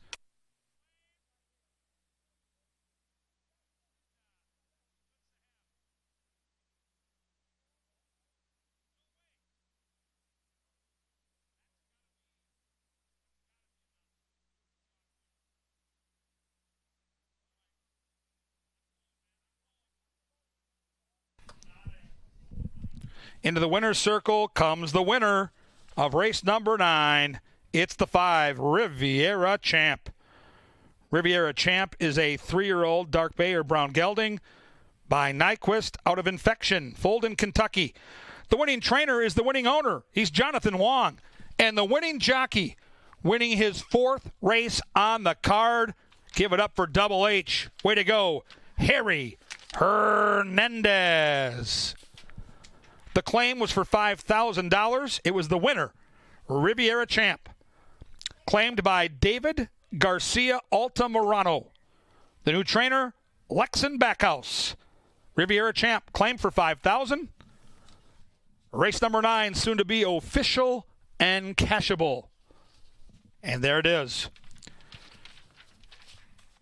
Ladies and gentlemen, thank you for coming out for live racing tonight. We return tomorrow for more live racing at 1 o'clock with Pepsi Family Day. Face painting, pony rides, kids crafts, and so much more. Make sure to check out the Wiener Dog races here at Canterbury tomorrow. And tonight, feel free to stay and play in our beautiful card casino, where we're dealing Texas Hold'em, blackjack, and more 24 hours a day, 7 days a week. Food and beverage service right at your table. You can visit our racebook on clubhouse level, and you can watch and wager on tracks from all across North America daily. Thanks for joining us at Canterbury Park. The fun never ends downstairs in the card room. We're back tomorrow, 1 o'clock for Pepsi Family Day. And when you do leave, everybody, drive home safe.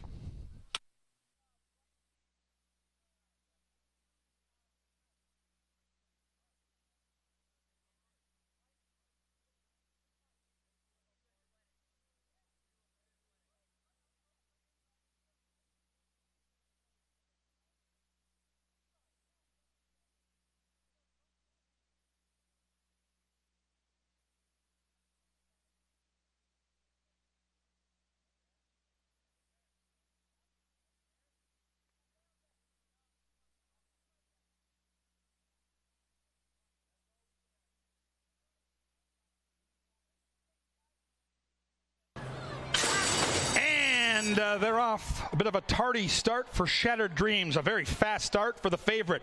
And Riviera Champ trying to take the race to the other horses right off the hop. Shinboro going to track that one from second. Through from the inside comes Behavin' Myself.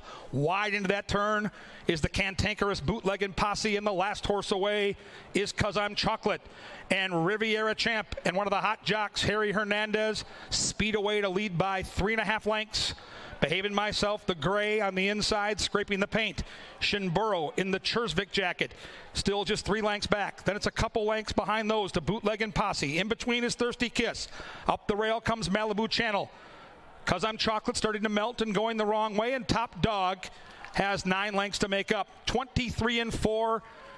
Around the barn side they go, and banking towards the far turn, and Riviera Champ has had this race all to himself on the front end. He still leads, and leads by 4. Shinboro all in and out after that one. Behaving Myself up the inside. Bootlegging Posse kind of spinning the wheels, and Malibu Channel's trying to unwind, and Top Dog also starting to catch the eye, but they've got a lot of work to do. Harry Hernandez once again loose on the lead, and Riviera Champ, look at this horse opening up by 7. Down the Canterbury stretch they come, and Riviera Champ took that lead early, opened up a sizable margin, and is cruising into the final furlong. From the back of the pack, Top Dog, Shattered Dreams, and Behaving Myself, but none of them even going to get close to Riviera, who is the champ.